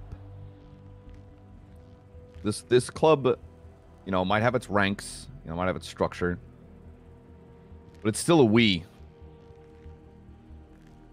And That's a good point. This all happened in 3 hours. This club is a fucking we. We have each other's fucking backs. And I really want people over the next coming weeks to fucking remember that it's Bondi till we die. It's not one lone jacket. It's all of us. Shit might get worse from here. Shit might get better. But regardless of that, like, we should have each other's fucking backs. People are probably gonna have to face consequences because of what's transpired, and we all know it's probably gonna fucking happen. But just for the love of God, this is a fucking family. Oh my God, he's implying TJ getting shot. We TJ's get out of our fucked. fucking Billy every Oh, fucking day, and we pay for it. I am not gonna let one man appear and, without really even touching the club, has already affected it. Without even with only talking to one of us. If he wants to be left alone, leave that old cunt the fuck alone. Let him go fucking run with GG or Seaside, whoever the fuck. I don't care. You could curl up and fucking die in the fucking cold in the next 5 minutes, and I wouldn't bat a fucking eye, because he's gonna have a jacket on his fucking back. So for the love of God, remember, it's Bondi till we fucking die. And you guys know me, I usually don't raise my voice, and I apologize for raising my voice. TJ, I didn't mean to raise my voice at you. All right? Listen, the reason why I did is because I care. All right? Ooh. Even though there was a scuffle between TJ and Junior, I still appreciate both of them very much. Oh, good save. Nice. I raised my voice because I fucking care about everybody in this room. I care about this jacket. I care about this patch. And I'm passionate about this. I'm passionate about everybody in here. And the thing is, the only way we're going to be able to get through this shit is if we continue to keep working together and talking and explaining and making sure we're trying to go through the right procedures to make sure that everything is handled properly. Because I don't want anybody getting hurt. Not even by our own selves. That's the worst. We've had more members die in this club at our own hands than actually fucking gang wars, guys. That's what worries me. Listen, I know everybody kind of looks at me as a jokester and doesn't even take me serious as a high command, but you know, I have fun. I enjoy being around you guys. And when I need to be a fucking high command, I'll be high command. But do you know what? I want to show you guys I'm willing to shovel shit at the bottom as I hang around all the way to the fucking top. I don't care. I don't care. I'm in this. I think everybody understands that emotions were going to be high. I think most people surely would have predicted that this is how it was going to be, which is why I questioned so many of you so many times. Just wanted to make sure that you were at the very least thinking about it, so when this day actually did happen, that you'd be prepared for how people would respond. I never want people not to be vocal. Of course, there's ways we can communicate things without, you know, fucking each other over or shooting each other in the head, but anyway, BBMC, I mean, your whole fucking philosophy since you've been brought into this club is be fucking loud as fuck, so I can't really blame anybody for trying to speak their piece. In the meantime, I haven't seen anything in regards to D today. Has anybody heard anything since yesterday about D? Has he been spotted anywhere else? No. He's most certainly somewhere in this city. You need to be very careful on how you go about your day. Listen, you guys are fucking BBMC. I'm not gonna say, you know, don't go anywhere unless you're fucking, you know, in a group of fucking 6 or whatever. I trust you all enough to be confident enough to know that there is somebody in this club who we do not know the full intentions of as of right now. Potentially may well want to cause harm to you. You need to be acting like you are being watched or followed. And if you do see him or you think that he's trying to contact you, I'm not going to say I don't want you contacting this guy at all. You're all fucking people. You're human. You're your own fucking person. I'm not your fucking dad. I'm not going to tell you who you can and can't fucking, you know, go on the fucking playground with. At the same time, though, if you're having a conversation with this guy, or he's telling you to meet somewhere, he's talking some shit to you, at least let somebody else fucking know that it's happening. I don't care if you want to have a private convo with this guy and get a different side of the story. It's one thing I owe to you guys that I robbed from you 4 months ago, that you did not get the other person's full side. So I'm not going to stop you from attempting to get that. But please, for the love of fucking God, just make sure that somebody knows if you're meeting him somewhere, they know where you are, or you ping him. It's just fucking let somebody fucking know that it's happening. So if some more fuck shit happens, at least you got the fucking boys or someone close by that can radio in, hey, you know, I think whoever might be in trouble. If he's going to exist outside this club in this city, we're going to have to accept that he is still going to be in this city and your paths are going to cross regardless of how much he wants to hide away from it. And I accept that most likely all of you at one point or another will interact with him at some point.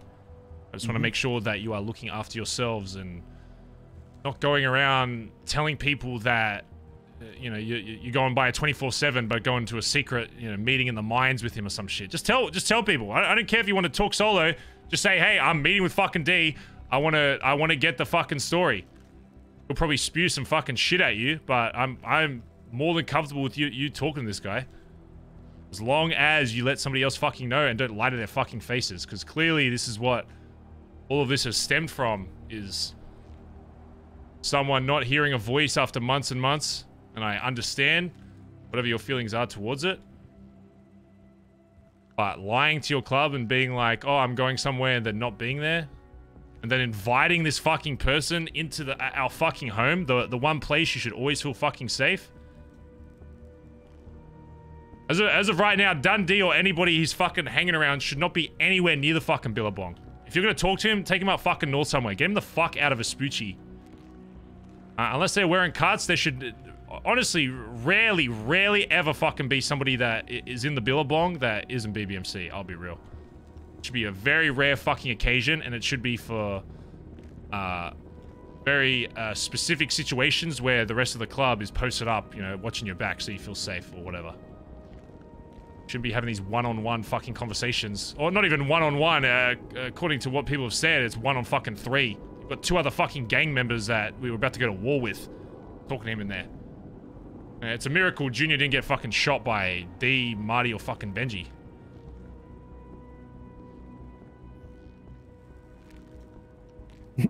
Holy shit. Dundee's the new Cleo.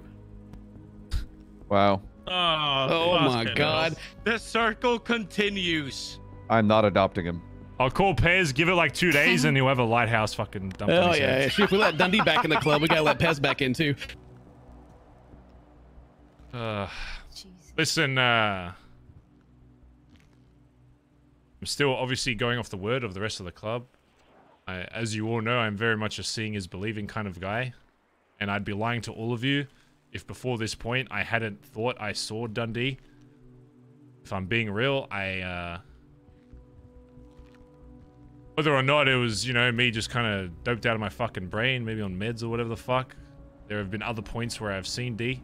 But at this point, I think it's irrefutable based on the amount of people that have confirmed that he is around. Unless there's someone in the air in Vespucci and we're all fucking hallucinating on some shit.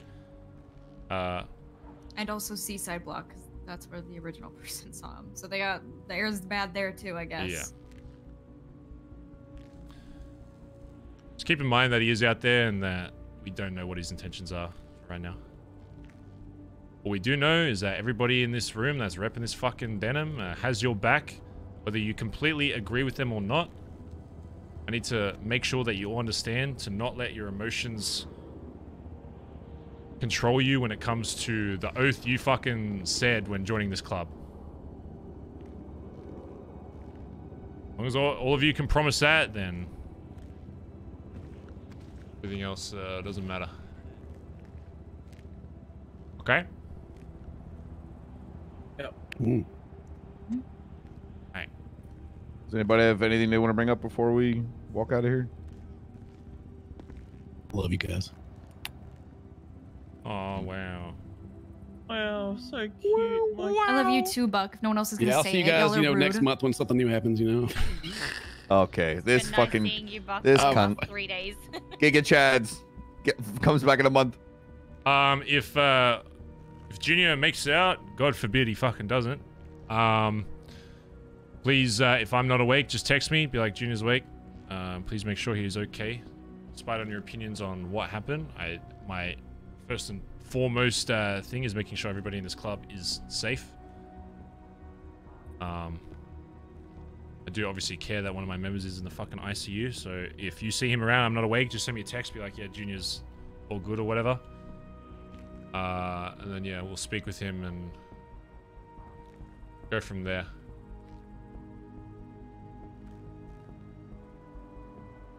All right. All right, as you were. Twitch me, next to 30 months, by the way. Great dick, Bazz. Keep it up. Kef dance. Where's Kef dance? Oh, is that Soul Kef's emote? Nobody got shot. Okay, you can do it, buddy. I can't get over there. Nobody got shot yet. It does feel like the vibes of that room, though, is I think TJ is still going to have to face repercussions. I think it'll be overshadowed, obviously, by making sure everyone's safe and away from D or whatever. But what?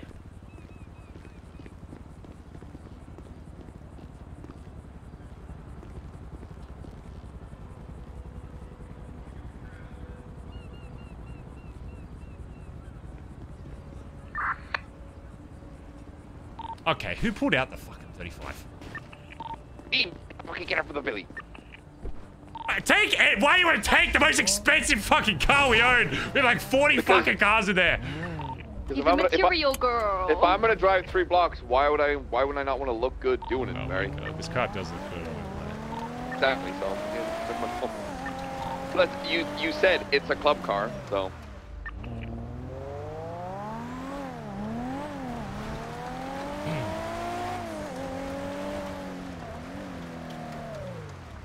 Can you park that at the garage when you're done? I'm just gonna save it back. Fuck out of me. Oh, I forgot we have that car. Fuck it up. Ah, yeah. Just park it up when you're done with it. It's fucking snow, man.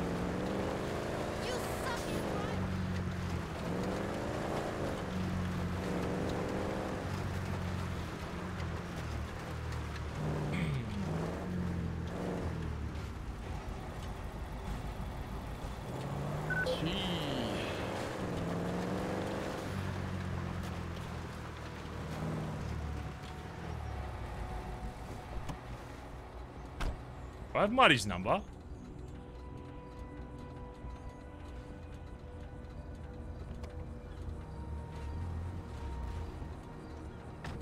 Oh shit, he's awake. Oh shit. Hold on, come in garage real quick once you're done. Hey, Barry. Yo. Are you around tomorrow? Oh yeah. Okay. Well, I might need to talk to you about some shit, but I'm so fucking tired, so I'm gonna go to bed now. Yeah, that's all good. But if I even fucking remember. I missed the fishing tournament. Oh yeah. Alright. Alright. I'll remind Good you. night. Alright. Yeah, thank you. Good night, everybody. What? Good night. Hey, Barry.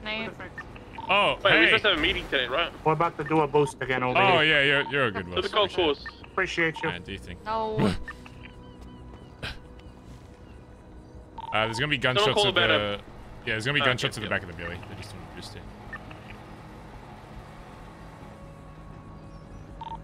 Let me give you some beer. Oh. Is there anything I kind of just want to have this back? What is that? Geopard or some shit. About broke, but still, it's been sitting in my truck. Oh, you don't want it? Shit. I mean, I'm not going to use it for anything. It's just going to break if I hang on to it, you know? Okay. Somebody in the club will probably need it. These things suck ass these days, by the way. Do they? Oh, yeah, I heard the recoil Class these guns 2s are are fucked. Yeah, it's. Oh. It's another thing. Apparently, I'm the new gun connect because I still have a weapons license. Oh, yeah. Yeah, we're going to have to use and abuse that, honestly. I need to go buy one now. I'm thinking about it. Yeah, okay. All right.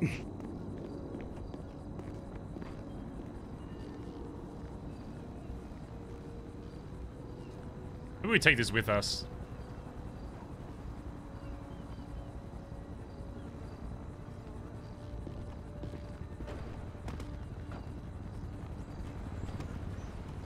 Trying to figure out what I even want to ask Marty.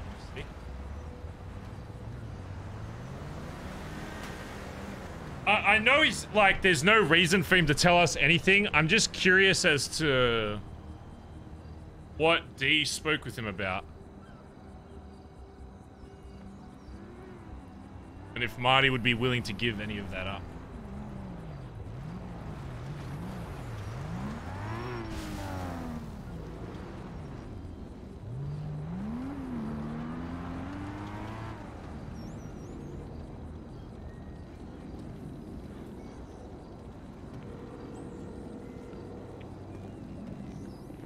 Hello. Marty, it's Barry from the BBMC. How you going? I know who this is. I got you saved. Barry Driver. It's me. Listen, I'm gonna cut straight to the chase. Let me turn house the for radio like 30 minutes, 40 minutes. I know you were with D and the Billy yesterday. I'm not looking to pry on whatever he's told you or whatever the fuck, but I do want to ask you something if you're willing to talk. Okay, you want me to meet up? Yeah, I can meet you somewhere if you want. I'll come unarmed, all that, you know, and just looking to ask a couple simple questions and then I'll be out of your hair, right? I can just come to you. It's fine. Okay. Yeah, you want to come to the Billabong? Okay, be there in 1 minute. All right, I'll see you soon. Bye-bye.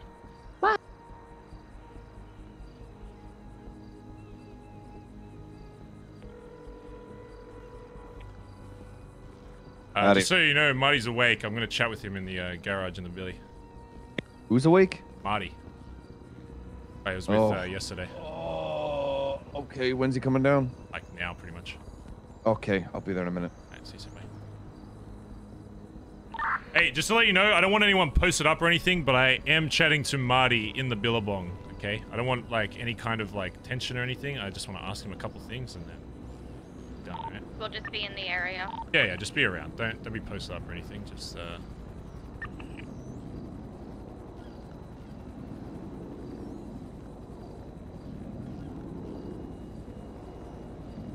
to gap it away so he doesn't fucking freak out.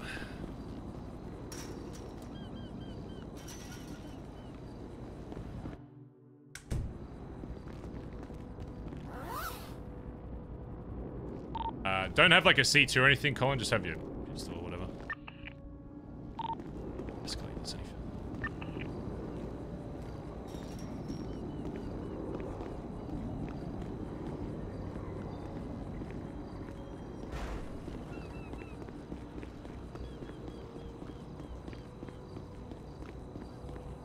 Oh, you can let him in. Yeah, just tell him to come to the back garage.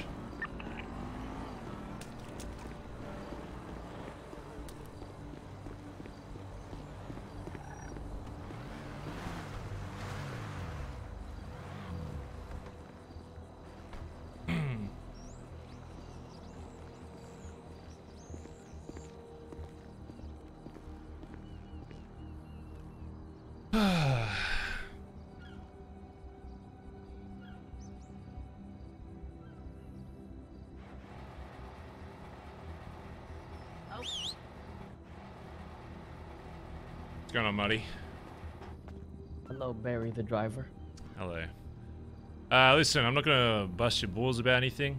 I'm sure you're somewhat aware of the situation that's kind of taken place in the last like day or two, right? Maybe. Well, I mean, I know you're with him in the fucking Billabong with Benji. I'm just trying to clarify. What's that? Says who? Says the people that were here with you. Remember the two guys that tried to shoot each other? I may or may not recall this information. Okay, all right, Money. Listen, I'm not trying to pry into anything. I just need to clarify something with my own club, okay? With you know who Junior is? The guy that you were with? Well, he was in the red hair at some point. Yeah, red hair. Yeah, the Crocs. I'm just trying to figure out what led him to letting like you guys into the billy and like why that even took place to begin with. So I've got different people in the club kind of on the fence about how this kind of happened, and there's been a few things that has concerned me with Junior that have been told from other people, and I just want to make sure for my own family's sake, you know, like you would care for GG, you know, that everybody's Don't you mean Dundee's family's sake?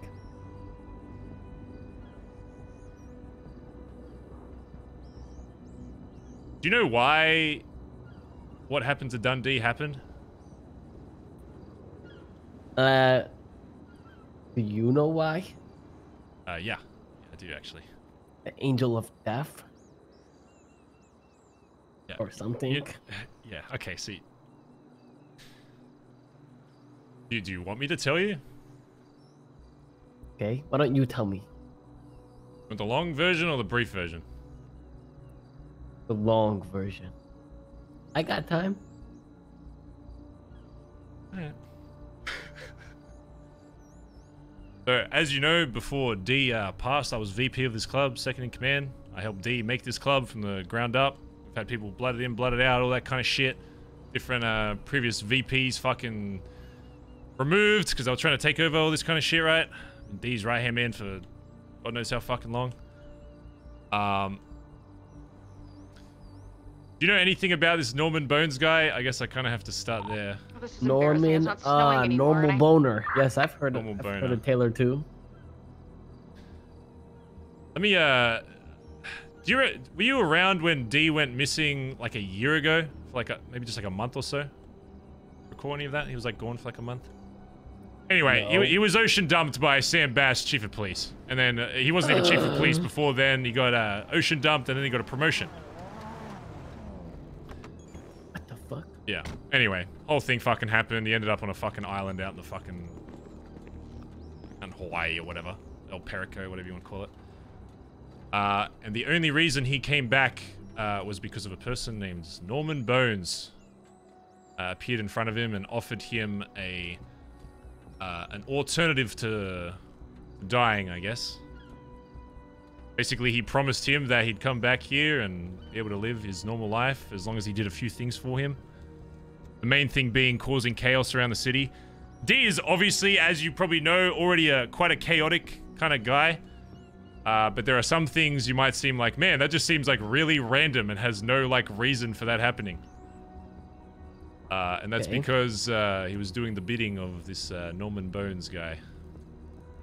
Basically, every few months he'd meet up with him and ask him to escalate chaos in some kind of way. So much so where it got to the point where we'd be committing terrorism for almost little to no reason, at least from my perspective. But once I learned about all of it, it all made sense. He took me one day while we were boosting. Asked me for my gun, because he, quote-unquote, forgot it. Took me to a place behind Barrio, that little shit fucking murder shack that everyone fucking likes to kill people at. Took me there with a gun to my head and told me that Norman had asked him that he wasn't satisfied with what he was doing in this city, and to escalate things, he wanted somebody taken close from the club to, I don't know, appease him, I guess, as was part of the deal. His first instinct was to take me, I guess. Took me down there, gun to my face. I didn't even know who Norman was at that point. He fucking rocked up there. And at first I thought it was just some old fucking cunt, but I literally got my gun out and tried to fucking shoot him, and he vanished like a millisecond before, so that's spooky if you ask me. I told him, you know, are you gonna really kill me after everything we've done? We've built this fucking club together, whatever. Kind of broke down a bit and said, no, I can't do it, whatever. So when Norman said, you know, part of the deal was it wasn't anybody specific, it was just somebody close to you. At that point, he asked me to call somebody down from our own club, somebody that was jacketed. I don't know if you know how like our ranking system works, but basically when you're a prospect of this club, it means you rep the fucking denim. You're not blooded into this club till you're a full member, but you know, you're still repping this fucking club just as much as anybody. Right. He told me to call one of my own boys down to have him executed in front of Norman so that D would be saved from purgatory, death, whatever. What do you think? What do you think I said to that? What if someone told you that, you know, to spare their own life, that you got to bring down one of your own boys? Just someone from Gulag Gang. I'd probably pick Ratchet. Okay, well, maybe our gangs are a little different. I have a big thing. Once you rep this fucking denim, you know, I ain't fucking icing you unless you know, you cause danger to somebody else in my club. So of course I'm not gonna fucking do that. Norman told us that, you know, unless a decision gets made here, you know, one of you's getting fucking killed. And already D didn't want to fucking kill me. I wasn't gonna fucking kill myself. So Norman brought up the point of killing someone else that was close to the club, but not in the club. And the only other person that was even close to having any kind of relationship with me that doesn't rep denim was my dad. D wanted me to kill my own dad just because of his deal that he made with somebody else for his own life. It's not just. How is it just? It's his life. Oh, of course. But when you're trying to get other people of the club you built and you live by every single fucking day in this city, you're telling me you would rather sacrifice your whole club before you? Without him, the club never exists, no? Listen, let me tell you how I see this, right? So Ming and Jean-Paul grew Gulag Gang before I did, and then I took over as they were gone, right? Right, he's gonna be a lost cause. I would expect them to slaughter everybody in Gulag Gang to save me as I would do for them. If I had to sacrifice every fucking member of Gulag Gang to save Ming, to save X, to save Jack, to save Turk, I would fucking do it without thinking. That's how I operate. These are people that are blooded into your club? These are all blooded in. I would blood them out. I would kill them. I would slaughter them. I chop their fucking heads off. All for Ming, Turk, Jack, and X. And it will always be that way. Those are the people I will die for and kill for, whoever the fuck it is.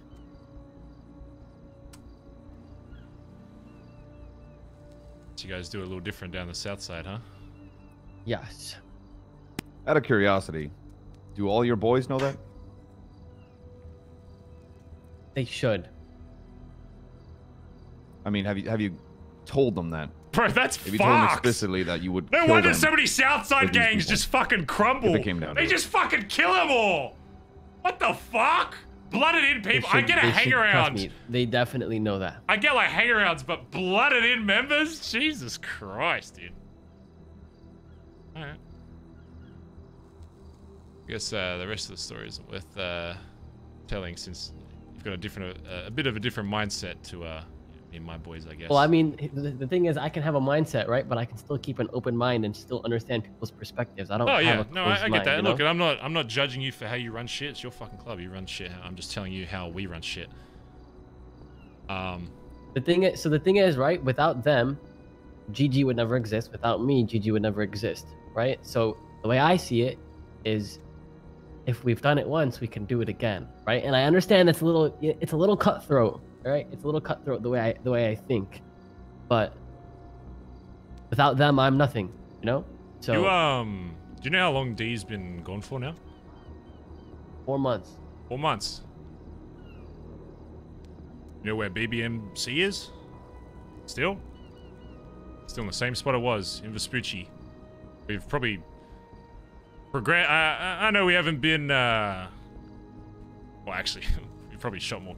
I know we haven't gotten to as many wars with other gangs around the city, and I know how gangs like to talk about wars in this fucking city. But in terms of our presence with fucking cops in this city or around Vespucci or whatever, nothing's changed since that. And I agree, of course.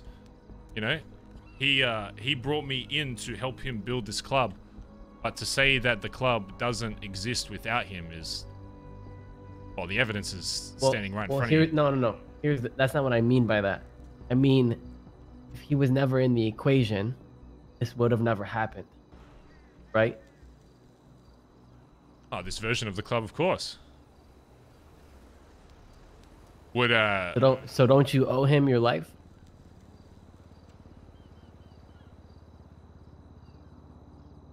I owe him my life just as much as I owe my life to everybody that reps this denim.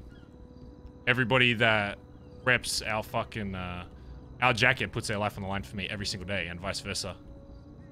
That's the difference, I guess, between our gangs. I'm not saying it's a right or wrong way.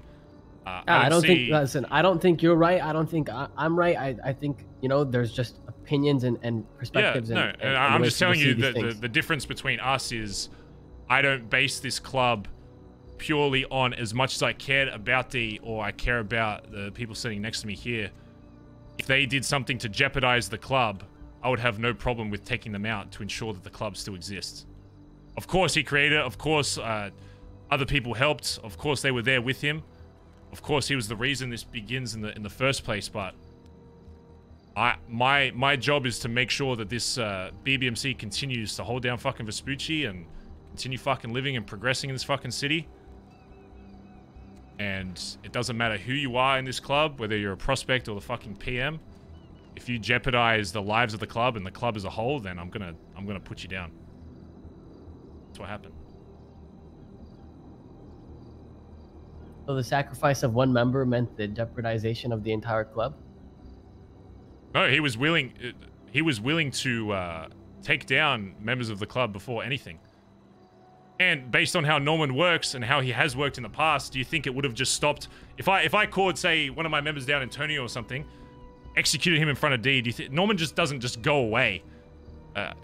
Maybe once you experience this guy, you'll understand what kind of person he is, but he doesn't just disappear when you do something for him. He always wants more. It might take time, it might take months, he might disappear for a while, go quiet, but when he comes back, he always wants something more. And how do you escalate above taking one person in the club? You take more until eventually it just crumbles in on itself. And then there is no club. What was the deciding factor where you had to make that call? When I knew that he was already willing to take down members of his own club, something that he always... you gotta remember, this guy taught me everything. Everything that I do in this city was taught by him. All my ideologies and how I see shit is the way he taught. Yeah, sorry, Aubrey, give us a sec. Yeah. Oh, can I just get the radio real quick? And I knew at that point, when he was willing to kill people of his own club, people that he fucking loved and cared for in this club, that I knew that there was an outside force impacting the kind of person he was, and he wasn't the same person that started this club. The only other solution, other than killing everybody slowly in my club, was to take care of that. Well, how do you know it would be every single person, right? How do you know that? You don't know Norman Bones. The thing is, and I get what you mean by that. Of course you don't know, but am I willing to risk the entire club and the lives of every person in this club to find that out? Why the fuck not? Because I care about this club. I care about this club existing. I care about the people in this club. I care about the individuals, but the reason I am in this city is for this club. As you said, I have everything to O to D and this club, but I don't exist without this jacket on my back. I will do absolutely anything I need to, even if that means taking out the person that started it all.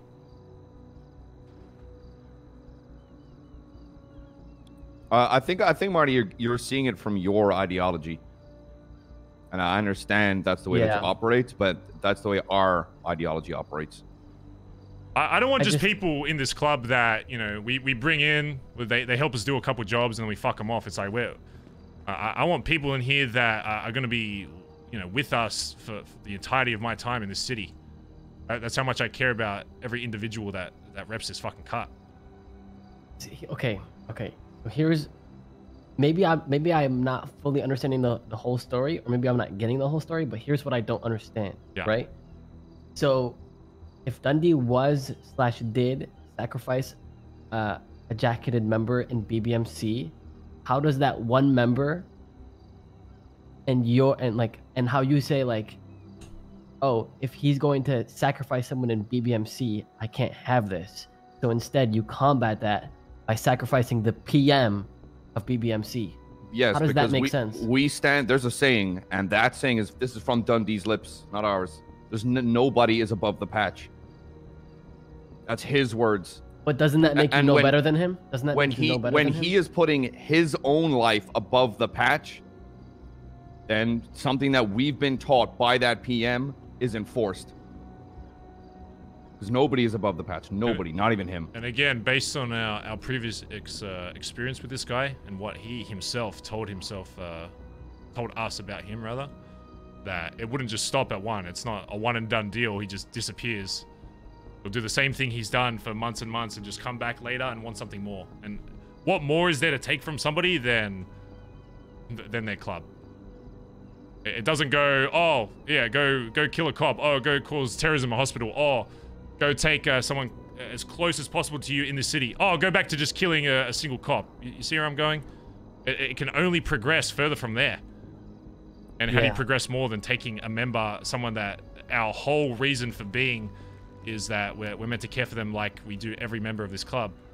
How does it go from there? The only thing that can increase is either the number of said person or the ranking. So, all right, go ahead. No. So that saying that no one is above the patch. What does say that again? Yeah, nobody is above the patch. So do you follow that through, like through and through, black and white? No one is above the patch under any circumstance. Nothing. That's how you guys do your thing. Mm-hmm. If it comes to impacting this club and the destruction of this club, then yeah.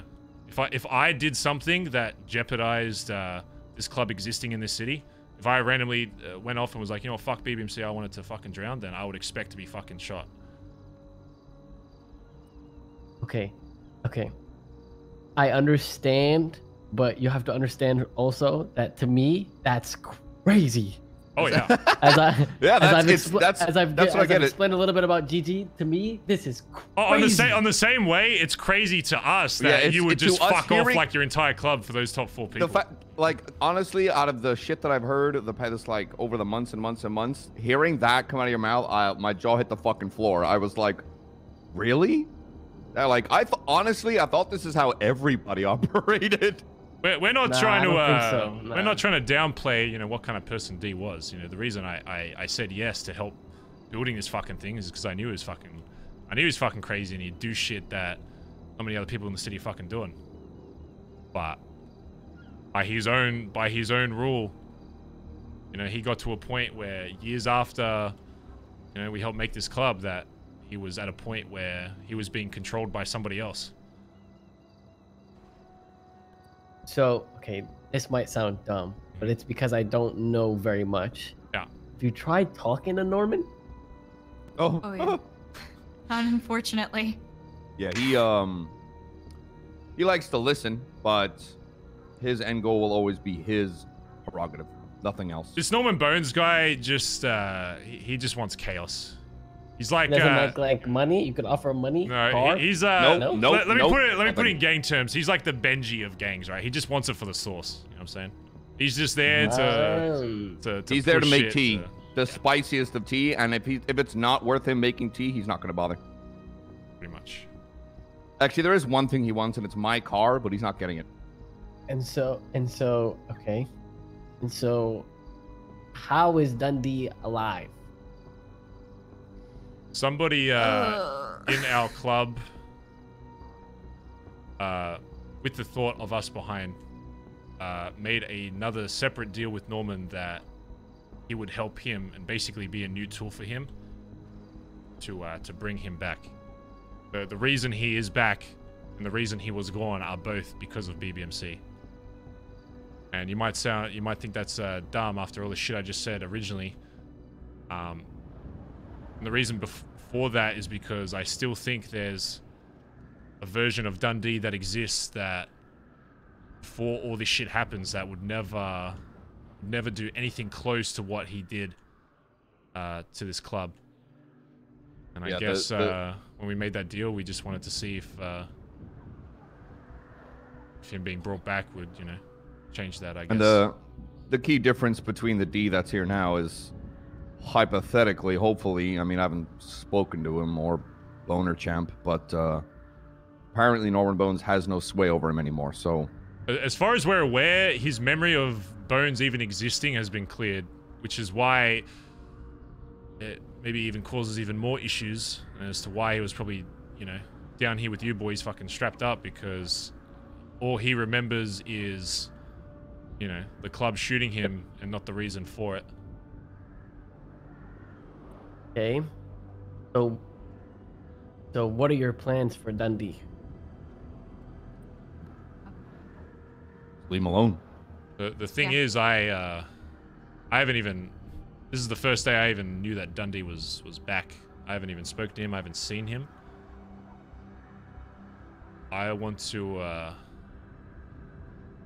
talk with him and figure out what kind of version of Dundee has actually returned. And if after all that, he still thinks that there's nothing that the club can do to fix what happened or all that, or he hangs out with whoever, or he brings whoever he wants down for fucking war or whatever, then so be it. But I just want that conversation with him where I give him my side. He deserves the truth. Because that was the one thing that I robbed my own club of, was not giving them an opportunity to have their input. And same with D, I didn't give him a chance to completely speak. That's half the reason why we brought him back, was because I guess it's a bit of guilt for not giving him that full chance. I guess all the other shit you said. You know, what if he didn't? That still plays in my mind that, you know, it's possible maybe he would have just not gone through with it. That's what I think is not fair. I think you didn't even give him the chance, right? Because, like, what if... Yeah, go ahead. What if, you know, Mr. Norman said, okay, now I want 3 members. And then Dundee said, you know what? Take my life instead, right? It's over. That's too much. Or whatever it may be. Like, that it's, you didn't even give him that opportunity, and I don't think that's fair. Yeah, you're right. No, I don't think anybody's disagreeing with that. It's something we've reflected on and has changed the club as a whole. Which is the exact reason why he's walking the earth once again. But obviously, I mean, you're the only person that knows his mindset outside of the other person I have that's in fucking ICU right now. There's another member fucking shot him. That knows where his mindset is with everything. So that's what we're figuring out, I guess. Oh, so you want me to tell you how he feels? Is that what you're asking? I mean, if you want to, I'm not going to say no to that. I didn't bring you down here to pry everything that you spoke with him about, but... So now the ball's in my court. Oh, okay. Yeah, I guess, okay. Wouldn't you like to know? Listen, look, I'm just saying, you know... He mentioned anything about, I guess, the club as a whole, I guess? I know he spoke with Junior at some point, but... He's not exactly someone I can go talk to right now. He's fucking neck deep in fucking metamorphine or whatever. Yeah, I may or may not have seen what happened to him and saw him get shot in the mouthpiece. I may have seen that. There's a chance that's I a haven't. whole fucking separate. Well, I know you were there, so I know you saw. Unless you closed your eyes when it happened. Yeah. Did you No, close your eyes? I saw it. Okay. No, I saw all Ray that Blair damn witching blood. in the corner. No, it was crazy. It was fucking intense. Yeah, that's a whole separate fucking issue. I don't even want to begin with. So now that you know how our club sees shit, you can probably imagine what shit we're gonna have to do because of a member shooting another member like that. See what I'm saying? That's Well, don't you have to just shoot him back? He's done? I mean, exactly. That's a whole other thing we're trying to deal with once we figure out whatever's happening with D, I guess. You should tell that to Ming Jingtai. You know Ming Jingtai? No. I think I've heard him around.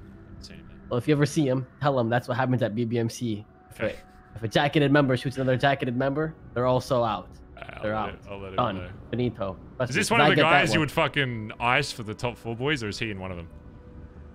No, Ming. I kill anyone for Ming. Okay. I kill your bitch ass for Ming. What if one of your other top boys shot one of your other boys? What if like Jack shot Ming? Impossible. Impossible. Okay, no, hypothetically, come on. I'm telling you, it's impossible. Okay. What if he was on like drugs or some shit? We got fucking baked out of his mind and was seeing like aliens and shit. Jack doesn't take drugs. Okay. He's a cookie. That's a good solution, I guess. Just say it's impossible. Be a cookie? Oh, well, I guess that makes more sense than what I said. Yeah, fair enough. I mean, hey, I didn't think I'd ever have D hold a gun to my head, but here we are. That is true. So. It's true. Yeah, the city's got a weird way of testing you. Yeah. All right, listen.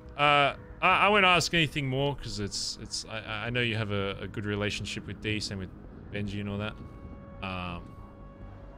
I would just appreciate it if when you saw him next that you tell him that Barry wants to speak with him at some point. I don't care like what terms are. I'm not looking to intimidate or whatever.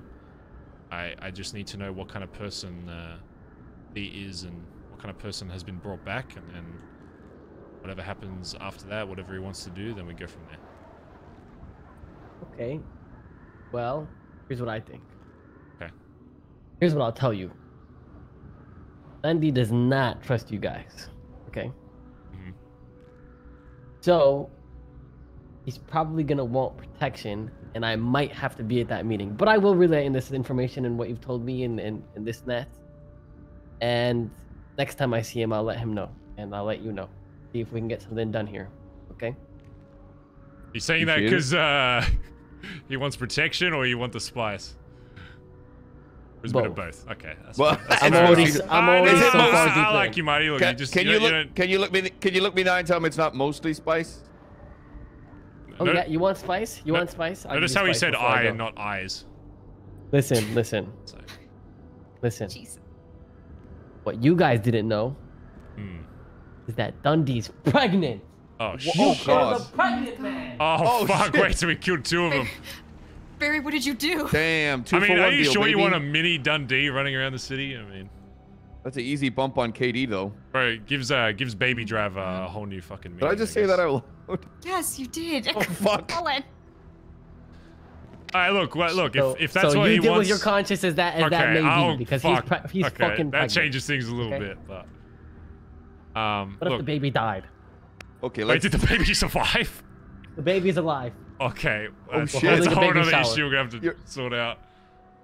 Colin, there might be a baby in purgatory, by the way. Little baby, I don't want to think about that. Okay, whose is it? Yeah, All right, actually, let's- yeah. No. Is it yours, Marty? Is that how you know he's pregnant? No, it's the boners. It's Norman's. Fuck me. Norman got He fucked him in pregnant? purgatory. Hell I don't yeah. understand the story I was told. I just know Okay, that he's pregnant. That's okay. Okay. Yeah, look, whatever terms he wants to, okay. As long as I get that conversation, then I don't care if he wants you there or wants whoever there to protect him. Then I guess it's fine. Okay. Alright. You best not touch him. Okay. Because I swear to fucking God, I will lay down the goddamn law in this bitch if it comes down to it. Okay. You best not touch him. I swear to God. Okay. I don't mean to get all tense in this bitch. But you best not touch him. Okay. You guys have a good day, all right? Yeah, you got my Hey, number, Marty. I'll be around tomorrow if you see him, right? Just give me a call. Okay. Bye. Bye-bye. Bye-bye. You like my GTR? I just bought it. Fucking sick. Yeah, thanks, man. Is the gate unlocked? Do we have to go unlock the gate for him? Can you go double check? Just make sure. What? Is somebody growling? Like somebody just growl? What What the fuck was that? You heard that too, right? Can somebody open the gate? Is somebody at the front of the Billabong? Yeah, I got Can it. somebody open it? Thank you. Alright, that was actually a pretty funny convo. Dude, Marty's funny as fuck. Like it sounded. Out of character, Marty's funny as hell. Dude, that's so fucked. That's so different that...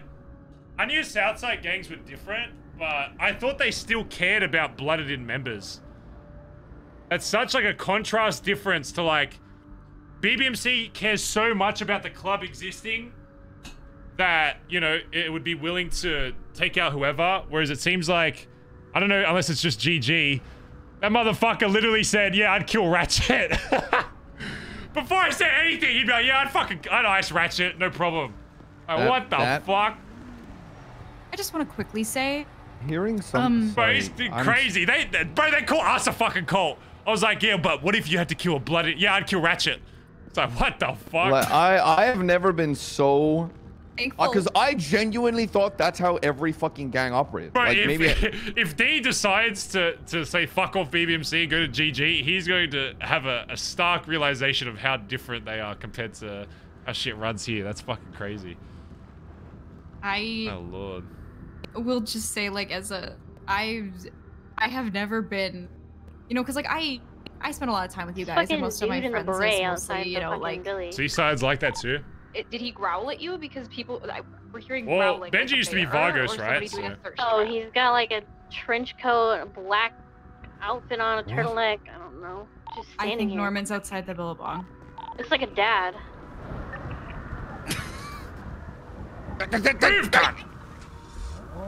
Oh, we have a visitor. It's Norman. Oh. Yeah.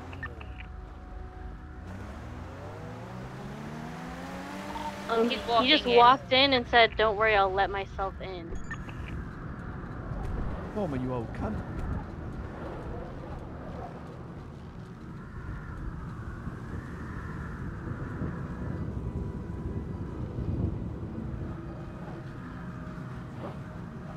No one likes an uninvited guest. You should really call.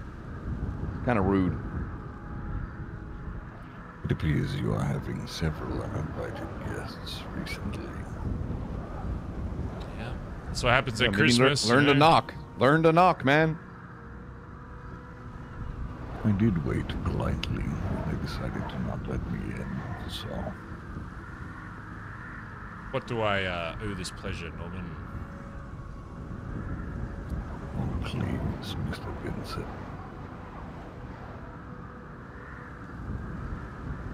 I'm here to check up, if you will.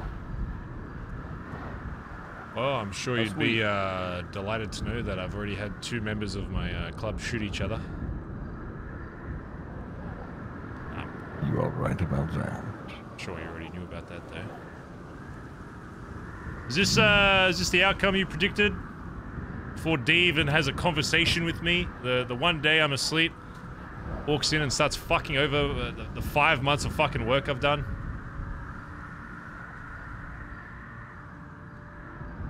I think everybody here had an inkling of what would happen you better than most. You did spend several sleepless nights thinking about it. Where is he? About.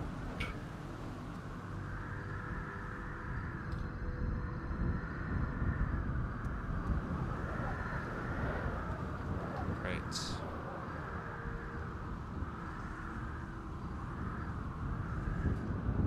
What is Big Bad Barry going to do about it now? Ideally, I'd actually have a fucking opportunity for him to be a man and come to my face instead of trying to secretly call members of my club and fucking twist their opinions on the club itself. You do have to understand his caution. The last time he saw you, you shot him rather.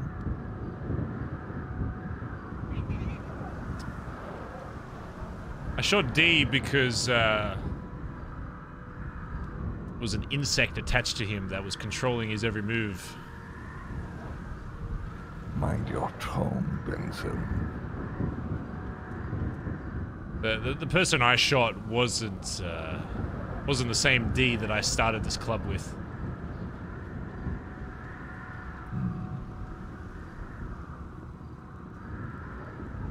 It was a product of your creation, I guess.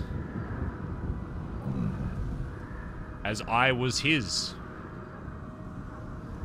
No, I think after everything, I mean, he might think differently about it when I speak to him, but I think if he was in the right state of mind, he'd understand why I did it. And I will make sure that he understands, even if he doesn't remember. When have you known Erwin Dundee to be in a right state of mind?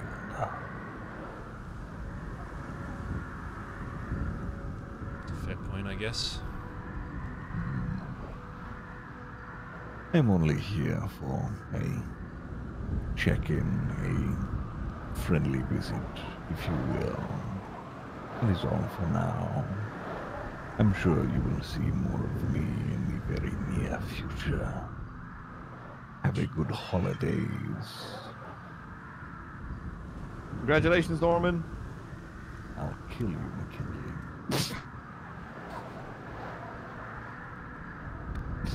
Damn, that looks sick as fuck. Look at him walk away.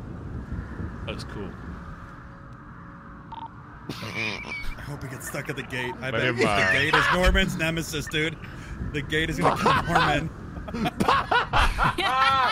I'm not helping him. Fuck that guy. No, he's gonna say that. Just put. Oh, there we go. Fuck. Okay, took him 20 minutes. Let him leave. By the way, just. Man, we met Norman's arch nemesis. The gate. The Billy Gate will save us from Norman Bow.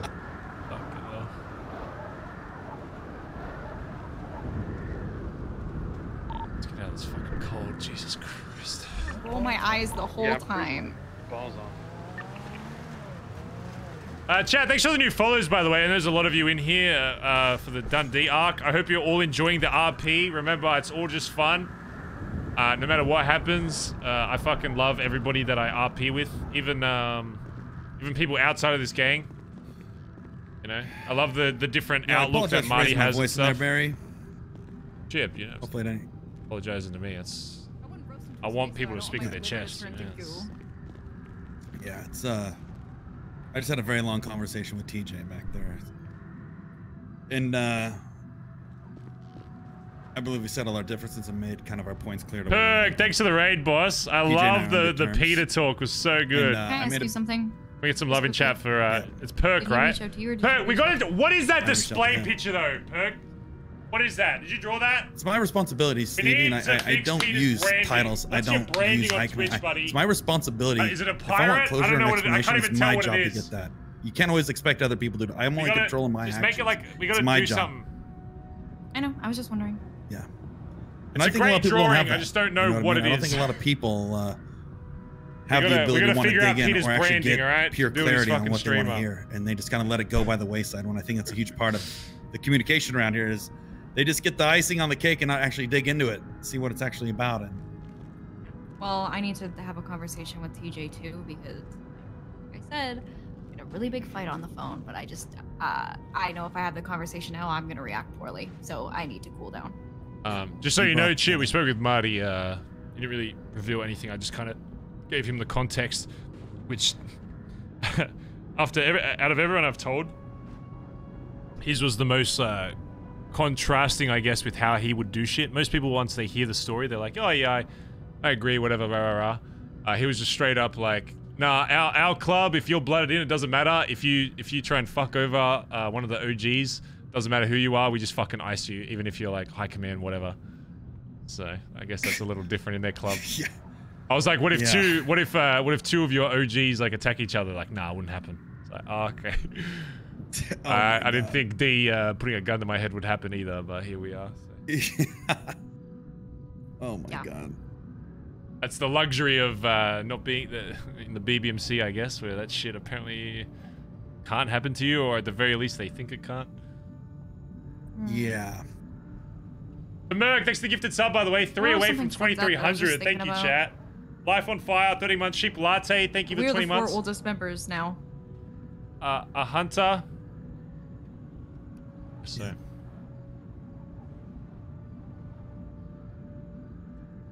49. Yeah, are we oldest by age? Or are you talking about oldest by a lot? I'm like 30, longest in the so. club? Yeah, I don't know. How old am I? Iron Master, Why thanks can for the 3 gifted subs. Because do you know I don't celebrate birthdays, Colin? Can we get some love in chat for Iron Master? Fuck, I was born in '82. I'm like 40. Chip, you're worth celebrating to me. Yeah. Yes, I appreciate that. Last gift he gave me was herpes. Huh? Yeah. What? I was Speaking. kind of scared that Dee's apparently pregnant. Also, we learned that, but it's not berries. I don't know. So- I don't know where that. I think it may have. There's got to be some miscommunication there. I don't know where the pregnancy came from. No, it's kind of. Yeah. Yeah. Let me throw this out there while my command that aren't in ICU are here, I guess. As of right now, before hearing any other side, I still want to get your voice on what you think should happen to TJ. Despite me not, if his story is correct, me agreeing with how I spoke to him and all that. At the same time, he did just try and take the life of one of the highest ranking members of this club.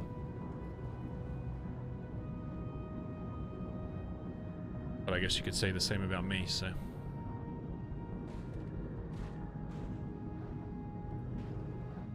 I mean, I was there all of yesterday. Obviously, we only have one side right now. I agree with what was said where both sides fucked up. Both people fucked up in really fucking big ways. You know, Alberto, obviously thanks for the we 3 don't know gifted the full subs, by the detail, way. But we do know, at least for sure, that what TJ saw Full stick, happening, thanks to at 23 least with months. the people that were here, was true. Marty just confirmed that for us. I obviously want to hear Junior's side. I want to know what's going on. Because of that, I don't know how what I would want to see with Let's TJ. be honest. This is either gonna be TJ's getting shot in the head, or he's remaining in the club with some other form of punishment. There's no real two ways about this. I hate to fucking say it out loud, but I know it's what we're all fucking thinking. Junior fucked up as well. If he truly lied to the entirety of the club, he needs to fucking face some kind of punishment there as well. Maybe there's some. Go ahead. No, go ahead. No, I was just gonna say I've been trying to run every scenario through my head in which why Junior wouldn't tell the truth. At least not to high command. At least to me. Yeah, because I can get him trying to protect the club. away. I can see if he's trying to protect them from the Dundee, trying to get more information, trying to gather data to bring back while trying to keep the club quiet and safe about it. Because once again, as soon as people found out D was around, all hell broke loose. Let's be real. If Junior was trying to use it as shield, and once again, I have no fucking clue. I'm just trying to think of scenarios where it would be even somewhat justifiable to lie to people. But I would expect between high command here, there should be no such thing as lying or miscommunication or not telling everything. That's my big concern. Because it's not like he didn't have an opportunity. I was with him alone privately at least twice. And I literally out loud said to him, so if it was like a thing where he was like fucking freaked out that I was going to do something before, like once I found out that D was alive, I literally to Junior said, I'm not fucking going to go after him. I don't want anybody to fucking go after him. I literally don't give a shit. I just kind of want to know what's going on. As you should. That's all I said to him. And even when I was on the phone with him, checking on him because I was worried about him, because obviously, from firsthand experience, I know what it's like when somebody who you once cared about was then blooded out of the club suddenly pops up like a fucking ghost. Fucking feels really weird and bad. So I was checking on him, and then he said GG was rolling down, and I literally was like, do you want me to come down? I'm gonna come down, and he was like, no.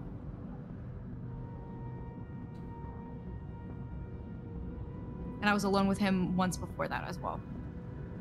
GG shoot each other all the time. Doesn't seem any At downside. the same time, I mentioned it briefly to Colin as well, BBMC but is different to other gangs in the city and role plays when they shoot TJ their still members made that a it's actually choice has consequence. that is the same choice that a lot of people That's crazy. have made, and not in like a shooting someone way, but making a choice that you think will either be for the betterment of the club, or you think you can take things into your own hands without talking to anybody. And that 90% of the time is the shit that fucks us.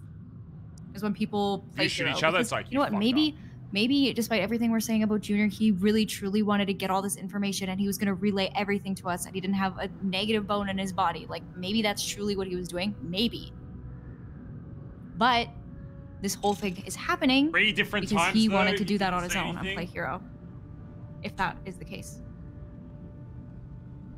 So different circumstance, but still somebody. Don't talk shit about other gangs, chat. Other gangs do shit differently. There's nothing wrong with how we do stuff or how they do stuff. So that's not a roast to other gangs. They're allowed to do whatever they I'm want. not gonna say a lot of details about the other shit. We just do shit how that we went down do stuff. with me and TJ, but That's good. I think that's a good thing.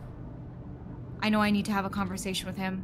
And try to talk about at least the conversation that we had, but I need a second, because that was probably one of the worst conversations I've had with anybody in the city outside of the time when I told Dundee to go fuck himself. Demotions have never really happened in BBMC. If you get demoted, you usually get blooded out. Not really a thing. The other thing that bothered me a little bit when TJ mentioned that there is no protocol for people having problems or causing issues within the club, but I literally used Dundee as an example of what do you mean protocols don't happen? Dundee put himself above the patch, put members in front of him, and he got shot for it. There's been plenty of times. I can tell you number of times where Colin did his fucking job. And by saying that there's no protocol, or not knowing that Colin is the enforcer of the club and that is purely his responsibilities, how do people in the club still not know that? I also, of course, like, I'm chaplain. I always try to check on people, but I can't fucking... Being a goldfish is contagious in the club. That's true and real. The first time I ever hooed somebody was the first day I got my patch. It spreads. But I always try to check on people. And I know that I can't be here as much as I want to be. But I said and have always said to everybody, if anything happens and you want to talk, if something happens and you are feeling unsure, if you are feeling upset, anything like that, knock on my door, because 90% of the time, even if it's not right away, I will be able to wake up. I need to do that. And I mean, I'm just gonna say the words that I said because I don't want anybody to like hear what I said, but me and TJ basically got into an argument because I basically said, you know, I've been trying to communicate with you, and he was basically implying that I didn't do enough. And I said, I didn't take this job to be a fucking babysitter. And then he asked, well, why the fuck did you take the job? And that pissed me off. But I want to say what I meant by that is the fact that I will always care about everybody, and I'm here to fucking look after everybody. That's what I want to do. That's what I've always wanted to do. And I do it because, not because it's my job, but it's because I fucking actually care about people. But if something happens and you're feeling some type of way and you don't at least think, hey, like maybe I should talk to Stevie about this. Like I'm not a mind reader. And this isn't just like a TJ thing, right? And I know that everybody goes through their own shit. I'm not expecting everybody to fucking pour their hearts out to me, but you know, it happened with D too. This girl talks a lot. I tried so hard to get D to fucking I mean, say Chad already anything knows to me. how to respond to that. Nothing. Same thing with Pez/Cody. Nothing. So I just want to say, like, you know, I am fucking trying, and I'll just Oh try wait, harder he got in the banned, future, so I he guess, can't but see I- chat. Hold on, let me show it to you. That's all anybody can ask of you, Stevie. They're still typing who asked, Anyways, in I case just you're wanted to wondering. I say know you that can't see the because chat anymore that because you're comment banned. about him basically implying that they I'm are not doing still my who job asking, correctly, and then him also refusing to have a face-to-face conversation with me and driving out of the billabong after I So told you him to stay. It just really made me upset, and that's why I'm taking a second to not reach out to him, because I need to calm down, and that's just, I just want you guys to know that. Well, please, about allowing everybody involved to have their. I want to piece. focus on a few little. Oh, sorry. Please go ahead. Yeah, and I'm not saying that to just like be like, oh, like this is all the bad things he did, or like try to get like some sort of like fucking extra punishment for him. I'm not saying that at all. I'm just saying that so you guys understand my frame of mind right now and why I, as Chaplin, am not reaching out to him at this moment, because I owe that to you guys.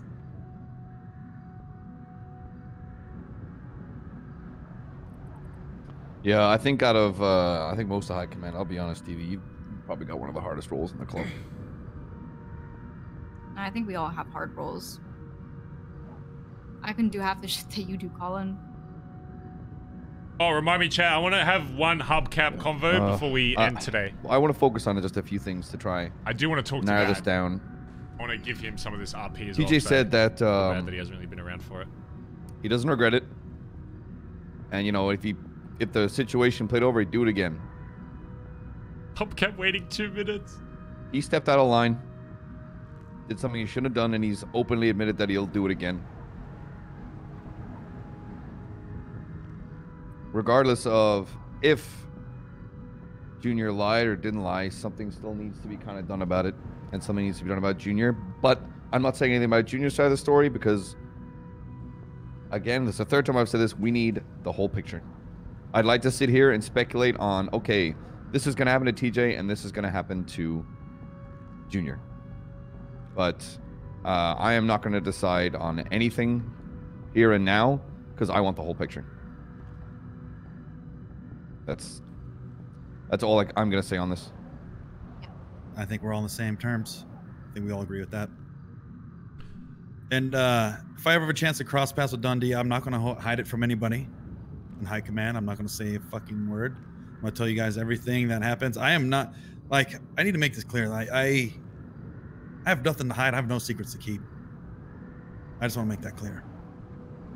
I'm going to put this out here. Based on the convo with Artie, I am going to be seeking to speak with Dundee. I mean, tonight if I could find him, but something tells me I won't find him until tomorrow. I think there's only one chance, I think, that this has a good outcome. And it's based on a conversation that him and I have that determines if he is even in a mindset that could ever exist. Despite what I know, other people in this club are already in a state where they think he can never already ever exist in this club. I still think there is a way. And I like to hope there is a way. Do I think it's most likely going to happen? Probably not. But I want to tell you, after everything that's happened, and as long as I've known D, I still like to believe that the person I helped create this club with still exists there. And not this homunculus of a former fucking person. Is homunculus the right word? Is that the is the homunculus a parasite? There's like a homunculus is I like wanted to use that word. There's a way to use that word properly there. That's the things that grow on the side of boats, Barry. Oh. I thought that was a carbuncle. Yeah, that's what you said. It's the thing from anime that regenerates. The hell's an anime? Is that a mana? Is it like potion? In Full Metal Alchemist, they call it like a homunculus. The hell's a Full Metal Alchemist? What language what are you is talking that? about? It was on. I was walking past the LSBN and I was playing once. The fuck? Barry, it's okay if you watch anime. You can tell us. I don't watch anime. You definitely come across. I have 2 Japanese cars. That's it. Oh, you're such. My PM's a nerd. Gross. Have you heard of hentai? You were the kind of kid I'd bully in school, Barry. Oh my god. I guess people have sex with squids. The fuck are you That's what a talking hentai about? is. What are you talking? Where the fuck did that come What from? the fuck? That's an anime. He's talking about hentai. Oh. The hell's? Yeah, I guess there's a thing. Isn't where that just a sharply dressed chicken? That could be actually. Is that a It might thing? be Do both. people I like thought being? that was a cock ring. A hentai. People want to be touched by squids? Yeah, yeah, they do. Yeah, they make love to him, Barry. You're in the that's- anime that's- shit. Yeah, you watch that weeb shit. That's basically Mary Benson. Okay, my mother doesn't understand I don't think she knows what like television is, let alone fucking anime. Where did you grow up? Like in the middle of Australia. nowhere? Which I'm starting to believe isn't real. Yeah, I don't know. It is. People just wish it wasn't. I'm starting to think you made it up. Well, England is also fake, so True. you know, it would make sense if Australia was also not real. So that's what we're taking away from this high command meeting. Australia isn't real. Got it. No. Mary Benson. No. I hate that Pez has Wait a minute, full I've been control to over Australia. Mary Shit, Benson that's actually law. fucking I something fucking that I've hate done. that. Never mind. Australia's real. I've been Well, there. Pez said I think something you're in lying 'cause I've character never with been there. Mary. There I'd be like, well, I guess Okay. it's true now Let because that she's happen with literally Nancy saying once. it. Do you know what Australia. Australian kiss is, Colin? I feel like that's a punch in the back of the head or some shit. No. It's Oh, no, like it's a kiss kissing but you down under. Oh, I got it. I said it. I remember. Yeah, you got me. I got you. All right. my God. Yeah, I'm just gonna make sure Dad's okay and all that before I go to sleep and that stuff. God's eye, if D's in the city, you know, that's probably the person he'd love to fucking get his hands on before anything. I got an A boost. I got a new car. You got? Oh my God! I have Right $77,000. I have to go to the. I got a Lexus GS 350 fully upgraded. What is this? Ooh. 5-seater. Oh, it looks like it's got the sunroof like the Holden. Here, let me scoot in the back. So this is a 5-seater Yeah, I'll A take that. class. Hey. Steve, do you have any food? What's going on? Imagine very long, exhausting talks. Yeah, I mean, nothing. Just do it by this point in my career in this club. Listen, I didn't mean to truthfully out you the way that I did there, or anybody else in high command. But I felt that was very vital. I have no issue with That what if you said. people want to have consequences, then we need to look at everyone else equally with it, because people have done the same shit and have walked away with it unscathed. Oh, believe me, I mean, I know that more than anybody. I've never said, you know, I should be without punishment, but I'm not gonna sit here and fuck myself over, you know? So you make valid points with all that shit. Side note, I spoke with Marty briefly, basically told him the story. His mindset of like how gangs and stuff work, completely different to ours, by the way. His mindset is like, you do whatever you do for the OGs, and I'll fucking kill anybody else in the club, even if they're blooded in, high command, whatever. If they were fucking over high command or high command, sorry, like one of the OGs if they wanted them dead. Very different from us, you know, wanting to make sure the club stays intact rather than individuals. But, you know, he was polite and stuff about it, so I told him, I know he's been with D. I don't know to like what extent, but I know you're with him down. If you see him before me, tell him to call me so I can have this fucking conversation. And I think, however that conversation goes is going to guide my opinion on if there is a version of Dundee that can exist that can work in this club, or if it solidifies that he's just too far gone, he wants nothing to do with it, and that we just have to work around that. So.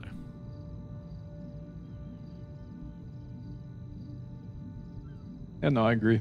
I mean, and that was the whole intent of me even trying to have a conversation with him. Yeah. It was part of why I wanted the fucking conversation before Doran brought him back. Why that was part of the deal. Yeah. So, yeah, that's the entirety of why I wanted to speak with D. Literally, see where he was at. Wasn't even addressing Junior at all. Like, none of my comments were ever addressed or aimed towards him before he started being antagonistic. Like, I could have cared less whatever he was saying at that point. All I wanted to do was go down and have a conversation with D. I didn't need to be antagonized by someone that is just inserting himself into that conversation. Yeah. But he pushed, and he knows my buttons, and he pushed it even further. I get it. So I did it. So, once again, I apologize for outing you and everybody else in high command about quote-unquote consequences of shooting club members and how we don't enforce it equally across everybody else. Yeah. That we don't set a precedence towards anything. But we have never done it. When Chip said there's protocols, no, there's not. And you know that. I've fought for you to make them with the roles and responsibilities for everybody. I spoke with Peter, by the way. You were kind of right about that kid. He's a smart motherfucker. Yeah, he's definitely smarter than he lets on, for sure. It's very much, and I mean, obviously so, because he never experienced E, but he's very much, you know, loyal to, I guess, me, even above the patch, which, I mean, to the levels he was going with, I don't, like, completely agree. I mean, he was going to the point where saying, like, I understood what he was saying with the way he was phrasing it, being like, fuck the patch, fuck everything. Yeah, I was just like, man, you say that, you're going to get your ass shot in this club. But I understand what he was trying to... That was the only point where I was like, okay, the wording on that is rough, but I know what you're saying. Yeah. You're not saying fuck the patch, you're saying fuck how the state of how shit is seen, but you're not saying fuck what you're wearing. Fuck using the patch to your advantage. Yeah. One time and not sticking by it for everybody else is kind of what he's going with. And he said, I'm not as gifted with as much of a thesaurus as everybody else is, but I don't mean it in that way, but this is how I say it. And I said, yeah, I understand that. Yeah, so... yeah, outside of that though, I guess, Marty didn't really reveal anything outside of that. He just told me that obviously D doesn't trust us. Check, go figure. I mean, of course. Yeah, we'll have to... Until I actually talk to him, then it's gonna be up in the air. And if he still doesn't have the full story, I mean, Marty didn't have the full story, so if D's getting his info on what the story is from Marty and Benji of all fucking people, then he's definitely gonna have a skewed fucking idea of what actually went down and why it happened. Well, apparently Junior as well, and possibly Antonio. Which Well, is if Antonio was right about, well, if he was telling the truth about not telling him about what happened, then I don't necessarily think it was right to tell him or not to tell him, but the only reason he would do that is to protect myself and I guess the club. So it at least seems from that he's not completely off the fucking rails of, you know, wanting D back and power and all that kind of shit. So. I got it. I got it. So I don't care either way if D is back or is not, right? I think we're all kind of in that same agreement with it. It's on him whether or not he comes back to it. I mean, vote it if you want. Not even vote it, but consider it. I don't even want to say a blood out per se, or the founders get to walk type of thing. But consider that his option, if you want. If he wants to do it, that's fine. If not, then whatever. Yeah, I mean, I've said my my personal, you know, circumstance since the start, TJ. The only way, for me at least, to allow D to not only be in this club but be, if the club really did want him back leading, then. If the majority of people that rep this fucking car on their back said so, then I would, but only if that happened. Otherwise, I'm not letting this club fucking go to shit. Otherwise, yeah. So I don't know. As of right now, I mean, based on what Antonio said, it seems like he doesn't even want anything to do with the club. But then at the same time, why the fuck were you at the Billy? So I don't know how much I believe that. If he was down here, he wanted to talk with somebody.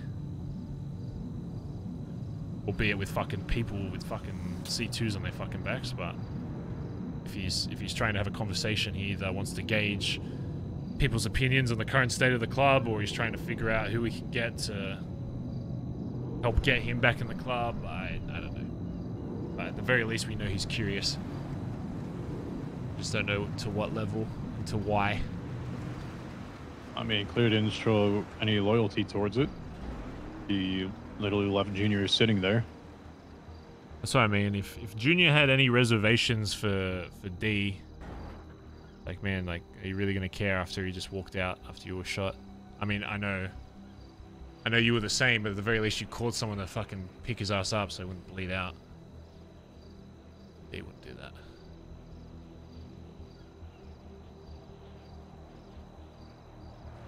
He put his own life above yours. I don't know, Barry. I just wish it didn't have to happen like that, dude. Yeah. I really don't. Yeah, me too. It's dumb that it did. But it did. So when's my scheduled execution, Barry? Let me put it like this. I'm gonna be real. I think the only person that would really have any kind of power into pushing that would be Junior. And I know as much as you're gonna stand by your statement and all that, and that's the person we brought into this club, so people should know that by now. I think if you do care about your life in this, to you being in this club, that I think the only person that you should be aiming to have a conversation with after is Jay. I'm not telling you to say apologize or this or that, but I think even just a conversation to give him your full perspective, even if it changes his mind slightly, I think potentially could save your life. So, because if I'll just put it this way, if Junior came back and just wanted absolute fucking blood, didn't want to hear anything, so you just give it to him blindly? It's the same thing as D with that point, right? Do you blindly give it to him like that? No, that's not what I'm saying at all. I just think that let me put it kind of this is way. what you just said. No. When someone gets blooded out of this this club, it's not just up to, it's not just my choice. It's the rest of High Command's gonna have an opinion on what should happen. I'm just saying that he comes back and pushes for blood. You know, of course, I'm never gonna say no to fucking or say yes to, you know, blooding you out. But if he pushes that hard enough for the rest of the club and they change their minds about things, you know, there's only so much I can do. I would say for now, though, What you're saying is it takes one person. That same person I just shot. No. No, it doesn't take one person to decide that, but if they... It's like how I got you into the club. It doesn't take one person to decide on what happens, but it can sometimes take one person to influence other people to seeing something that they may not have seen before, right? Sure. Junior's in a position where he can influence... He can't control people's decisions, but he can very much influence them, and that's the only thing I would be wary of. If you have any kind of conversation with him and he changes his mind even slightly, even if he's in the same mindset but sees something a little differently, then it might stop that from happening.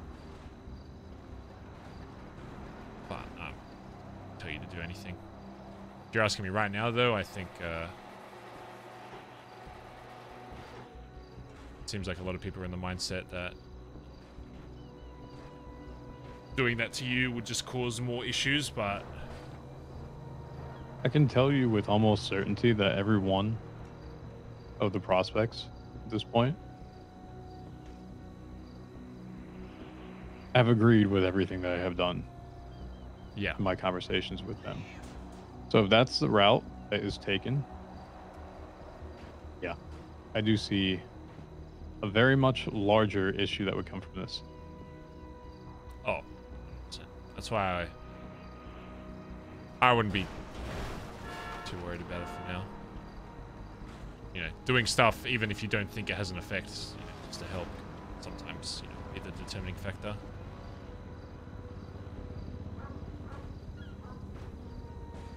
If it does happen, if it does, promise me this, that you be the one to do it. That's the only reason I got you into this club. I won't let it get to that point, alright? I can't lose. You gonna promise me that? Yeah, of course. But, I mean, I promise you that it's going to get to that point. I mean, that's the... Everybody's aware of the terms of how you're in this club. I promise them if it went out that I'd be the one to do it. But let's just do everything we can to not get it to that point. And yeah. I feel like I've had my fair share of sacrifices for this club, so killing my son isn't exactly something I'm going to add to that. Killing Junior wasn't exactly something I wanted to ever add to that, ever. And I think most people understand that. And those that don't, I think a bit more context, I think they add as well, so. Yeah. Right. I'm probably going to find Dad and just chat with him and make sure he's all good, and then start looking for D tomorrow, I guess. Yeah. Yeah. Yeah. I'll be at the house later, but yeah, just make sure we see Sis or fucking whoever they're there. Okay, because I mean, he wanted to do it before this shit happens, you know. If he sees them out by themselves, I don't know. If he does something to them before all of this, it will severely complicate everything. And it might be... If I don't get a chance to talk to him and he does something fucking stupid after all the shit that the club's done and he hasn't got the full story, then he's gonna fuck up his chances of ever having any kind of connection to this club before you even have that conversation. So make sure that they're okay so that doesn't... So I wish you were awake yesterday, Barry. I don't think Yeah. any of this would have actually happened. I really don't. It just furthers the point that no one's really ready to step up yet. Otherwise it wouldn't have happened. ready to step up? No, they. Barry, how often do you truly rely on your high command to do what they should be doing instead of relying on yourself? Paul and I had this conversation, and he was actually going to call a high command meeting with everyone but yourself, see how they could help you out, and that they needed to step up. And he agreed with it. Really, some of the people are coasting at this point, bro.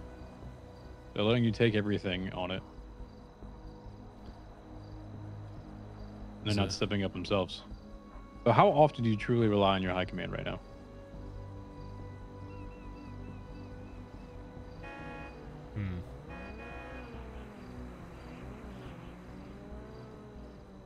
Yeah. I'll have to think about that one, I guess. Yeah. Well, look, let's deal with one thing at a time. And hopefully we can get back to fixing this club. Yeah. Alright, call me if you need me. I'll be around. Alright. Sounds email, good. whatever. I'll see you tomorrow, right? Alright, bye.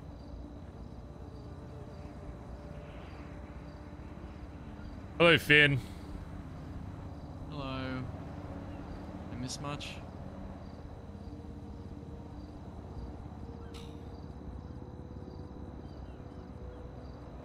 What do you know?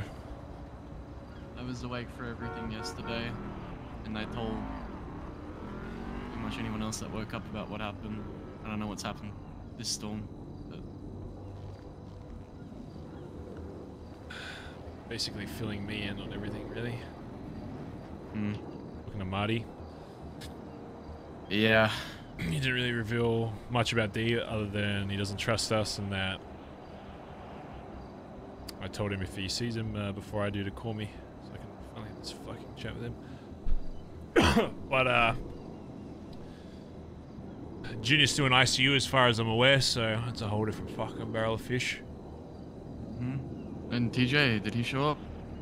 Mm-hmm. Yeah, he explained to everybody his side. Now Junior apparently allegedly tried to meet up with D like 3 different occasions and came up with a fake story for the club. Oh. So. Yeah, TJ called me before I went to bed last night. Sort of explained his side, so yeah, I don't know.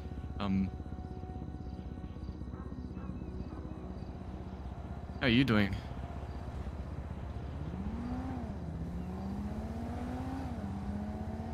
Just peachy.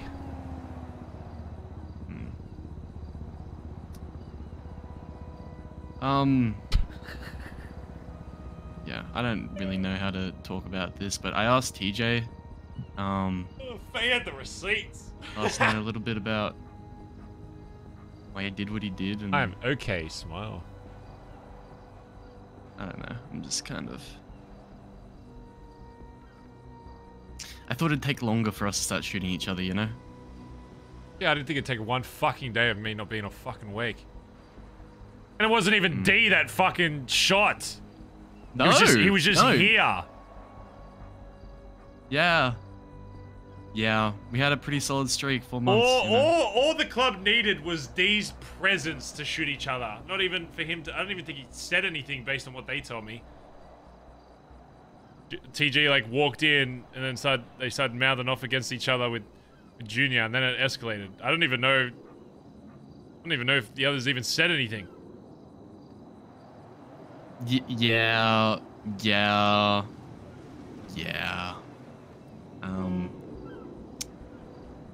it's a situation for sure. One thing you can do, Finn, is just make sure that people that are around you when you're awake don't have the same looks in their eyes, I guess. Of they don't want to fucking put a gun in each other's mouths. Yeah. You can take that. Hello, Colin. Hey, come bearing bad news. Okay. Is what I would say if I had bad news. You're a fuckhead. You're an actual fucking cunt. Go fuck yourself. Fuck me, cunt. I literally had to I couldn't breathe for a second. I had to fucking just. I inhaled twice. Oh, join Edwin back. I'll get you some rep in the save boost. Okay, thank you. I'll probably just talk to Dad. I don't know how long I'll. Yeah, no. Just get you some rep. Just join Edwin back. Let's get you some rep too. Alright, bye.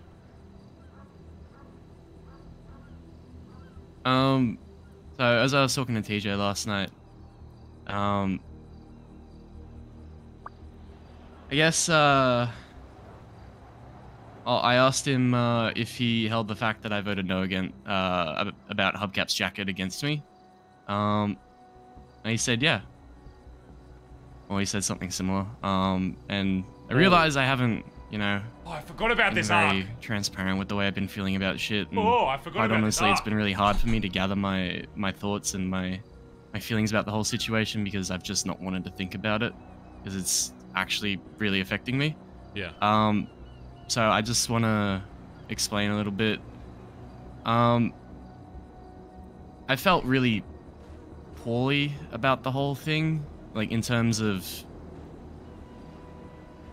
I felt at the beginning I was pretty well connected with Hubcap. I really wanted him in the club. I mean, I think you can remember I fucking bringing up old mate and shit just to try and get him involved in some way because I thought it'd be great to see, Mm-hmm. And when you have this member of the entire city that everyone's in love with, he's well respected, he's well renowned, he's be great fucking addition to any group.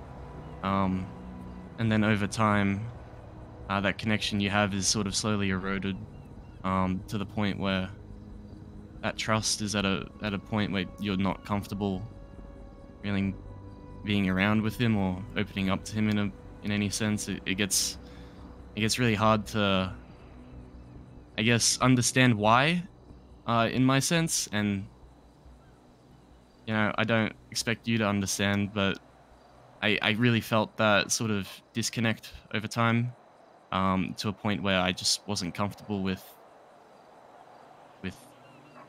having him be part of the most intimate thing in my life, I guess. And yeah, it's I know it's your dad, and it's really hate hearing me say this, but I don't want.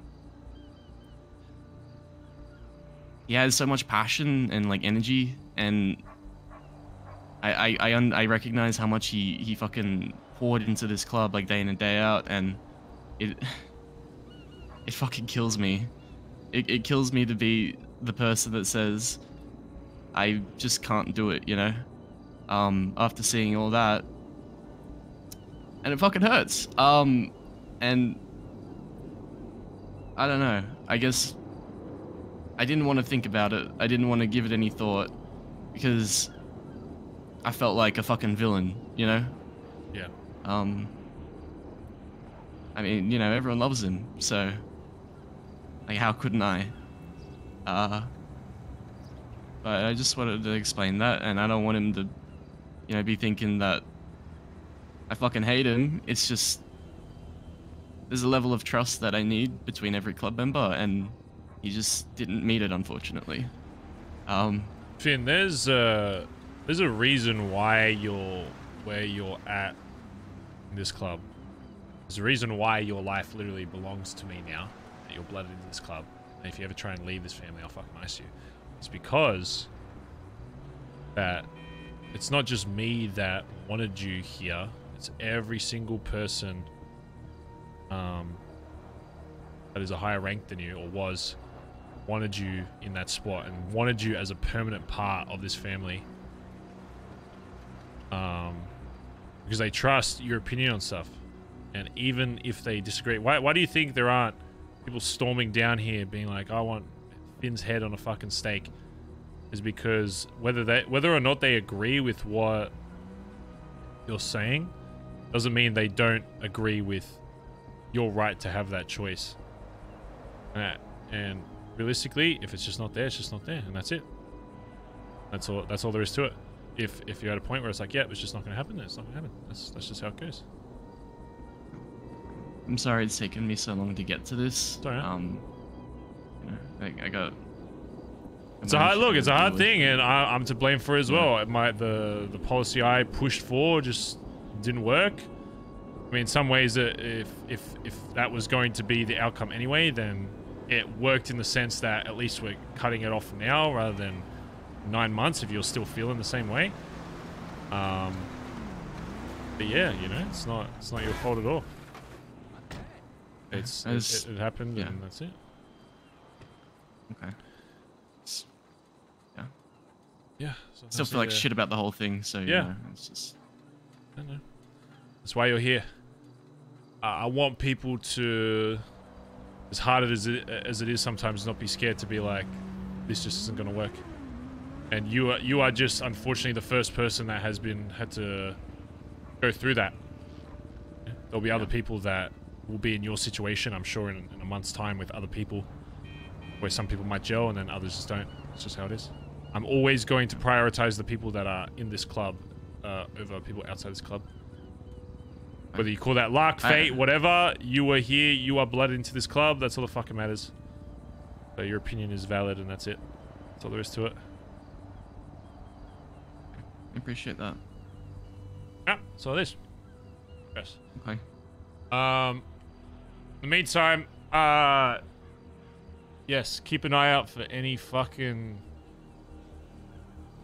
dickheads around fucking Vespucci.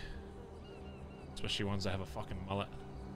The only thing you missed on our talk today is I don't care if people go out of their way to try and contact E or speak with him or do this or have little private talks. I don't give a fuck. The reason why he's back is because I did something that I fucked up, and I'm trying to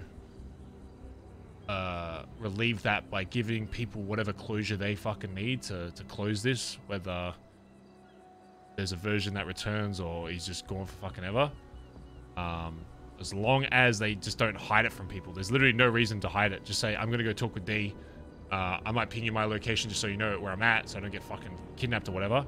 But if they want to have a private convo, they can have a private convo. Stop that. They need to not lie to the club and tell them they're doing something that's not happening, because then people are going to see that in a completely different way. And that's what's happened with Junior. And until Junior gives his point of view, I'll be honest, the club kind of sees him as he's just lied. He's lied about speaking to him. And until he changes that, that's just his viewpoint. Anyway, my thing is, I'm worried that everyone's gonna go off and do their own little private convos with him. And he's gonna start digging his hooks into people. He's gonna start playing victim. You know, yeah. Oh, woe is me. I'm gonna Sag farm so that you guys get on my side. That very much is a possibility. Trust me, I'm completely aware of that. But I am confident that I've hopefully shown people enough reason as to why it happened. Dundee is the one without information right now. And I just hope that, and I trust that. Oh, he doesn't even know why he was killed, does he? No. He doesn't know who Norman Bones is. He was, apparently the story he was given had something to do with like hospital and body parts. All he knows that I know of is that he was betrayed by the BBMC. I don't know if he knows who exactly shot him or what, or how, or where, or why. I just know that I know Benji knows the full story. Marty definitely didn't know the full story because I told it to him and he was like, huh. So basically his recollection of the story is whatever Benji has fucking force-fed into his mouth. Lovely. So you know how that That'll goes. be great. Yeah. But I told you. Also, probably all of Seaside probably knows what happened yesterday. Yeah. Probably GG as well. So City fucking talks. Yeah. So. Alright, but yeah. I'll be around tomorrow. I'm talking all day, so yeah, just everyone go back to bed. Yeah. If you see anyone else around before me, just make sure they're all good and all that kind of shit. I know the club's I love still you, Barry fucking Benson. Okay, that's cringe. I almost called you Antonio. You're doing great, Finn. Love your work. You're doing a great job, right? Thank you. You're doing a great job. Love you too.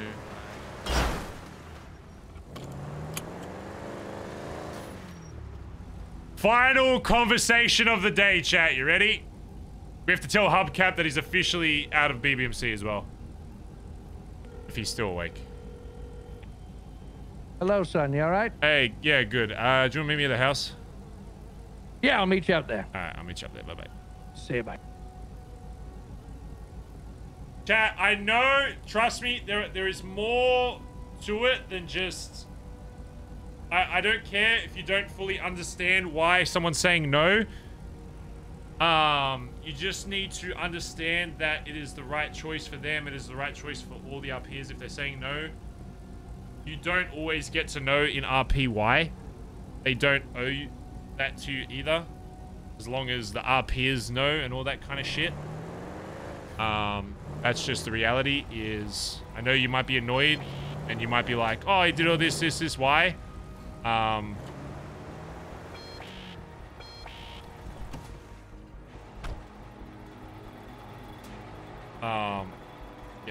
The reality is you don't always get to know. I know it sucks. Trust me, I know it sucks, but it could suck more if it's not sorted. Yeah, you can be sad about it, you can be gutted, but if you attack like the role player behind the character for it, then you're immediately in the wrong. You can be upset that it didn't pan out the way you wanted it to for the club. But if you start going after or being like, oh, this streamer sucks because he did this, then you're immediately in the wrong. No question.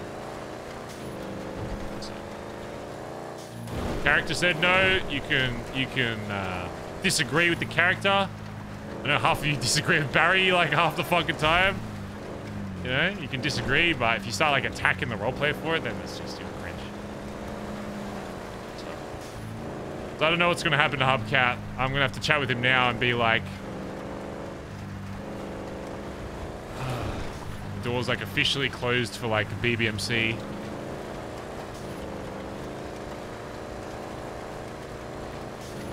And that's you know, that's part of my fault as well for not properly establishing the hang around shit. But you know, how else could we learn from it other than it happening? So it is what it is. Sucks ass, but however he wants to play it after is, yeah.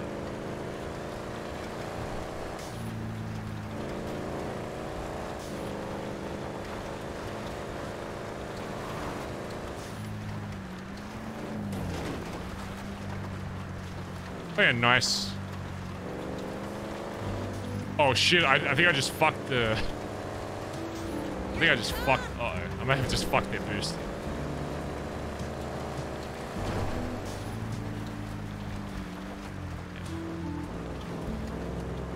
Finn, that conversation was Finn saying no, chat. That conversation was Finn saying no to Hubcat being a hang-around again.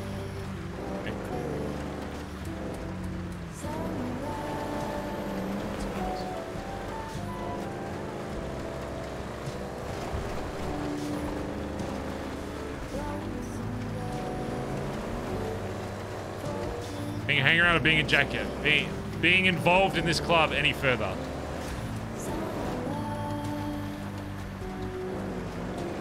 He can hang out, do all that, but he won't ever rep jacket.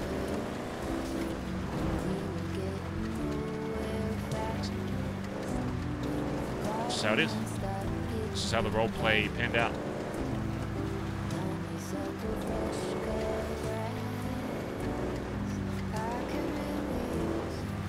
As much as it sucks for Barry, it's just another thing that he's doing to prove that nothing will ever be above the club and the club's choices for shit. Talk to me and tell me all that you've seen, all the colors, summer love.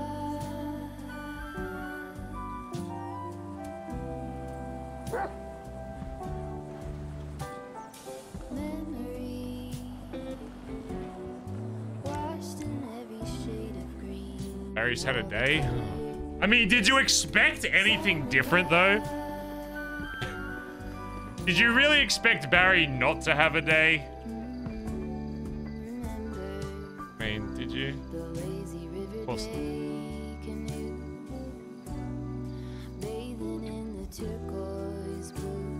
I'm so annoyed I don't have my normal jumper.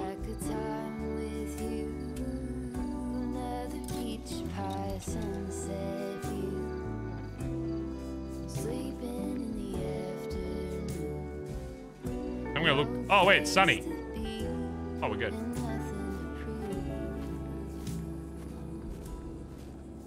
Song? Oh wait, it's about to snow. Never mind.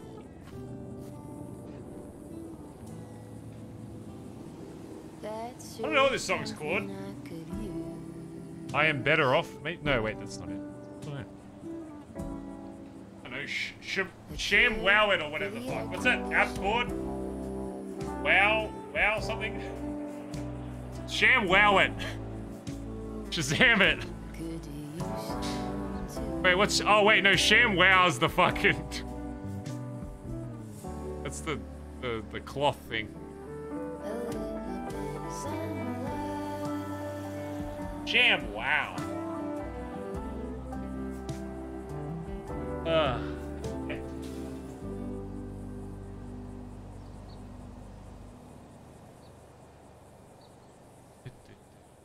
I have a few nice ending, ending songs, actually. Oh, Susanna. I have a few of them. They were just like nice acoustic songs I found. Jethro, thanks for gifting us up a Gecko Zen, by the way. Appreciate it. Big Johnson, did I thank you for the 11 months? Caustic Salsa. I think I thanked Snorlax. Thank you, guys.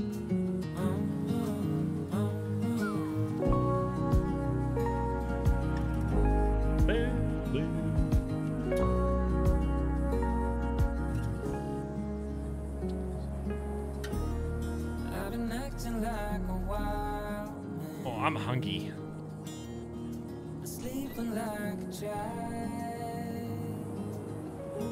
Thoughts, opinions, concerns so far, chat room? Everyone surviving the source? Thanks for everyone that's in the chat, by the way. If you're new to the stream, consider following if you like this kind of spicy RP. I know it's hard to get into if you don't have full context, but hopefully I showcase it in a way that you can kind of get some context a bit. That's the hard thing about such in-depth RP is it's hard for like newer people to get into because it's like you got to catch up on all the fucking seasons basically. But it's great for people that stick around for the story because it's so in-depth and like this. Put it in this way, chat. If you're like new to this stream, this arc that's happening now is like the culmination of stuff that happened like nearly 2 years ago. How fucked is that? Like this is all connected to something that happened years and years, like a year or two ago, that even I didn't know was a part of it until now. It's kind of crazy. So some stuff like boosts and stuff obviously don't require like, oh, it's like cop chase, go to jail or don't go to jail, but there's some other stuff that's, you know.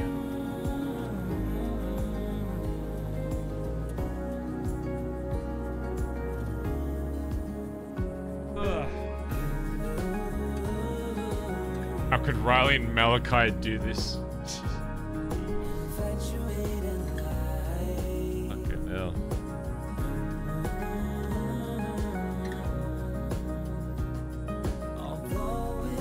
I think tomorrow, chat, is going to be a very important part of...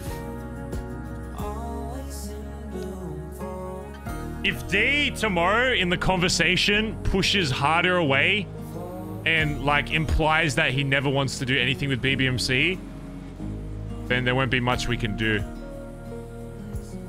It comes down to a lot on... I can explain everything to D, but it will come down to what he wants to do that pushes him either further into the club or away from it. So if he decides that he's done with BBMC, it'll suck ass. Because I still like to think out of character that there's a way that we'll have classic Rick and Morty adventures, but if D pushes the club away and goes with like the side that GG and Seaside have his best interests, then it's over. That won't matter. So, who knows?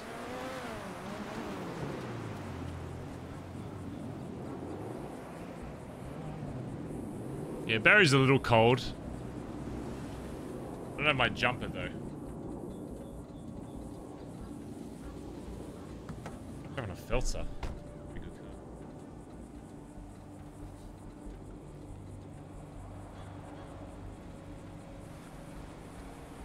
car. Hello, son. Hello, Dad. Dressed for the weather, I see. I want my fucking outfit. I lost my jumper somewhere. I'm going to the clothes store to find it. Ah, you're a tough motherfucker. You'll be all right. I mean, cold is just like hot, but the opposite, right? So That's actually a really good point. Yeah. Easy. Yeah. You know what you're talking about. Yeah. So are you safe? What's going on with this D shit? yeah. Oh, I mean, I'm safe as any other day, I guess. Sure. He's in the city, somewhere. He's spoken to other people that he had a relationship with prior, Marty and Benji. From what I can tell, the only story that he has about what happened to him is from, most likely, probably just Benji, because he's the only one out of those two that actually knew the story. Unless Marty just pretended to know. Okay. All that Marty said was that, yeah, he doesn't trust the club and that things were out for him or whatever. So tomorrow I'm going to be looking to try and find him so I can actually have this fucking conversation. Yeah. It's going to... You're not out hunting for him, right? No. You're not out trying to fucking... Yeah, no, I didn't think so. Some of the members were like apparently looking for him yesterday with some other girl, but I don't know who that was. Yeah, it's gonna come down tomorrow. I mean, the only thing I can do is lay everything out on the line for him, and if he if after all of that he sees my side and what I did for this club, and that it was for the club, that it truly wasn't to fuck him over. I only did what I thought he would want me to do if he was in a clear state of mind. That if he still pushes back after that and says, you know, fuck you guys, whatever, I just want to do my own thing, then, you know, what more can I do? Right. Were you gonna, like, are you trying to bring him back into the club is the thing? Well, what does the club think about that if that's the case? I'm not like trying to bring him back unless unless he's at a point where he can actually be brought back into it. It's just I don't know what kind of D is back, you know, even after the brief convos I've had with people that have spoken to him. It's like I still don't know if he's just confused and lost and doesn't know, or if he's, even when he gets told the truth, he's just gonna have a bloodlust and he's not gonna fucking care and he's gonna want to rewrite everything and just I don't know.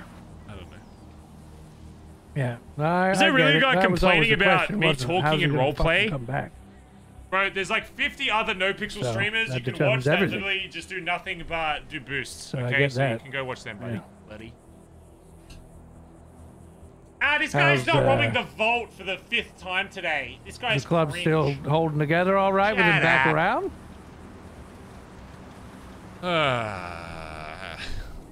For the lack of a better term, no. Yeah. I mean, I had Yeah, I had a member shoot another fucking member yesterday. Ah.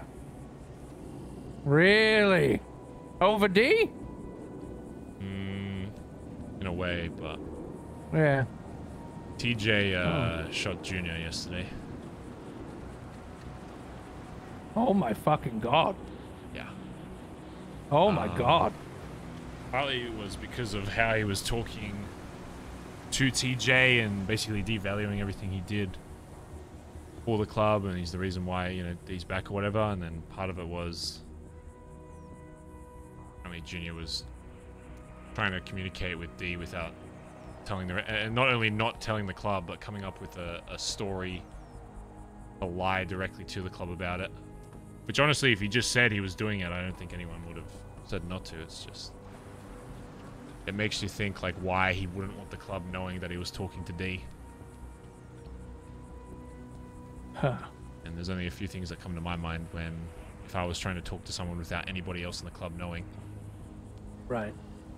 So maybe I don't like how things are and I want things changed, but I don't want people knowing that. And again, I don't know the full story, but that's all I can be left to believe without hearing it. And Junior not awake today. he's in ICU, I believe. Oh god, from TJ shooting him. Yeah. Oh, for fuck's sake. Oh my god, no. Oh fuck. So. Oh, I'm sorry that's That's a going whole, on. Holy shit, that's complicated. Oh my god. If TJ's not careful with how the club does shit, you know.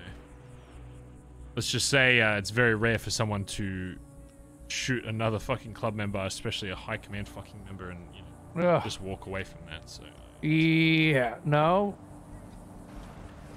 God damn it, man. Wow. God damn it. Yeah. Fuck. That's absolutely put you in a terrible position. yeah, I mean, used to it by now. Sure. It's your the role role, I but play, that's I also guess. your. It is, and it's also the complication of your family mixed with the club. We know about that, don't we? Yeah. So that's for the love of God. Well, has TJ been around to talk about it? Yeah, we spoke with him today, and I made Oh, sure good. that he told the club about it. And for the most part, it seems like the club agrees, not necessarily with him shooting, but No. he's on the same page with how Junior was acting. So I'm really fucking surprised by Junior. I mean, I obviously don't know the story either. Really, you got to hear from him. I hope he recovers. Junior's Fucking hell. very and will always be very loyal to this club and the hierarchy of this club, but D was his PM before me, you know. Yeah, but you know, it's hard to fucking. I don't know, man. I'd have to hear it from him because I can't. You're his prime minister now. Am I about so, to head pop? I'm about to head pop. You know, Oh. sorry for speaking plainly, but should we go inside because it's Yeah, now a fucking blizzard? This is. Yeah, It's a little cold now, I think, Yeah, for I your think I- bare arms and legs. Yeah. It's like minus 20 Celsius out here. Fucking hell. There it is. Oh, he's gonna think I went inside as well. I didn't go inside, my head popped. God damn it. Oh, fucking damn it, bruv. Oh, shit.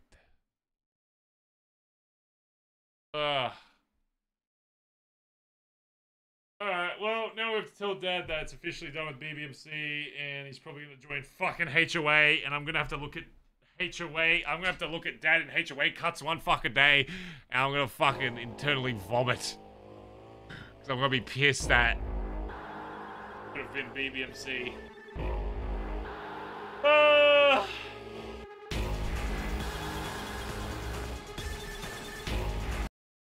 Fuck me. I don't know why 5M's music is so fucking weird as well. Frick the HOA.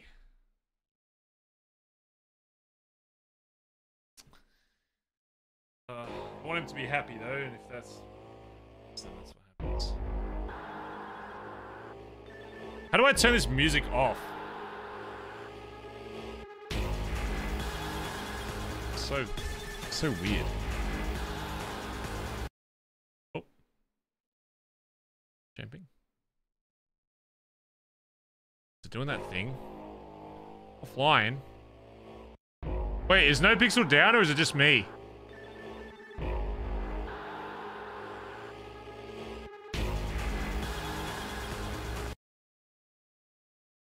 Hey? Anyone else still in the city?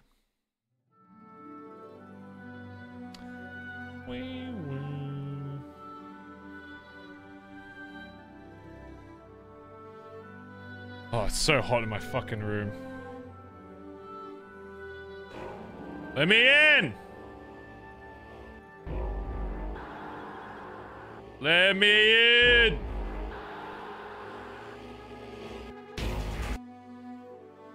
I don't want to have to use my thingo because it'll turn my internet off.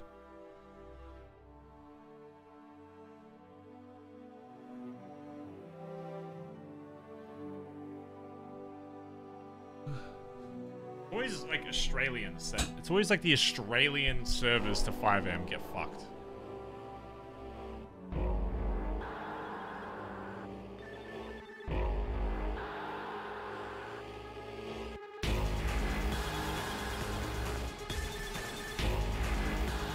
This music is so trash. Fucking hell. How do I turn it off? Where is it?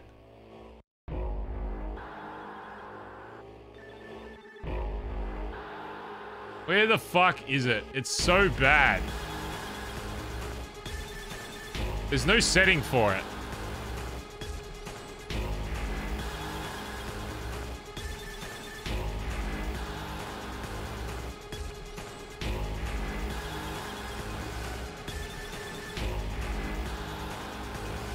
Literally looking at it. Ah! Where? Streaming audio frame limiter.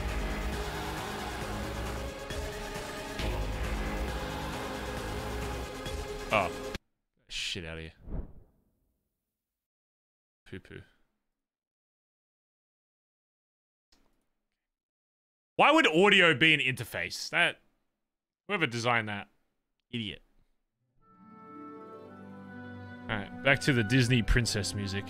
Oh, chat, I'm so hungry. I just want to have this hubcap convo so I can fucking...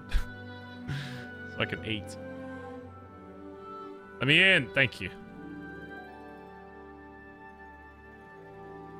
Chat, rate the roleplay out of 10 today.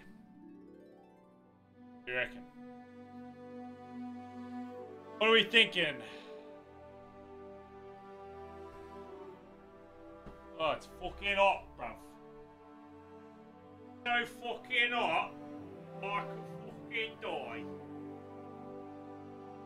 Just went back in.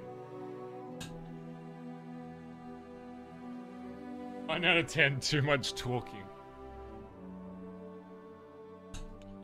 That's the thing though, even if you don't enjoy like the talking stuff, like you gotta like just enjoy it while it's happening, because when these big arcs are over, you don't really get like the big convos for a while, you know? It's not like every day this kind of stuff happens, right? Like once this arc's over, we go back to like boosting, bank robbing. We still do convos, but they're a lot more lighthearted and they don't have as much like depth to them, you know? So you gotta enjoy both sides.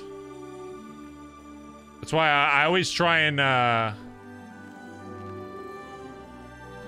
give as much possible depth to everyone that wants to have a convo. Because then... Yeah. What'd Ziggy say? What'd you say, bitch? Like my new music, Ziggy? You feel like you're in like Pocahontas or some shit?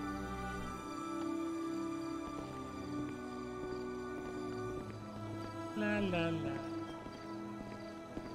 A whole new world. A new fantastic point of view. Oh, back. Hello? Hold on.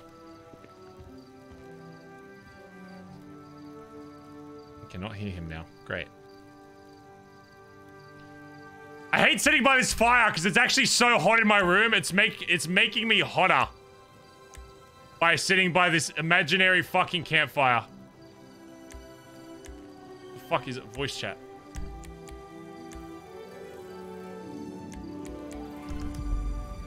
Hello?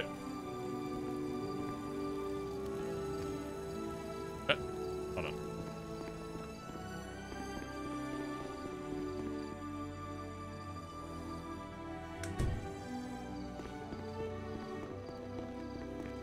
Hello?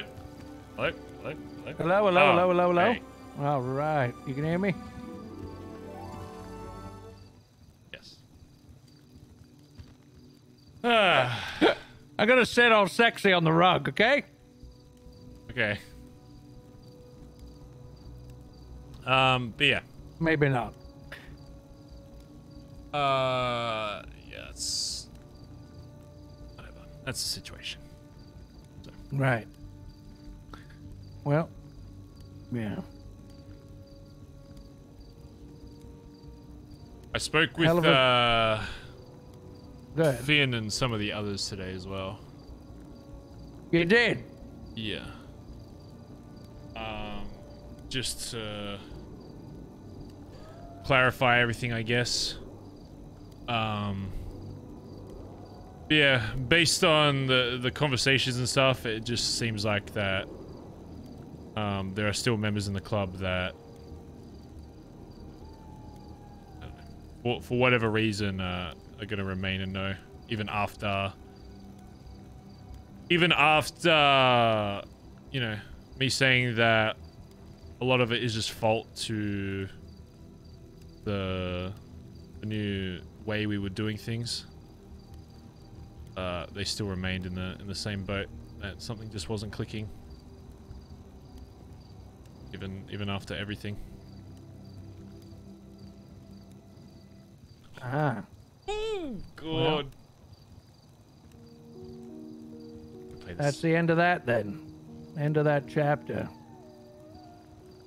Oh, that's a little too sad.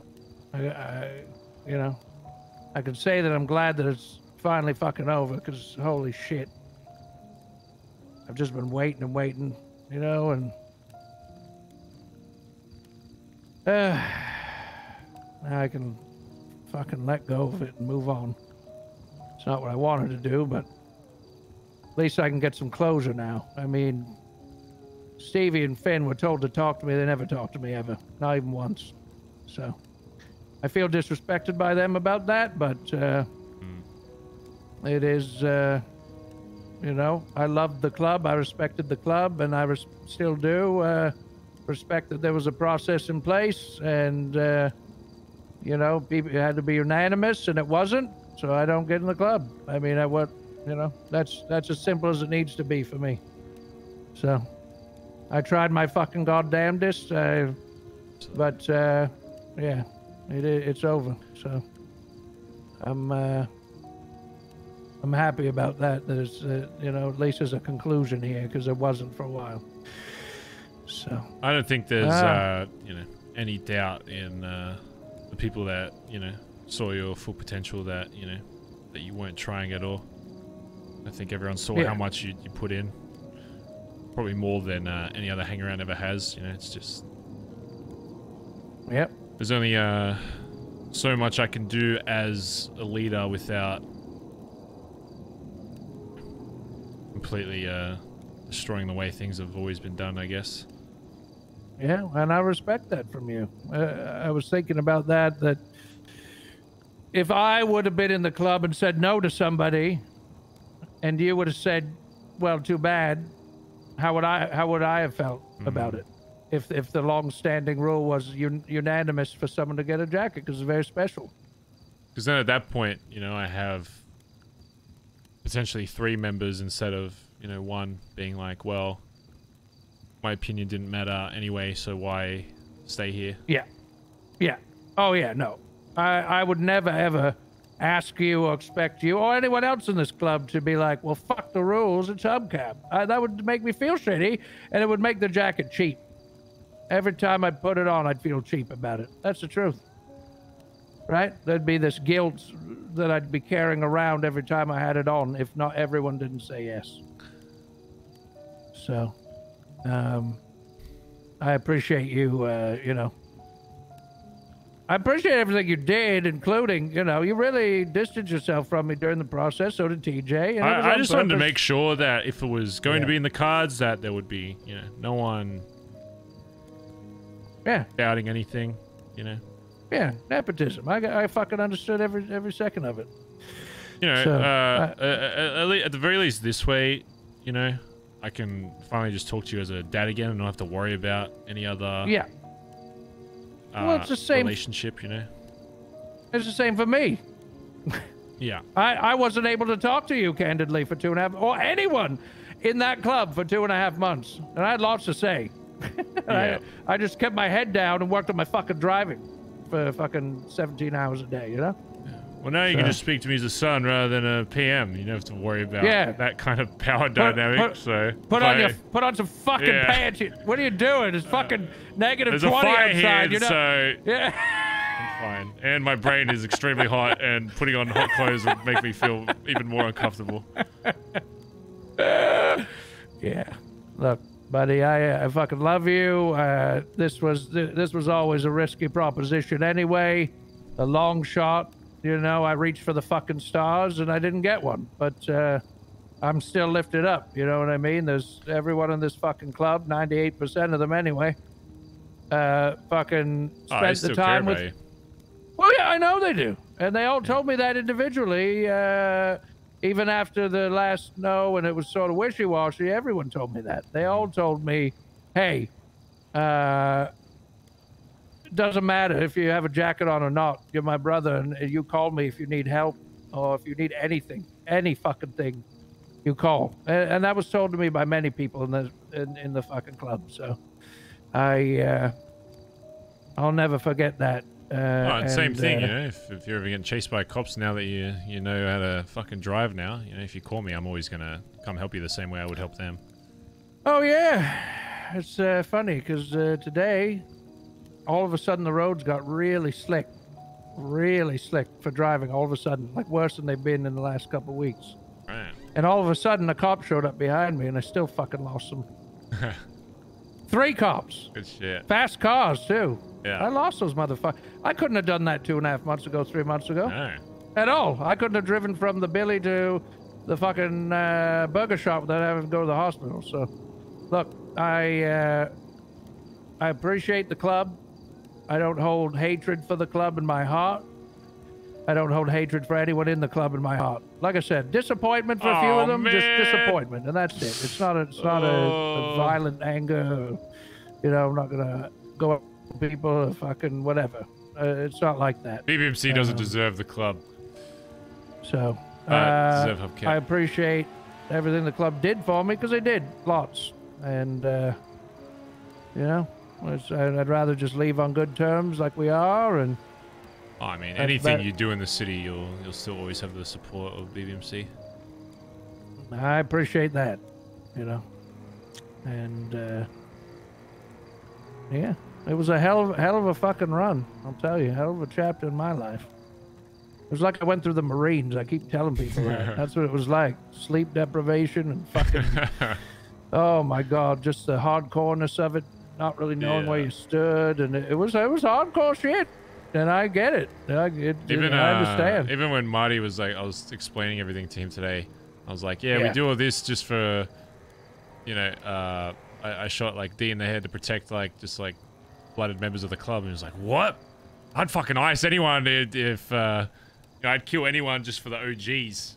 Like they're just fucking, yeah. A lot of Southside gangs just, they have their top guys, and it doesn't matter as much about what the club as a whole is doing. If they fuck with one of the OGs, and they just fucking ice them. That's it. Which is very surprising to me. And people call us a fucking cult, but I don't know. Well, that's the thing. I respected the BBMC's hierarchy and the way that it's set up, and how hard it is to get in, and how the respect goes upwards, but it also comes downwards. Yeah. Especially under you. And you really see that. I saw that because I was around before you were PM, and I saw how it was before, and the fear and the anxiousness, and I'm really happy for the club that you're in charge right now. So that's my opinion on the piece. Put it this way, Dad. You might have less to do in terms of inside club stuff with BBMC, but I think it just opens back up a lot more stuff where, you can do stuff with myself or just like individual people of the club that you wouldn't be able to do if you were jacketed regardless. Does that make sense? Yeah, it does. Yeah, there's a lot more shit that we can do now that I don't have to worry about, your impact in the club. It's just, the only connection is just, you being my dad, and everything else after that is whatever. So it's a lot easier to do a lot of other stuff. Yeah, it is. However, though, one thing that doesn't go away is the situation with D. Yeah. And now that you're not in the club, I think even more so that you will have a target placed on you by him. I think even if the conversation goes well tomorrow,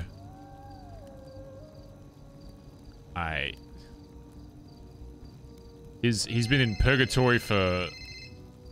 Let me answer this. Hold on. Yeah, go ahead. Yo, Marty. Hello. Hey, what's up? So I haven't spoken to Dundee yet, but okay. Are you busy? For like 5-10 minutes I will be, then I'll be free. I just have a quick question. I was pondering. Okay, yeah. That talk really resonated with me. Sorry, Dad. Okay. Give me 1 sec, Dad. All right, I'll be right back. Yeah, go ahead. All right, go ahead, Marty. That talk really resonated with me, and I just want to ask you something. Yeah. And I don't want you to answer right away. I want you to sit there and think before answering, okay? Okay. If it was you, right, in Dundee's position, and you had to sacrifice lives to save yours, and Norman told you that same thing, would you sacrifice your own life, or would you kill that BBMC member? If it was you in that position, don't answer right away. If it was you, would you die, or would you sacrifice that person's life? I want to know, because you know what I think? I think if you were in that position, you would have sacrificed that person. Wait, so you want me to answer that or think about it? Yeah, no. If you have your answer, like, and you've talked about this before, or something like, go ahead. If I was put into a position where somebody told me that I had to take a member of my club that's jacketed, that represents the BBMC, I could not exist in this city knowing that I did that. And you can choose to believe that or not. And I know it's dumb as fuck, and it's probably a brain dead fucking take, but now, here's what I think. Sorry, go ahead. Sorry. Yeah, well, it's just the amount of shit that, like you were saying earlier, that the club has done for me and that D has done for me. I feel like I'd be spitting in the face of everything that I've preached and that I tell, other people in this club to fucking do, right? If it's a fucking hang around, whatever, I don't give a fuck. I'll fucking go ice a fucking hang around. I don't give a shit. But as soon as they wear that cut and they represent this fucking club, then. Okay. Here's what I think. And then I have one other question after, okay? Mm-hmm. I think you're not lying. I think you're telling the truth. But I also think it's another thing when you're actually in that position, right? Because you could hit me with a hypothetical, oh, what if you had a gun pointed to your head? Like, oh, yeah, I twist the gun around, bang, kill him. But when the gun's pointed at my actual head, things are different, right? Yeah, I can get that. My next question is, if you thought, right, it was in your best interest to get rid of everybody in high command for BBMC to stay alive, would you get rid of everybody in high command for BBMC to stay alive, including yourself? Not killing, just getting rid of them. You mean removing them from the club? Yeah. The problem with that is that doesn't exist in this club. If you get removed from BBMC and you're in high command, you get shot. There's no walking away. If you get taken out of the club, you're dead. Everybody that has blooded into this club, their life belongs to this club. If they miraculously survive a gunshot wound from us from being blooded out, then I would find it very surprising if they remember anything about BBMC. Catch my drift.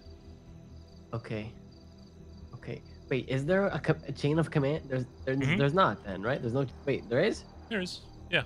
You got prospects. So when you first stop being a hang-around, you get voted in by people from the club itself, and it has to be 100% unanimous. So every single member of this club, we don't get a new person in this club unless every patch blooded in like full member says I want them in this club, and then they become a prospect. Once they work their way up prospects, you get blooded into this fucking club, and then you have that luxury of crafting what the club looks like.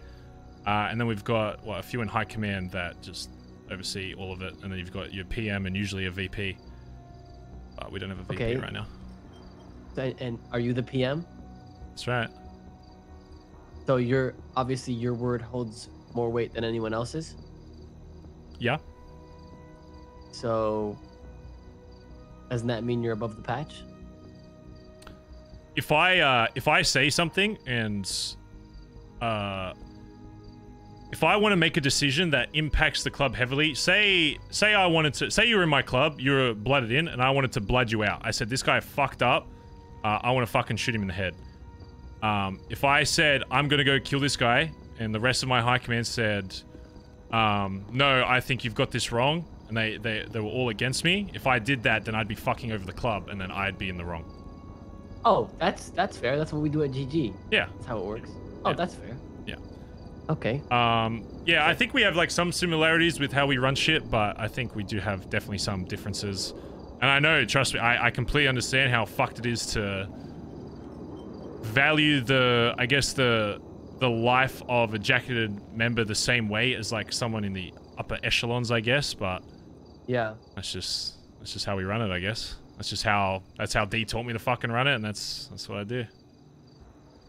Okay. And I think you already said this earlier, but I just want like explicit question answer. Mm-hmm. Do you regret doing what you did?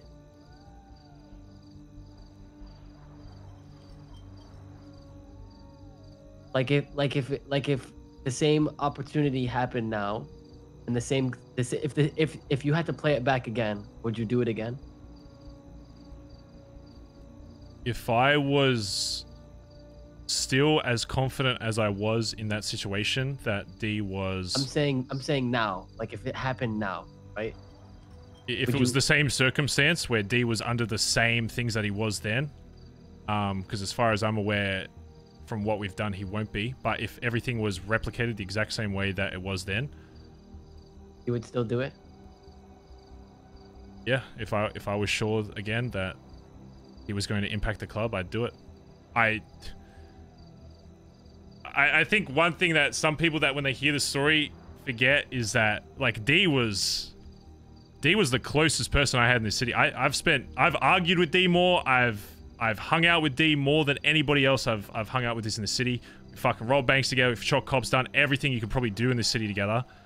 And I was still at the point where I thought that it wasn't the right decision, but it was the decision I thought that I had to make and truly believed I had to make to protect the club that we created. So yeah, I would. Okay. I'm not here to judge. I just wanted to tell you that I have a hard time comprehending your viewpoint on that. Yeah, that's fine. I don't expect you to. Okay. But this is very interesting, you know, like comparing or like picking each other's brains, kind of, because we have, when it comes to stuff like this, we have very different viewpoints. This is and listen, this mate, is I'm crazy. always I'm an open book if people want to spend the time to listen, you know. If I'm not gonna go out of my way, you know, telling everybody in the fucking city shit, but if people genuinely want to know my reasons for shit, I'll tell them, you know. If you come to me like you are now, just asking shit, I'll tell you how I Yeah, I know. how I deal No, with I'm shit, letting you you know right now. Like right now, as I'm talking to you, I have no malintent or like trying to like. Oh no, you're fight good. No, anything. I'm I just- understand that. Like, look, I get that Dee's a friend of yours as well, and you've done a lot of shit. Same with Benji, and I completely understand that. You know, you guys have a relationship there, and I'm sure you want to have his best interests at heart as well. Yeah. But yeah. Okay, I'm gonna go ponder more. If I have questions, Can I ask you tomorrow? Yeah, I'll be around tomorrow. Okay, this Yeah, is so text me, call me, interesting. it's all good. Yeah, all good. Okay. All right, bye-bye, buddy. You have fun with your father. All right, thanks, mate. Bye.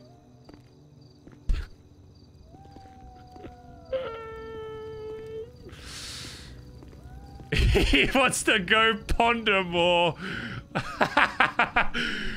That's funny as fuck. Bro, he's probably going to use it against me, but I think it'll lead to good roleplay, so. He'll probably get D to, like, force Barry to, like... I don't think there's a situation, though, because the only solution where that happens is if I make a deal with Norman. And I, like, kind of get forced into a perma or some shit, you know? Yeah, it was just Marty call and ask him. I mean, he's actually been pretty polite about asking shit, you know? Just surprising. Most gang leaders just, they want a big, like, ego dick fucking flex, whatever, but he was just genuinely curious about trying to see my POV, even if he doesn't agree with it. Which I can respect, so. Yeah, that's good. Anyway. Just because, you know.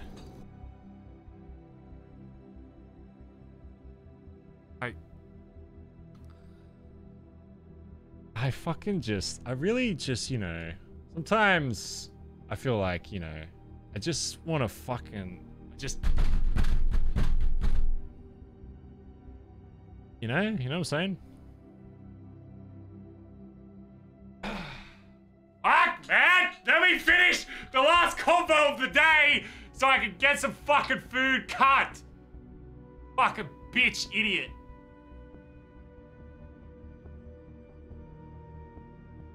Let me finish me convo.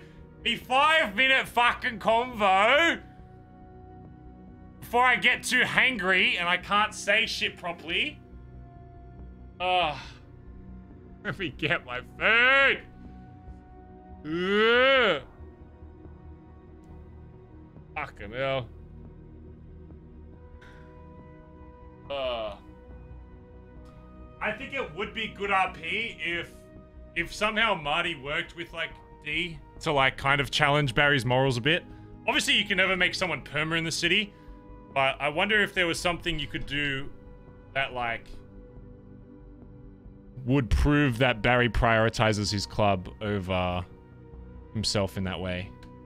Yeah. Obviously, out of character, if someone put a gun to my head and was like, we'll kill you unless you kill the club, like, I'm not gonna OC perma off that. I might go into, like, ICU or something and be like, oh my god, miracles survive, but, you know, I'm not gonna perma just because someone wants to perma me. Does that make sense? So, I don't know, though. That's the thing about all of this, though. Like, realistically, even if TJ didn't do that thing, even if this didn't happen, whatever, like, D probably, like, Norman still probably would have brought D back out of character. In character, obviously, we think it's purely just because of TJ's deal. Out of character, though, I don't think Whippy would want to kill off D completely. Because, like, if TJ said no to the deal, I think we'd still be seeing Dundee back. Does that make sense? But I think the way he would come back would be very different, and maybe it would mean less likely of BBMC ever happening again. So, the funny thing is, though, he said, what would you do at gunpoint? I mean, Barry was at gunpoint. D could have shot Barry. Barry was unarmed. Barry was in the kill shed. He had a gun. He's already had a gun to his head. D had a gun to Barry's head, and the only reason Barry didn't die is because D didn't shoot him. Barry gave him the gun back. D put the gun on the ground. Barry shot Norman, said, "Ah, shit, that didn't work," and then I put the gun back. Because at that point, it's like, if D wants to kill me, I'm gonna let him kill me. If that's where he wants to, like, take the character, then I'd let him shoot me. I don't know if I'd perma off it, but I'd be like, if you're gonna shoot me, then there's, you know, the consequences of you shooting me I'll let it play out. It's less about like an NVL thing and more so like, I want the consequences of it. If he chose to do it, just, you know. Who knows? Who knows? Yeah, I don't know what would happen if D like shot Barry like in this state. I genuinely don't know what. No, I don't know what we do. I think if D shot Barry, then BBMC like all as a whole would be fucked. Like, how could you possibly recover from that? But I guess at the same time, I guess Barry did that to D. But we know out of character that, you know, that it was the right move. But in character, it's like, again, they've still only heard Barry's... D hasn't told them his side, really. He just didn't deny anything that Barry said when I told the story. No one's really been like, I wonder if Barry lied. What if I talk to D and he gives me the truth?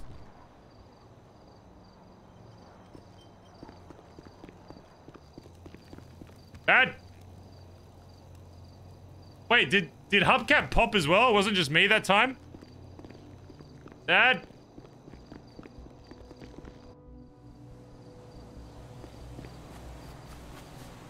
That's silly.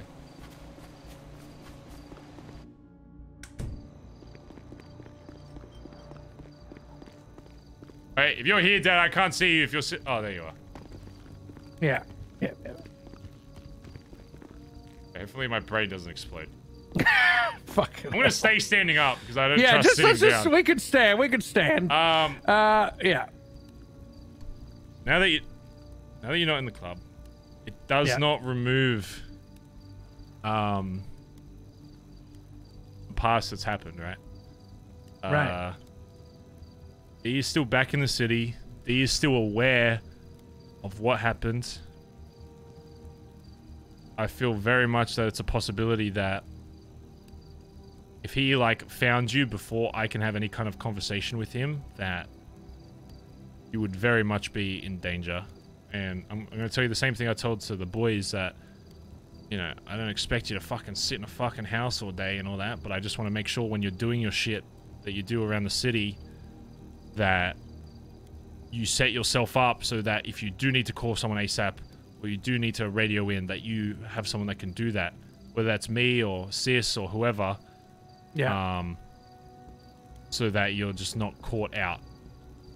And make sure you're always strapped and shit. So at the very least, if you can't fucking dial someone beforehand, then... If you call me, even if like, if someone's like fucking about to roll up on you and you're not sure, you call just to be safe and give you, like, get off a location, like, I would never be mad of you being like if it was a false alarm kind of thing, you know? So right. If like you think someone's like tailing you or about to pull up on you, you know, just call me up and just say, the first thing you just need to say is location. If you call me and say a location, I'm heading there. I'm not asking who, what, where, why. If you just say like Burger Shot right now, I'm at Burger Shot, come to Burger Shot, I'm there. You know what I'm saying? Okay. Yeah. So that's all you have to do. And if it ends up being nothing, it ends up being nothing. But I'd rather that than you fucking getting hurt, so. Yeah. Okay. I'll keep that in mind for sure. Yeah. Otherwise, you know, he's pretty safe. Not many people know about this, so. Okay. And you've got Sis and TJ usually staying here, myself, so. Yeah. That's good.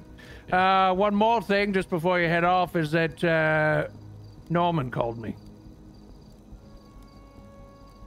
And I've never really talked to him. I've never talked to him before on the phone. Never in person, I don't think either. He texted me a few times when all this shit started. But he called me and he said, well, Mr. Jones, now that, you know, TJ's deal, he calls him Terrence's deal is done. You know, what do you think? What do you feel about that? You know, that he's Dundee's back, even though. How do you feel about that? They sacrificed Dundee for you, which wasn't really the case, but you know that's how he put it to me. How do you feel about TJ making a deal with me and now Dundee's back anyway? And I said, I don't care. I said, Good. People did what. Should have said who asked. I said, I don't care. I said, people did what they felt they needed to do, whether it was right or wrong in anyone's fucking eyes, doesn't matter to me. I said, I've got my family. I've got Barry and Andy and TJ. That's it. I don't give a shit. You know, D's back. Well, I'll just fucking watch my back. But you know, we had conversation like that. You know, that's essentially what I said. At the end of the conversation, he said, well, because he's always fishing, right? For you to ask him to do something, or for you to, you know, for you to confide in him or something. And I just, you know, I was just very curt with him. And he asked me at the end, he's like, well, you know, you can be all stoic and you can this and that. But eventually, Mr. Jones, someone will be knocking on your door, whether it's me or someone else. Happy holidays. And he hung up the phone. So, I thought I'd let you know about that, because you've actually talked to the fucker before, in person even. I've never talked to him. When he'd started texting me, I just fucked him off back then, you know. So I essentially fucked him off now, but just be aware of that. I wouldn't, wouldn't be too concerned about that. He just likes to... I'm not worried about it, you know. I'm smart enough to know when to not just interact with a dangerous person. All you need to do, at least from your side, is if you're ever in a position where you think no one in the city can help you, and then this guy walks up to you and offers you something that is unattainable by people in this city, you know, it's never worth taking it. Because once he has you there, that's the only way he'll have power over you, is if you agree to do something for him and he has leverage over you. Right. You know what I'm saying? Yeah. Hey, Omi, much love, man. I don't intend on it's doing that. It's so funny, the contrast of like all the serious stuff and then talking to Marty about shit. You know, I didn't get in the club. It's not like I could go to Norman, hey, make it so I can get in the club. Like, why would I wouldn't do anything like that. Not even for that. Gulag gang for life. I've got everything I need. I've got you. I've got Andy. I've got TJ. Yeah. As long as I have the three of you in my life, I could give a fuck less about anything else. I'll be honest with you. Yeah, well then that's not changing, Dad. So. Yeah. If anything, now it's just I can focus on that side of stuff more and not have to worry about anything else that you're doing. So. Yeah.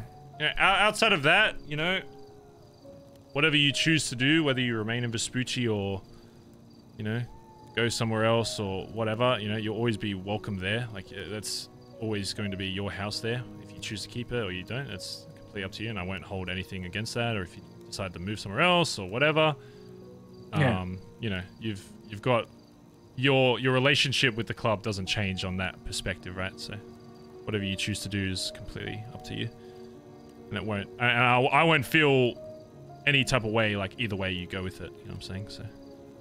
Well, I appreciate that. I appreciate the option to stay. Yes, yeah, so whatever you want to do, whatever feels comfortable, then we do it. You know. I'll think about it. Yeah. I mean, you're a fucking millionaire now, so you got options. You can go live on the yacht if you want to. That's true, isn't it? Yeah. Surprised no one's taken over that yacht. Honestly, if I was starting a new gang, I'd be like yacht gang. Go out there and have like gang turf on the yacht. Oh, could you? That'd be fucking cool as hell. We'd be the Oilers. We'd go out to like the oil fucking oil rigs. Oil rigs, yeah. Fucking A. Yeah. All right. Well, Barry, I appreciate you. I love you. Yeah, I'm gonna take a rest after today. I bet you fucking are. I appreciate, you know, you taking me on as a hang around anyway. I know it was going to be more complicated than the usual case, and it was, and you know, it was more stressful, but you handled it like a fucking Prime Minister would, so good on you, and thanks. Fuck BBMC, who needs him anyway? Fuck him. Hubcap's too good for the club. Oh yeah, that's they'll learn that soon, Dad. Is what it is. Yeah, that's the narrative. They'll regret it. They'll come crawling back to you, Dad. Don't worry. Give it. That's probably what Norman was talking about. Yeah, exactly. It's gonna be BBMC knocking at your door, begging you to come back, right?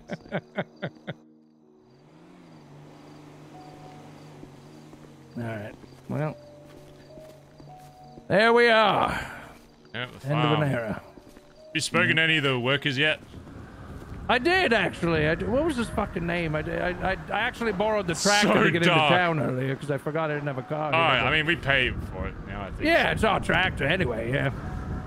All right, well, you be safe out there, and you and anyone in the club can call me for any reason as well. I'll make sure to let him know. All right, whatever it is. I'll see you tomorrow, Dad, all right? All right, love you, son. All right, see you later, bye-bye.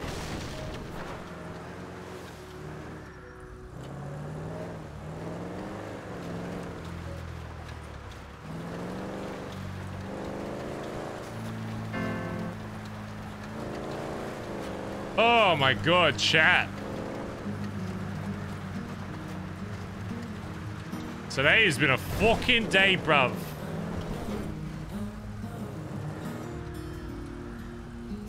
Oh my lord.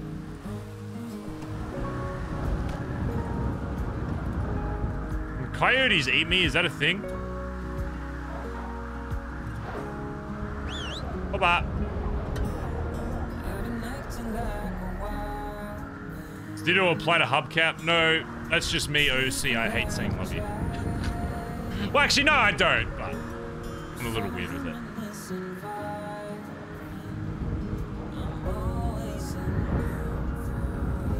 We'll deal with this tomorrow, chat.